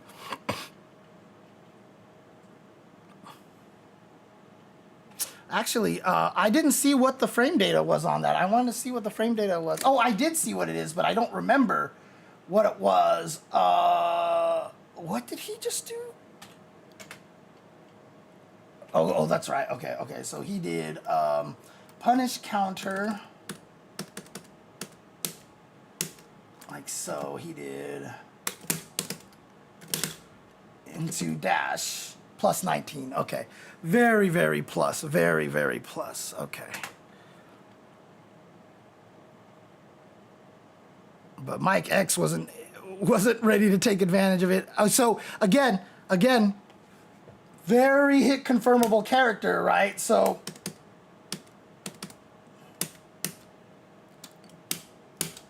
you can hit confirm these things.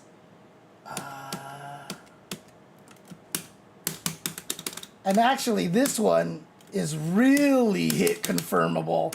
This one is like baby's first hit confirm, honestly. Like, if I can do it consistently, you can do it consistently. So,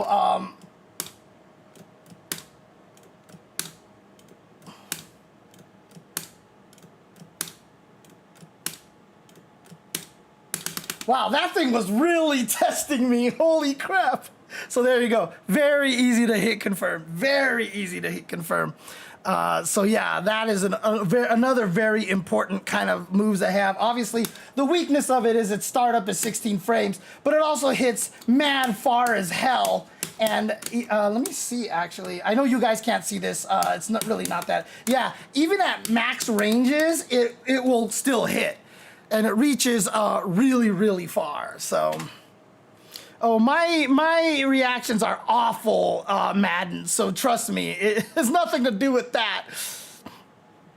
Oh yeah, baited it out, because again, roll into nothing is -3, right? So again, on hit, it's a true mix-up. And Nephew thought that he was going to try to go for one of those follow-ups, but instead, he did nothing, ends up blocking, and here we go. So, 1, 2, okay, crouching medium kick.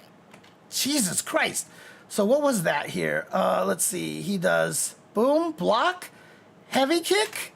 Heavy punch into heavy punch. Drive rush into crouching medium punch. Into, I'm assuming, heavy spin scythe. Into roll forward into the launcher. And then just another DP. Okay. So let's see that here.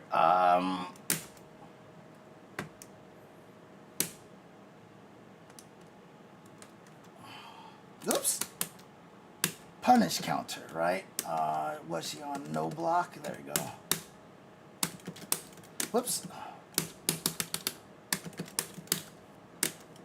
It's fucking kicks.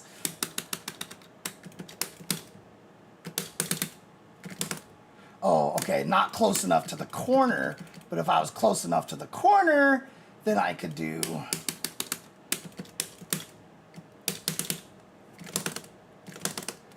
I missed the second one. God damn it.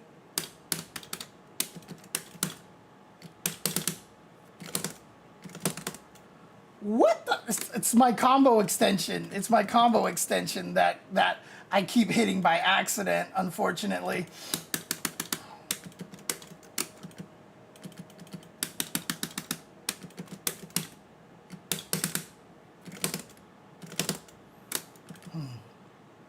Doing something too slow.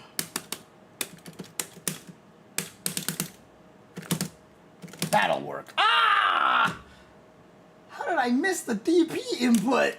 I mean, I might have just did it too early, so the window ran out, honestly.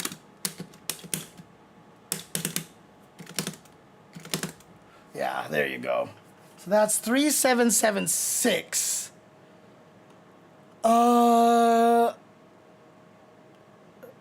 If you do crouching hit, but you hit them too high. Oh, interesting. Okay.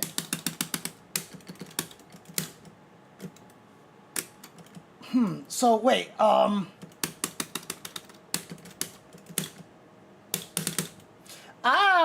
Okay. There you go. That's exactly what you were talking about. But why not then just do? Oops. And let that rock. Obviously, you're not going to be able to get the double DP juggle, but you'll probably still be able to get some cool stuff out of that.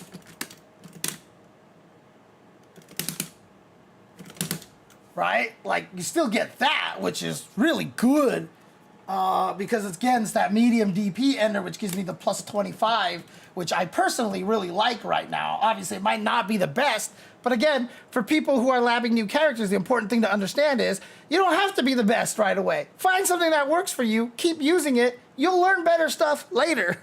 Don't worry about it. Don't worry about it.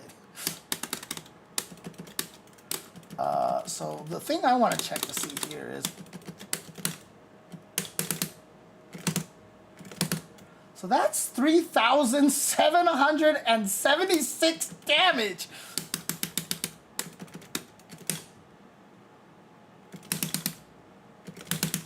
That's actually more damage too. That's 3,858 damage. So that actually just works, I think.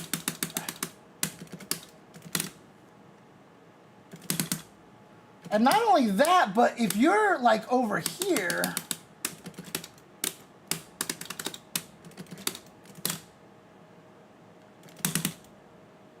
like that's decent cornerish carry, you know, kind of thing.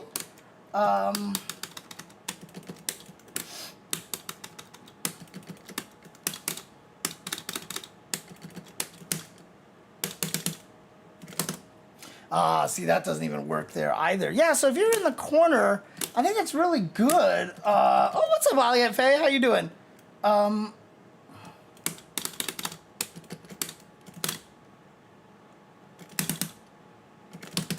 it gets to the corner really well, too, which is the crazy thing.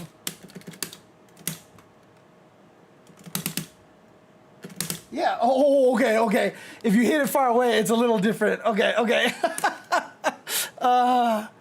Oh, dang. Got to 1,700 for the first time in your videos specifically about mentality. Helped a lot.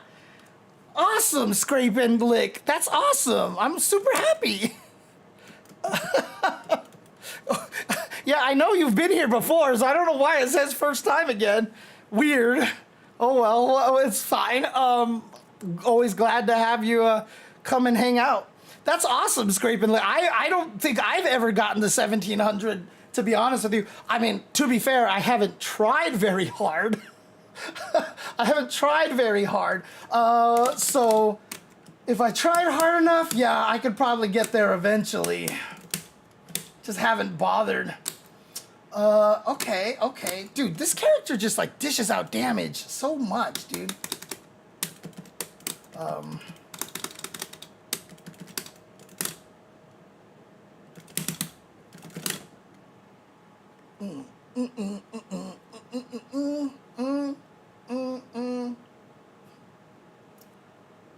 $5,500. Holy crap. I mean, again, like I said, I just keep I just keep labbing. Like every time I decide to go to rank with Kimberly, like I'm like, oh wait, let me try one thing, and then I just get stuck labbing the whole entire time because she's so fascinating. Oh yeah, I stream stupidly late. Well, also I'm West Coast, so it's only 1:40 for me right now, so it's not like super late. Anyways, let's finish this here. Let's finish.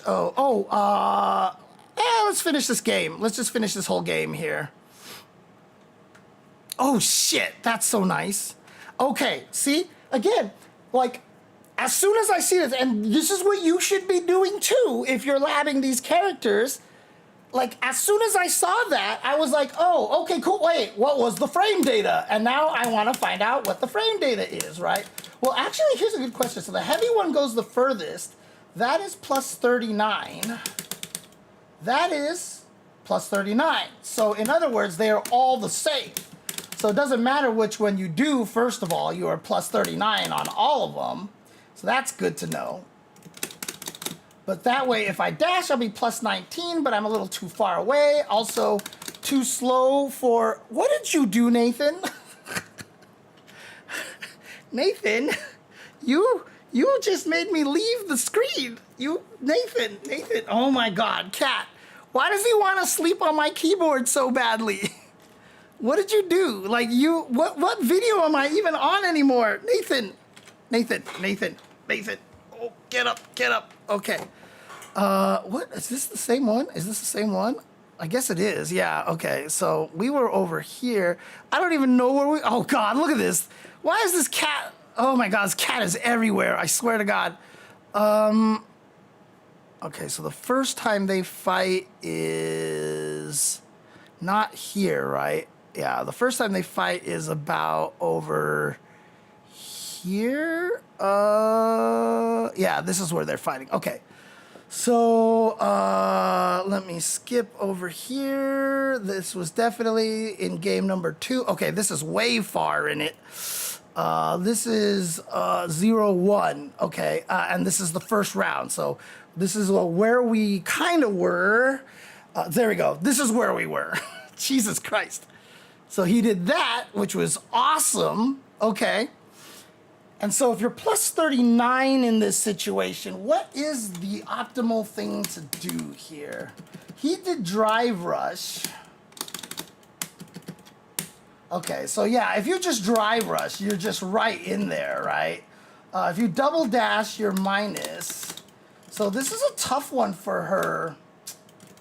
Minus 39 mid-screen is not great for her. So yeah, drive rush into something is actually, might just be the best option here. The nice thing about this is that,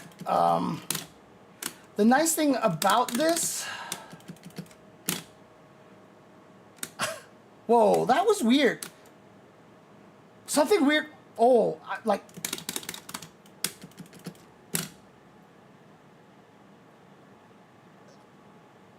do you guys see what I saw? Are you seeing what I'm seeing there? Did you see that?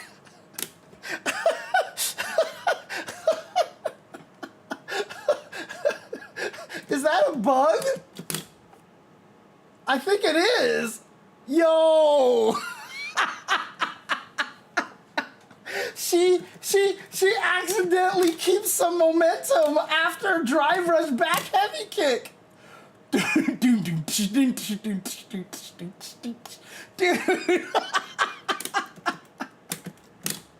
Oh, dun. Like, she looks like she's trying to flex on you, like, through, like, some dance crew kind of thing. Like, it looks like some sort of, like, West Side Story shit here. Like, yeah, we're part of the whatever, you know, gang that I'm in. Like, you know, you can't handle me. Oh, my God, this is hilarious.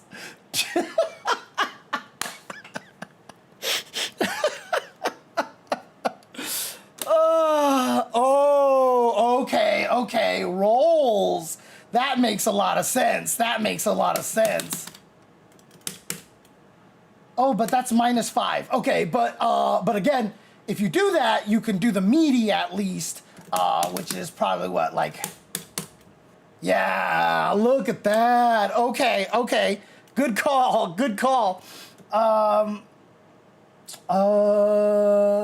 So yeah, that's really good. I can't remember what the knockdown was. It was this. So you can't be safe if you roll and do nothing. Oh, medium kick roll, huh?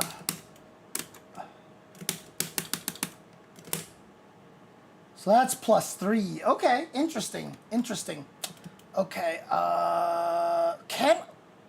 what happens if I do this? Whoops,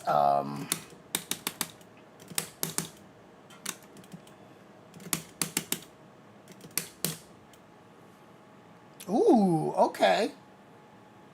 That's actually interesting. I don't get much off of it. And what is that on block, actually? Oh, no, I didn't want to do that. It's -3. So it's, because it's not even hitting meaty. So it's not technically any better in that situation.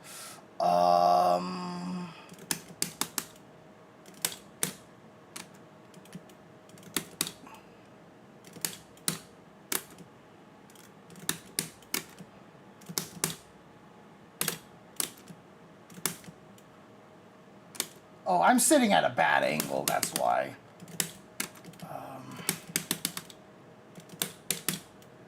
Yeah, that's too much. What if I did? What if I did? What if I did? What if I did?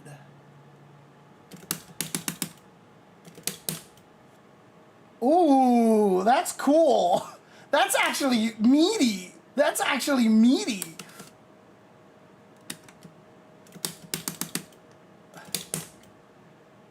I'm +4. Yes. Okay. All right. So, oops. Oh God, it's fast. Okay. Okay. Okay.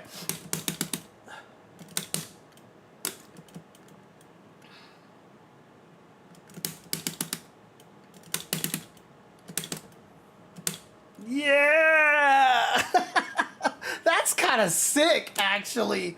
And what's fun about that one, too, is that because that's actually a legit threat here, like this, oops,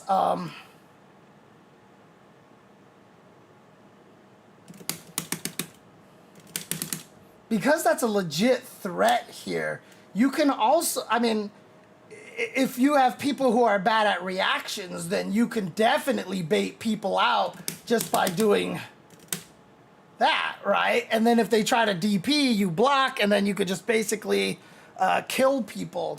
Interesting. Okay, okay. So +39 and +40 is actually good. Okay, good to know. Good to know. Good to know. Because then, yeah, because then you also have the option, obviously, of, like you said, double roll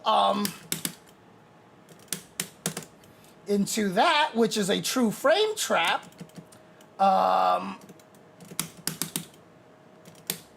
And that'll be a frame trap as well. Obviously not as safe.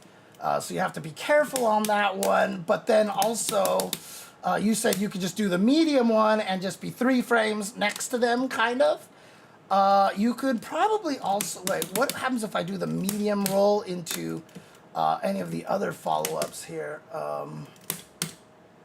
Let's see.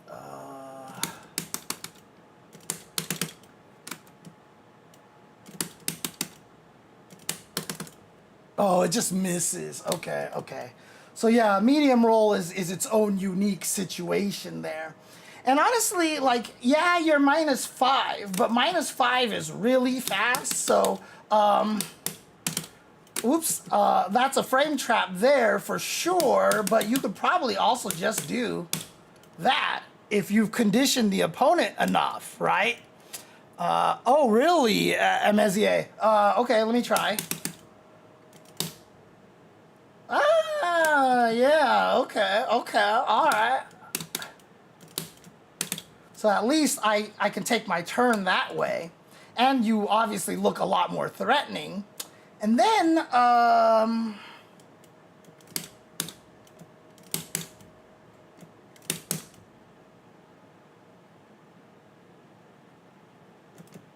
how fast does that get off the floor? How fast does that get off the floor?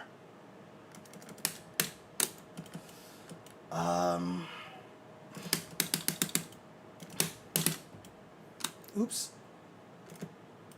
Oh, that's right. That's just a true meaty, right? Because it's not, I'm not +1. Okay. What am I thinking of here? Okay, yeah, that's not what I was thinking. Okay, yeah. All right, never mind. Interesting. Okay, that's why doing the launcher out of Scythe mid-screen is a good choice. So wait, you're talking about like, if I'm juggling them, right? If I'm juggling them, what is a good way to set up a juggle mid-screen? Because there's really like not a good way to do it. But if you actually do the launcher, are you just plus or do you do this into DP and then you're plus the right thing? Okay, just do that. Okay. Right. Okay. So then just do. And then I'm plus 50. So what do I do after that? Launcher into light rhino. Okay. Whoops.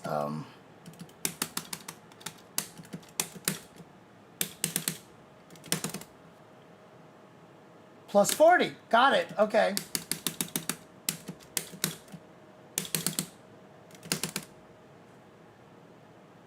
Wow, but they're really far away.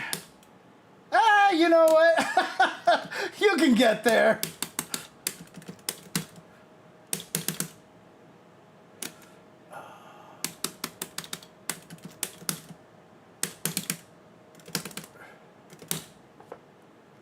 Yeah, so you're not quite as close to them, but clearly you can obviously get to them to some degree. So, okay. All right. Oops. All right, that's just a good throw here. Oh, yeah. Interesting. So it was a counter hit. Oh, but that's off a back throw, right? Okay. But they can roll backwards off of a back throw, right? So like, oh, not off of a punish counter. He did regular. God damn it. He did regular counter hit, and you should just be able to roll backwards there. Yeah. So Nephew just didn't roll backwards. However, what am I plus here? I'm plus 19. That's it. Oh, okay. So, yeah, you're probably not getting a good true meaty in this situation. Yeah, okay, you're not getting true meaties in that situation. It's just that Nephew didn't roll backwards, so he could do it. And then, what was that combo he just did? So he did drive rush, crouching medium kick. Oh, dude, I mean, off of forward throw mid-screen, I couldn't find a single meaty. I mean, I think it's a preview for maybe potentially a lot of other characters. I still think they might nerf throw loops. I know some people are doom and gloom, like, we have to live with this for another year. But who says? Like, I think that we could still have a change. So stand medium kick into... I forgot she had a target combo off of that.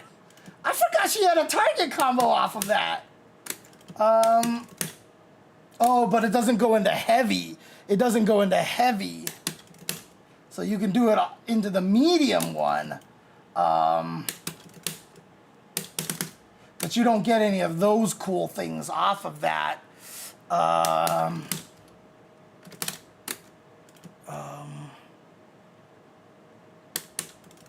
So what's the best thing off of this? Is it just is it just do something like this, or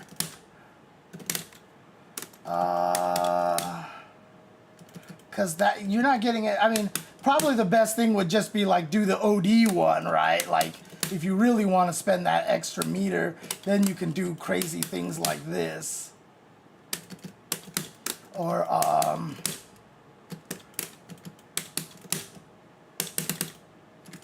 right, and then get your plus 40 again, like that.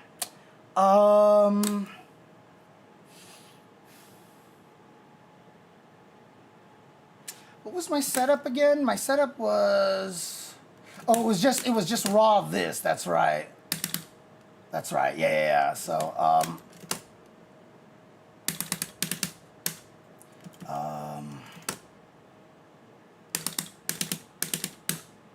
yeah, so you can do that, but in the corner, you'll actually get cooler stuff.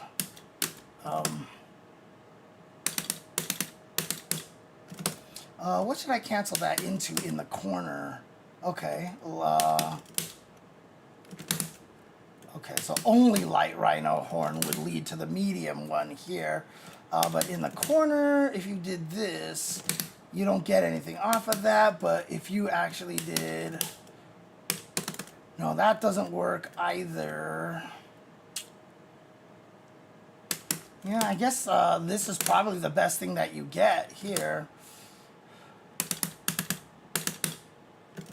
Oops, I'm not supposed to link that.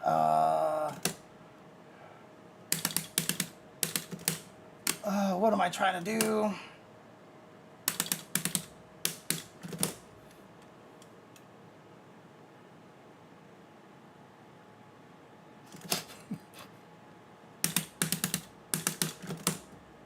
I didn't do that. I can't remember what I'm trying to do. God. All right, I might have to call it a night because I think my brain is getting overloaded here. I am not trying to do that, but I keep forgetting what I'm canceling into. Oh, God.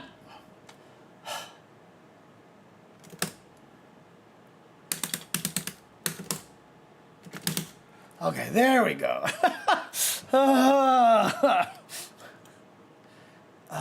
236 MP 6P.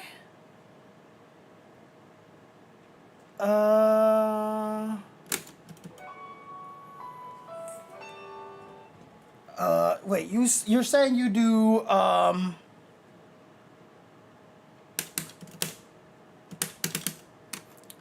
but I can't do anything there, right? Oh wait, 236 medium punch 6P. Wait, what?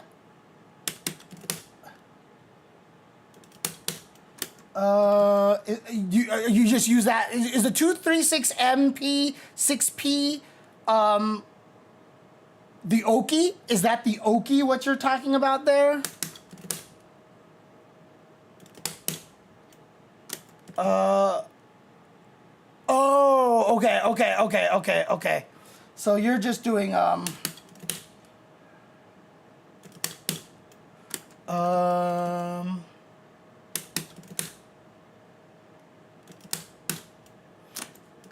which 6P are you? You're doing 6 light punch, right?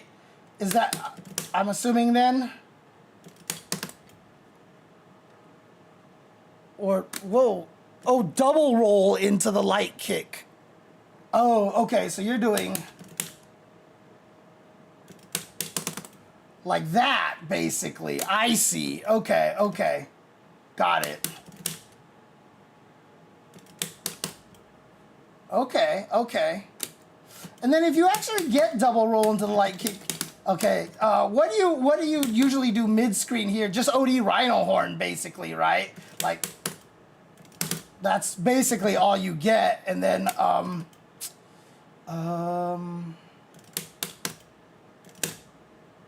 then what's the frame data? 39. Okay, so there you go. So you could do the 39 follow-ups then. So you can do stuff like that, basically. Okay, all right. Interesting. Okay, what are we doing over here? So we got the back throw.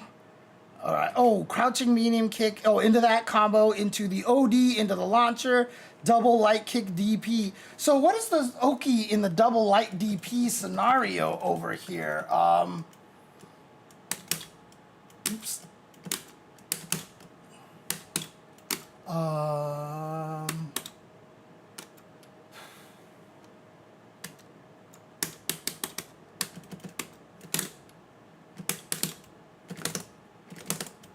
I always do it so early. It's deceptively late.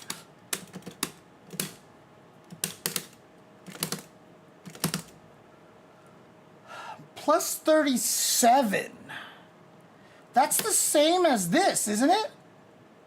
Well, it's plus 34. Plus 37, huh? What do you got? What do you usually do in the Oki for that situation there? Whoops.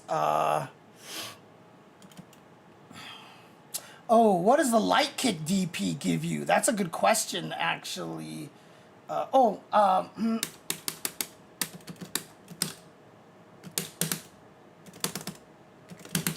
right, into the medium DP there too. Because I like the medium DP plus 25. I like the plus 25. And it should do more damage too, right? So yeah, okay.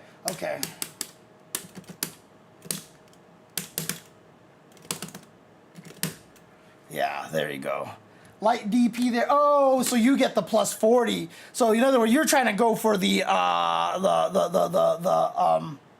oh, after the light DP, we could do whiff, crouch, light kick, forward, medium punch. Ah, okay. Oh, or you mean forward heavy punch or forward medium kick? Which one are you doing? This one or this one? Forward medium kick. Okay. So in other words, if I did, what am I trying to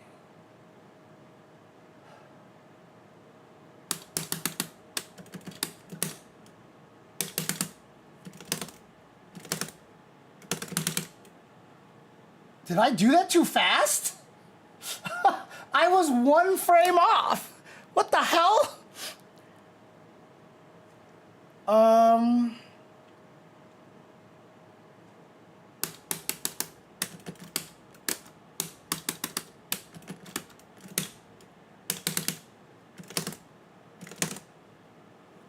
So that's plus 37. So plus 37, crouching light kick will be 15 frames. So 37 minus 15 is 22. And that hits 20, 21, 22. That should be right. Did I whiff the wrong button? Did I whiff the wrong button?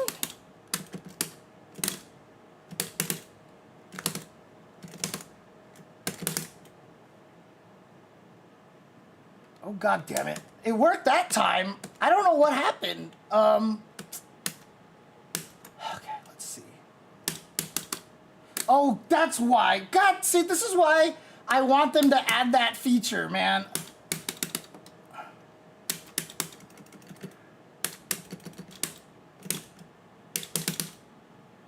And now I don't even remember what I was supposed to do. God damn it.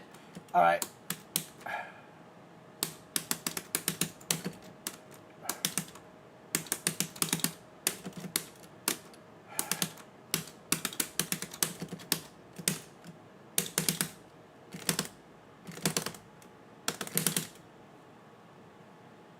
Why was that?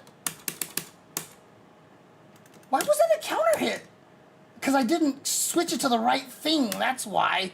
I accidentally switched it to counter hit. Jesus. Okay.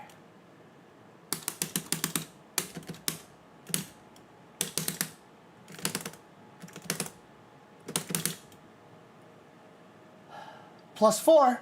Yep. Oh, but look. Yeah, I have a gap here. I have a gap here. See? I have a gap right here. So I actually mistimed it. So it only worked because I mistimed it, unfortunately. So that's not how it worked. So it might just be this particular situation.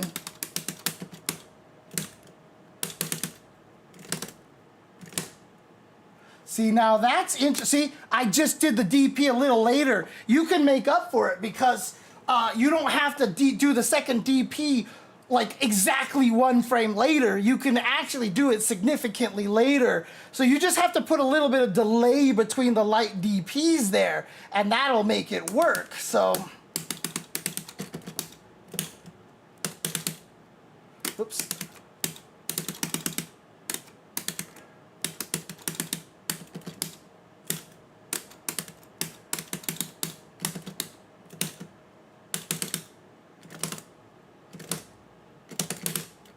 And there you go. There you have it. There you have it.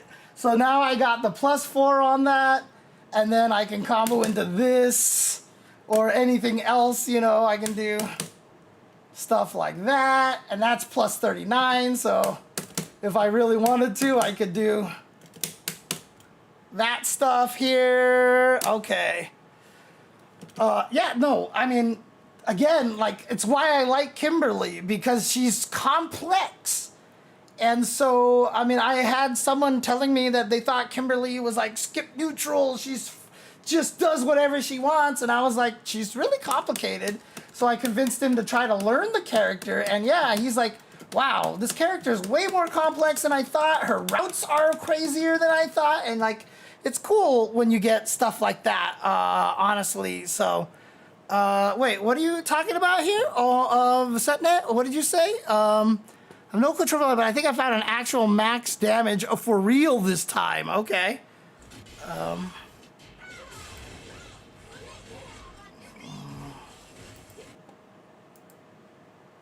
Let's do this. Switch here.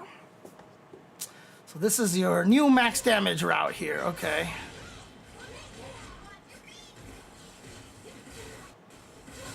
Okay, OD. Interesting. Okay, okay. Use the drive cancel for the double crouching heavy punch. And that's... Wait, but wait. Didn't the thing that I do was 5,900?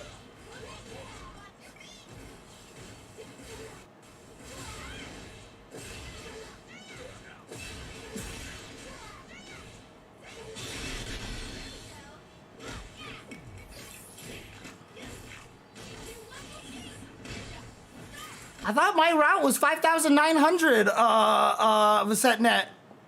Okay, let me check. Let me double check. Let me double check.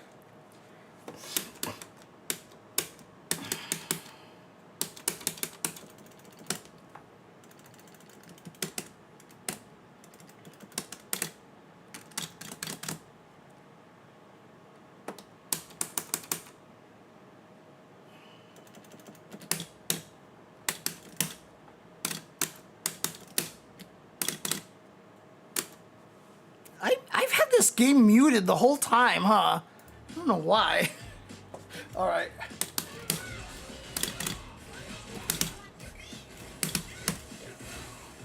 All right. I forgot what I was supposed to do.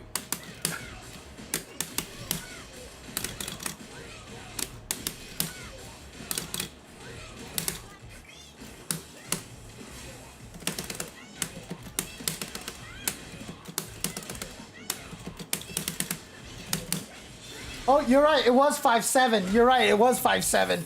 Okay. Okay, 5.725. And so what you did instead was...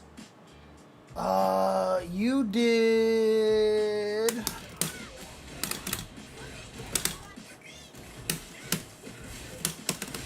Whoops. That's not what I wanted to do.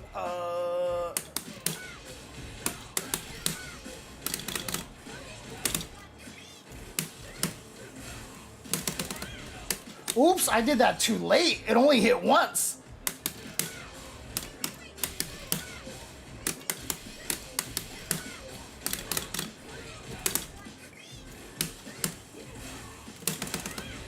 Oh, you could just do it right away. I see. You don't even have to wait at all.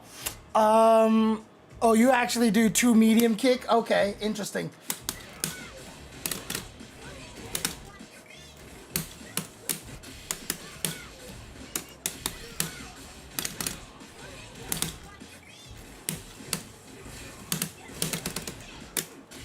Wrong button! I pressed the wrong button!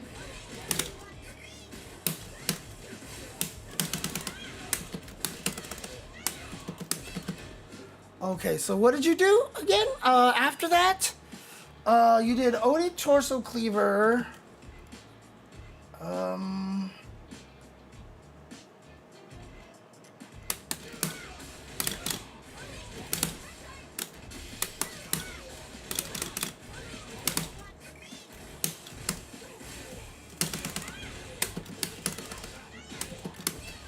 Because that doesn't hit. What did you do again? Shoot. I closed the window. Why did I close the window? Okay, let's see. Okay, so pap. Bam. Alright. Oh, okay. I just might not be doing it fast enough. Okay. It should hit. I'm just doing it too slow.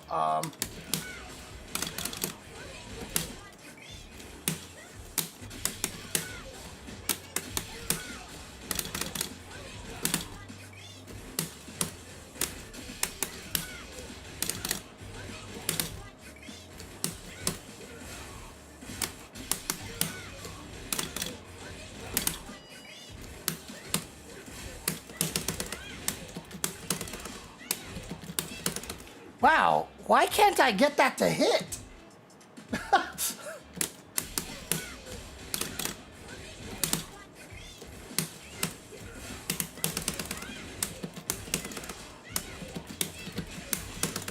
Oh, you gotta wait, you gotta wait.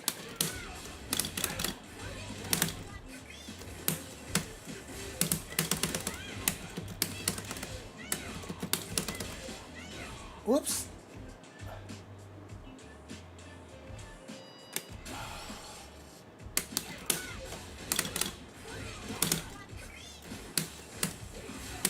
Whoops.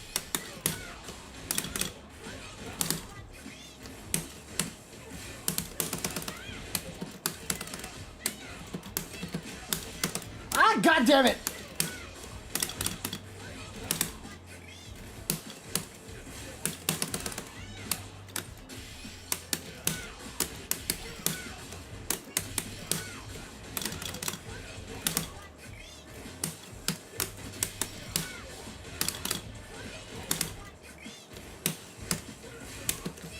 Why did I do that?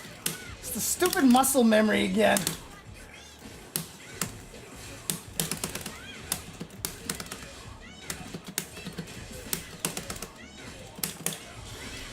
Okay, there we go. So 5-8. Yeah, that with crouching medium kick is actually super key for getting that timing right. That's crazy.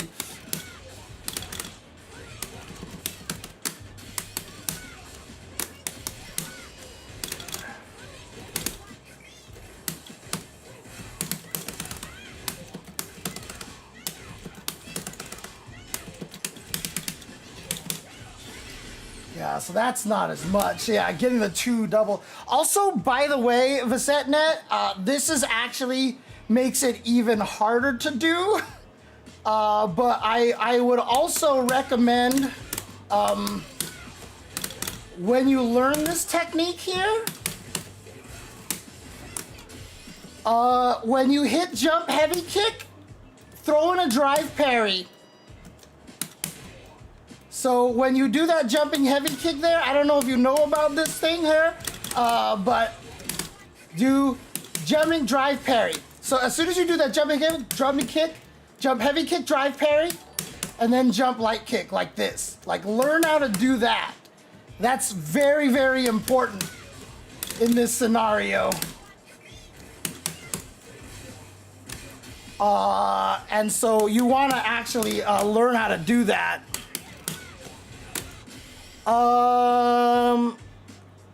The problem is, can you actually do that in time? So you can actually jump heavy kick block and then still get the light kick out in time? That's hard.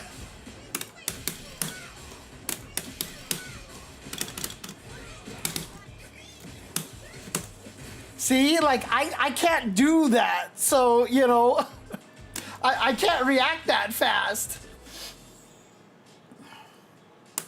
And for people wondering why,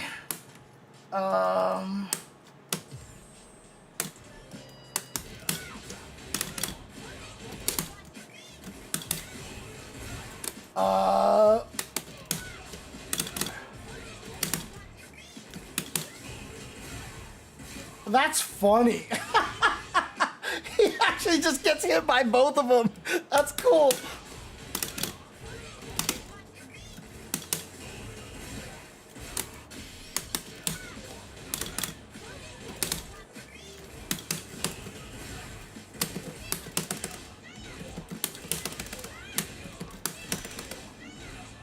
That's kind of messed up.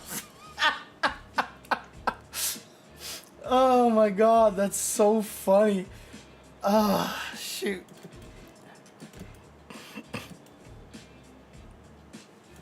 Anyways, let's go back to finishing this game here.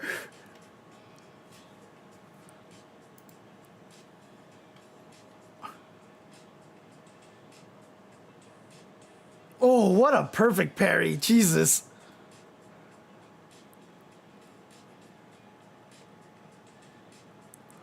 Okay, just regular DP.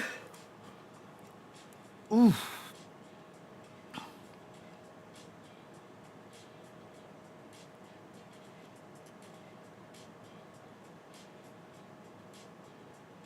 Oh no. Oh, counter hit? Okay. Oh, what? Okay, hang on a second. He just did. He just did stand light kick into drive rush. He was just gonna do it. That's no way that's a confirm unless he confirmed seeing that nephew was trying something.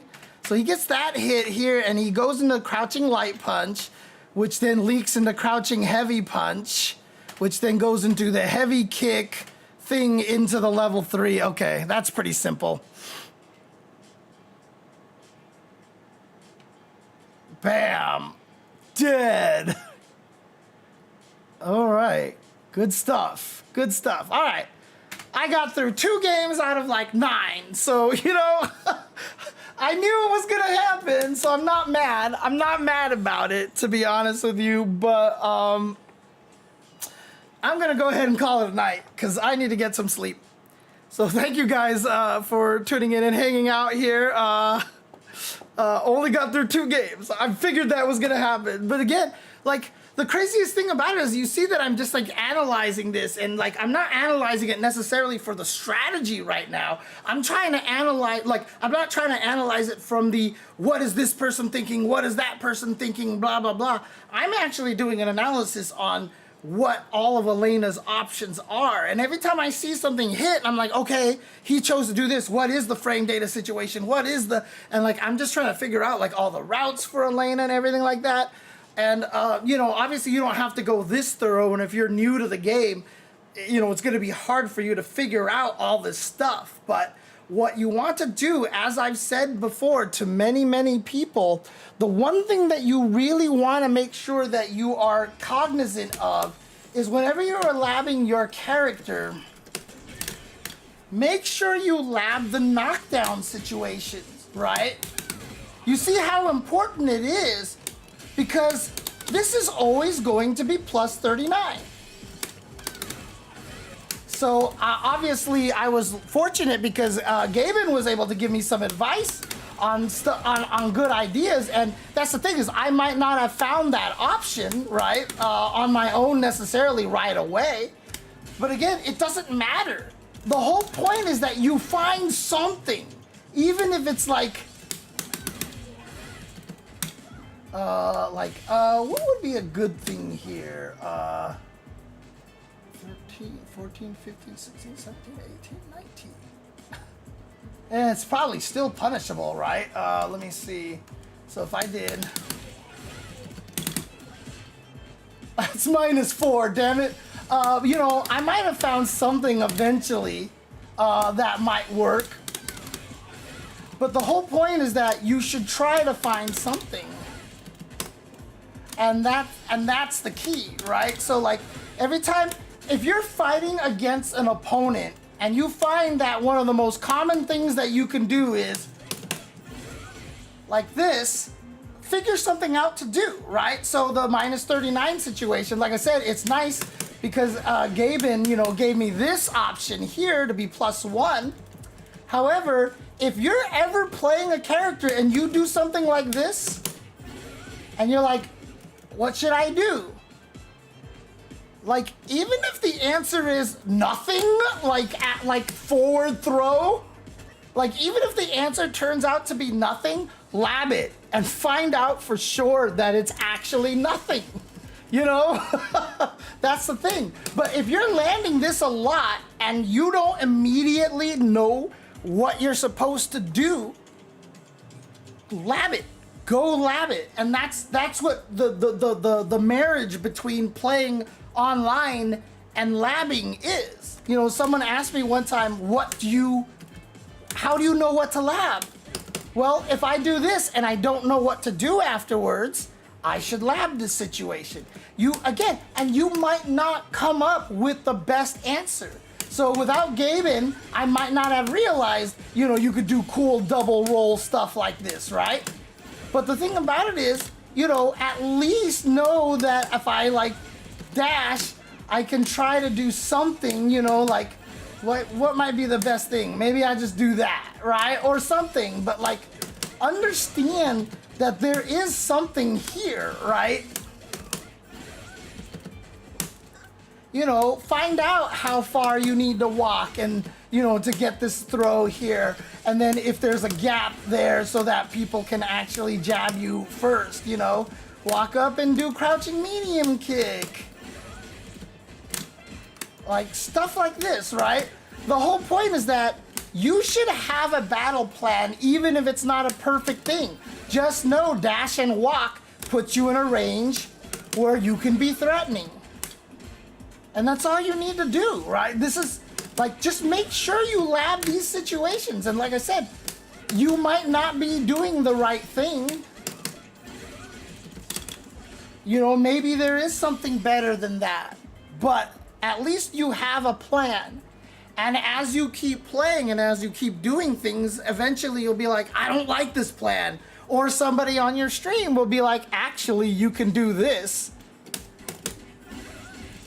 Or you just go online and ask somebody, right? So the point being is that, so here's the main thing. Okay, look, you know what? This deserves a full screen James over here, because this is extremely important, okay? When you're labbing your characters and when you're figuring things out, it is not only okay, but it's also important to be wrong. This is the thing, right? A lot of us, when we're trying to lab these fighting games, we're so like, oh, we gotta find the right answer. We gotta know the thing. We gotta know the optimal combo. Like, no, you don't. You do not have to learn any of that stuff. That is stuff you will be gaining down the road as you keep playing and as you watch. Like, if you know what your routes are and you're watching somebody else play Elena online and all of a sudden they do something else, you're like, whoa. Like, you've heard me do that on commentary where I'd be like commentating a Kimberly match and I'm like, wait, whoa, what was that? Stolen? You know, like, that. It's okay to not have the right answer. It's okay to be wrong. The main thing always comes down to that, one, you're labbing, and as long as you have an answer, that's better than anything else. If you're in a situation where you're like, I'm not sure what I'm supposed to do here, that's an issue. Find out what you're supposed to do there, and if you're wrong, that's fine. And the beautiful part is, the more things you choose that are wrong, the more you become accustomed to being like, you know what, this isn't good. Let me learn something else. And as I've said, in fighting games, it is as important to unlearn things as it is to learn things. Because, again, also the thing that makes it super annoying is that the things you learn to beat everybody up to like platinum are gonna change when you get to like platinum and diamond. You're gonna learn a bunch of different things, and you're going to unlearn some of the things that were working on the weaker opponents that you found out aren't good. So now you have to unlearn that, and then you have to learn the new stuff to fight the stronger opponents. And then what gets really shitty is that when you start figuring out how to fight diamond players, you're going to go fight like weaker players, and you're gonna forget how to fight them.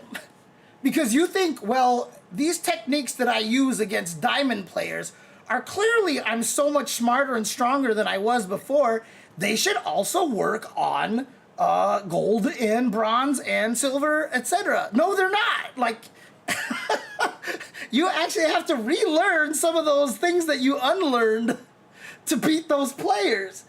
And that's what makes the fighting games so difficult. It's always going to come down to who you're fighting and how they play.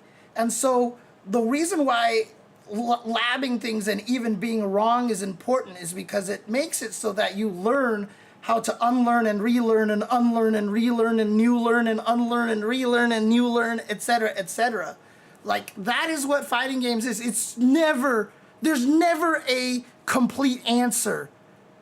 You're constantly going to be changing what you're learning and unlearning and stuff like that. And that is the beauty of fighting games here. A lot of people like to ask me, what's the answer to this? And it's my response will always be, well, what's your opponent doing?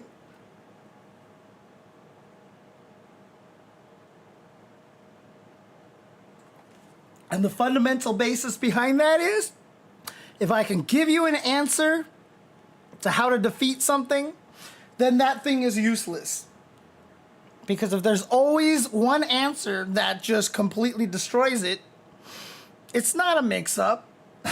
It's not a good tactic. Because as soon as you get the knowledge, it's useless, right? That's what we call the shenanigans. Again, they can definitely win you matches, and sometimes you might just want to go for it to see if they know. But it was definitely one of those, yes, the optimistic silver player in the hub experience, where you suddenly have to remember how someone far newer to the game plays like, yeah, yep. And so again, this is what it all is about. But when I'm learning a character, as you can see, even without using the videos that MikeX is playing here, I am just labbing out all these situations, right? And then very importantly, which I will probably do a whole thing on later on, one of the best ways to test out everything that you learned, play the CPU level 7 in training mode. Just make sure you turn off all the things like infinite meter, because then the computer will just level 3 you to death forever, and it's annoying. But learning to fight the level 7 CPU, or if you're not that strong, you can lower it to 5 or whatever like that. But that's going to happen is now you're fighting something that's moving, and when you beat it up and knock it down, you now need to test your instant recall for all the cool things that you labbed, right? Because when you go into an actual match, you're going to be nervous and you're going to forget everything, and it sucks. So after you learn all this stuff, play the CPU. I did this with Terry. I learned all these setups, and I just fought the CPU level 7 to burn all those okie situations and frame kills and stuff into my brain. Very important. And just use it to fight the computer. You know, keep your health at infinite, keep your health at refill, but keep drive gauge and super meter as real things, because now you'll never die. And if you'll never die, it takes away a lot of the panic. And so you can just fight the computer and just do stuff, and you'll never die. So you can kind of more relaxed environment in a real fight, like legit try to fight the CPU, but now you don't have to freak out that you're gonna lose ranked points and stuff, or oh my god, the person on the other side is laughing at me because I'm so bad. Like, just fight the computer, because the AI in this game is fucking amazing, dude. So, like I said, I'm gonna do a whole video about that in the future. So, in Dota, there used to be the saying, pub strats win you games, they don't win you tournaments, but they win you games. Pub strats referring to playing like a much more casual player, blah, blah, blah. Sim is actually pretty good too. Sim is good. That's the replication tool online where you can set people into certain distances and make them do certain things to actually check. That is hella advanced of the SetNet. It is a very useful tool, but it is super advanced, and I do not recommend people using it until they get to like even like comfortable in master, because it is a very high level tool to be able to use and understand. It is super valuable, but if you guys are wondering what it is, it just literally replicates the entire game via hitboxes and hurt boxes.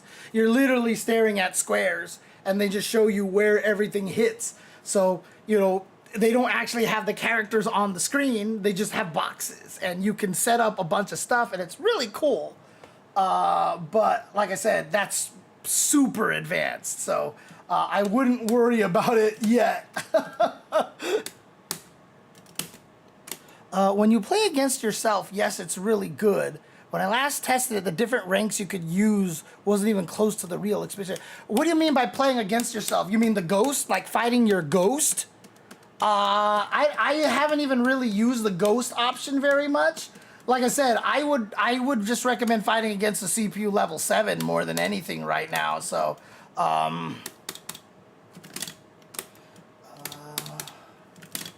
they do hand out ranks very quickly. You know, there is some truth to people saying like, oh, you know what, beginner is until you get to master. But like, fuck that. Like, I hate that concept because it's really fucking hard to get to master, okay? It takes a long time. But, you know, you don't want to get stuck. Like, you don't want to start in, like, when you play those placement matches, if you get put into bronze when you're clearly better than bronze, right? So, but, like, putting you into diamond if you in your placement matches because you're better than, you know, you're not a scrub or you're not a noob or whatever like that, you know, you're good, you know, it feels like, man, they just put you in diamond right away, but like, it's good that they do it that way, honestly. So, oh, the name of the battle hubs, it's called SimSim. Oh, okay, that's SimSim. Shoot, because the other thing online is called like, oh God, I think I really got it confused. What was the thing, like, I don't know if they've even updated it for Street Fighter 6, actually. SimSim V or something, like, shoot, I forgot what it was called. You're right, SimSim is that thing there. Okay. I was talking about something completely different. What is that? Oh, SFV Sim is what it's called. Okay, sorry about that, guys. I got completely confused right there. I was talking about this crazy thing here, where you can be like, I am Karin, and my opponent is Jury, and I'm going to make Karin do standing medium kick. So let's see what it looks like. Okay, here we go. So we play this, and there it is. There's the standing medium kick, right? Like, this is standing medium kick. Let's move Jury a little bit closer over here and simulate that. And now let's do it. Oh yeah, look at that. I hit you. Haha. You know, like, this is what, this is called SFV Sim. Okay, that's what I thought you were talking about. Sorry. Totally my bad. Totally my bad. That is my fault. So, any case, the climb from Platinum 1 to Master is a lot less grueling now that they added the 10+ win streak bonus. For sure. And it's good. It's good that they did that because it eliminates Smurfs, right? And, you know, a lot of times the people aren't even Smurfing on purpose, right? They play their placement matches and the game was like, you deserve to be in Platinum. And you're like, what the hell? And then, you know, you're better than that. And then at least they can get you to Diamond faster. So, yeah. I want to be able to go up against other people's ghosts like you can in Tekken 8. The one that's based on gathering data from a lot of people, the ranked mode of SimSim that I talked about last time I played. Okay. Also, you need me in the right mindset for the ranked grind. Personally, it's something I can only do for short periods of time. Same, because I mostly like fighting games as a social experience with longer sets. So first to twos against a string of nameless opponents just has me quitting after 15 minutes. I mean, that's the reason why I've never gotten my rank that high. Because, like, every time I play, I'm just like, I can't sit here and fight faceless people for long periods of time. And I just get tired. Like, I can't play ranked for long periods of time. It's weird, so. No, it's not your fault, Pulsar Skate. It's totally my fault that I forgot that the thing was called SimSim. And I should know that, so. But yeah, like, I just get tired playing ranked. I play ranked and I'm just like, I'm not having that much fun. You know, it's weird. I don't like fighting nameless, faceless people online and stuff like that. So, you know, it's just one of those things. So, in any case, I'm going to call it a night. Not going to answer any more questions. I need to get to sleep. So, yeah, I hope you guys enjoyed the stream. Again, I knew I wasn't going to end up watching a lot of, hey, thank you, Pathless Cross, for subbing, for following the channel, if any of you want to follow. And again, if any of you want to actually donate, if you guys want to help finish covering my veterinarian bill for Jasmine, I would appreciate that as well. So again, obviously all of that helps keep me afloat because being a commentator / content creator does not pay the bills, unfortunately.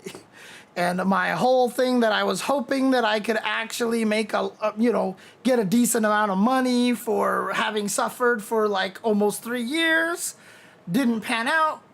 So I'm fucking broke right now. So any help that I can get, I would appreciate it. So, but that's also why I'm trying to stream more and do more content and stuff, because I really want to ramp up the content game and everything. I promised myself I would stream more often. So tomorrow will be the Tuesday show. Thank you guys for tuning in today, and hope you guys had a fun stream watching me learn Elena and all that stuff like that. And I will talk to you guys later. Take care. Peace out. Have a good night. Be excellent to each other. Black lives matter. Trans lives matter. Women's lives and their own autonomy and choices for themselves matter. Palestinian lives matter. Let's be excellent to each other and party on, dudes. I'll see you guys next time. Peace out. Be excellent to each other. And party on!